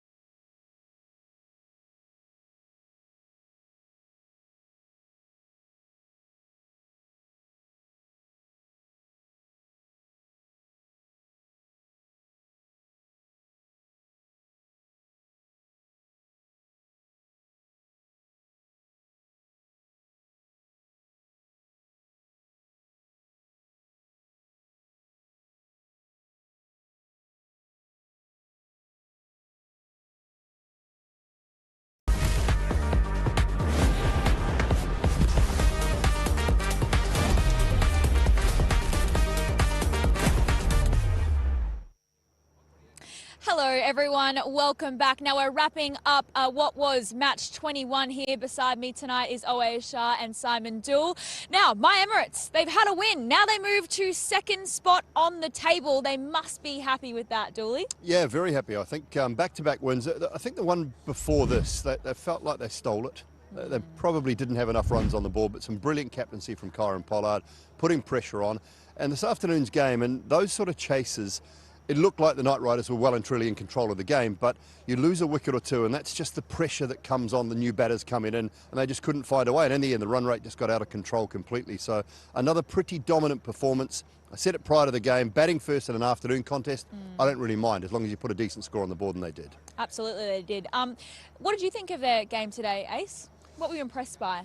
Well, MI played the complete game, really. You know, started off well. Johnny Bestow was on song with the bat, really laid a nice foundation for the guys to sort of come in. Of course, we've got the likes of Pollard and Puran in the middle order, and it was nicely laid out. I think me and Dooley, I think we were commentating that if there was anyone in world cricket that you wanted from over number 15, 16 to come in, it was those two, and it was really laid on beautifully for them to sort of get the team to around, what did they get, 186 or something like that, which was a great total on that pitch. Absolutely. Now the Knight Riders, they had 2 wins on the trot, but then now they've got a loss again. What went wrong, Dooley? The batting side of things, and Jason Holder summed it up pretty well, I think, in the post-match when he talked about just losing wickets, coming in and having that run rate just escalate. There was some brilliant bowling, don't get me wrong there, from my Emirates, but they just lost that momentum that they had at the start. Well, they 96 for 1 before they lost Alex Hales and all that partnership. So it just became tougher and tougher from there on in, and the bowlers were on song. Pollard again, we had a moment where he came in under the helmet, and Shafane Rutherford just sort of got a bit tense, and that's what can happen in a run chase. So for the Knight Riders, 2 games left. They can get to 10 points. If they can do that, I think 10 points, maybe even 8 points might be that 4th spot. So they're not out of it by any stretch, but they've just got to find a way. I think they got their batting order wrong. We talked about that in commentary as well with Oais. I thought Sharafu has been batting really nice for them in that middle order. The middle order is the toughest place to bat in a T20 game, because you either come in when your side's under pressure, or you have to continue that run rate, and it's just a tough spot to come in and bat. And he's done it pretty well through the season, so I think they got that wrong. I don't think the score was unchaseable, and the first 6-7 overs probably proved that. So they just have to be better through that middle order. Yeah. I was just going to mention that I personally feel that Abu Dhabi Knight Riders have gone about their tactics a little bit wrong, how to bat in the Middle East. I think generally, if you look at how the Vipers have done it in this tournament, they haven't gone after the power. They've gone after 2s and 1s and then pick up the boundary. I think the Knight Riders are relying too much on their power players, and I don't think because the ball doesn't quite come on in this part of the world, they're just getting caught short. I think if you can be smarter in terms of picking up, hitting pockets, boundary comes along great, but if you can turn the strike over more often than not, you're always in with a shout of chasing scores down here. Yeah, for sure. We should look at a positive though. Brandon McMullen, he performed well today with the bat. 55 odd for him today. Yeah, good player, Brandon McMullen. I mean, his international career, he's played mid-20s games for Scotland. He's averaging 30 odd at a strike rate of 145 in international T20 cricket. He really is a quality player.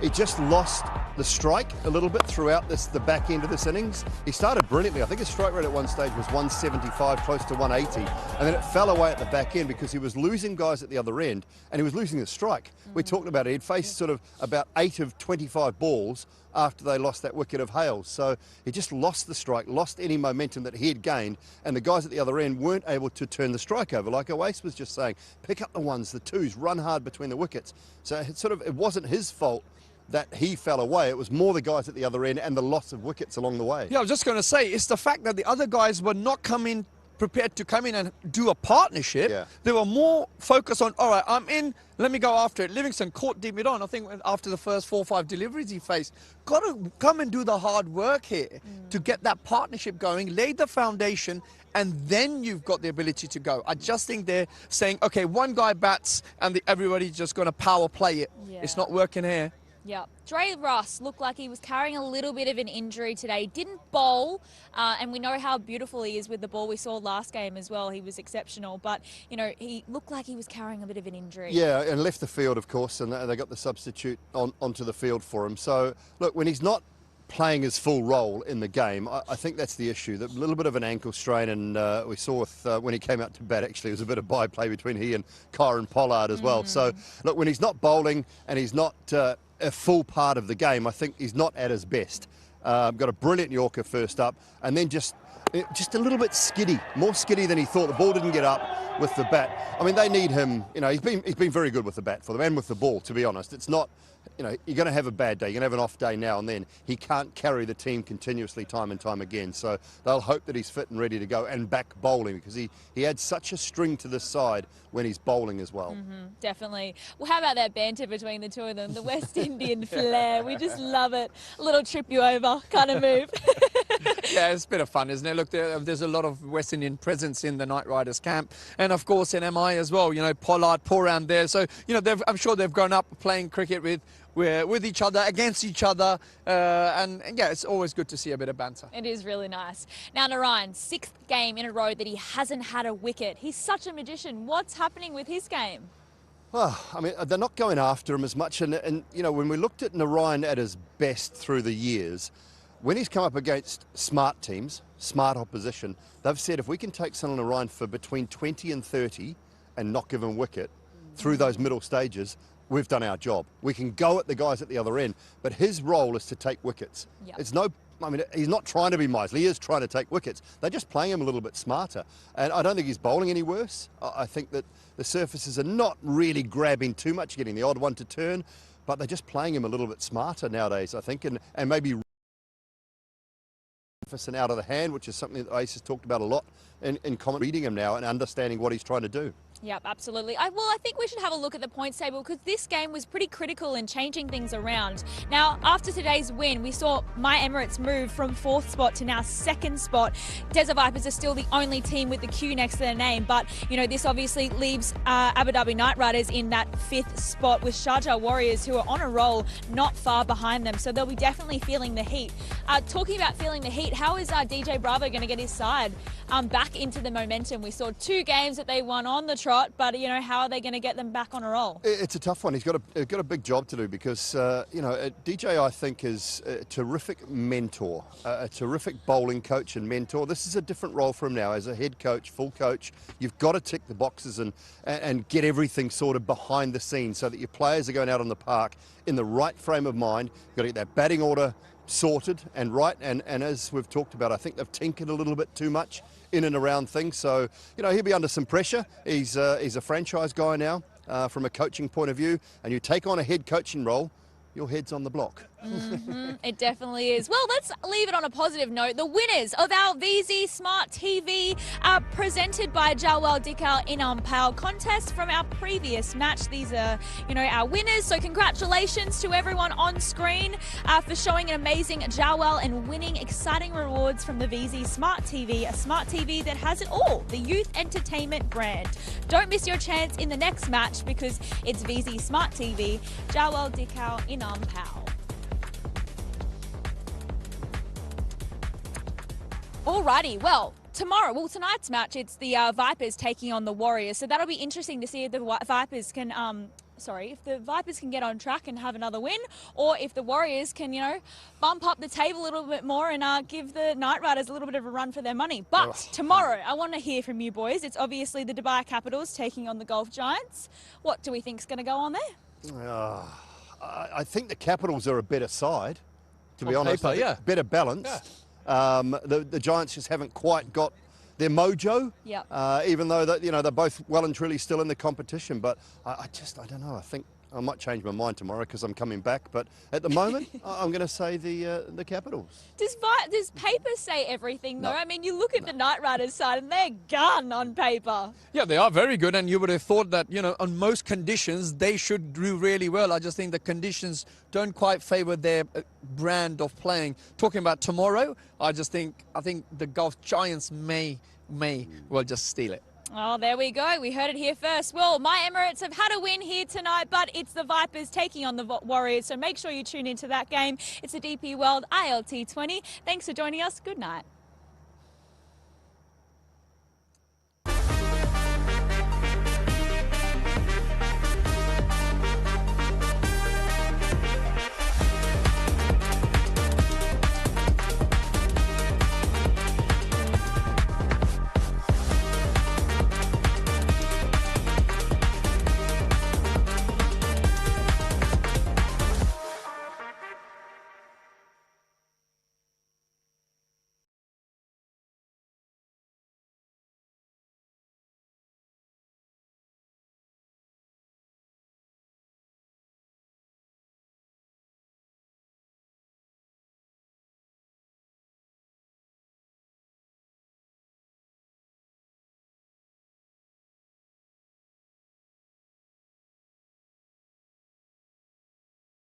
21, my Emirates.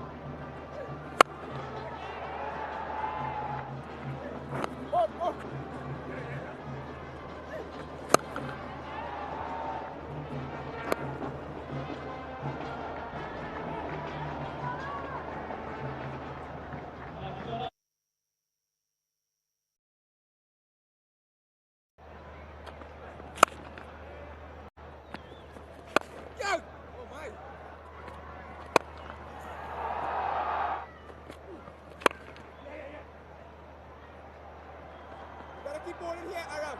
Understand?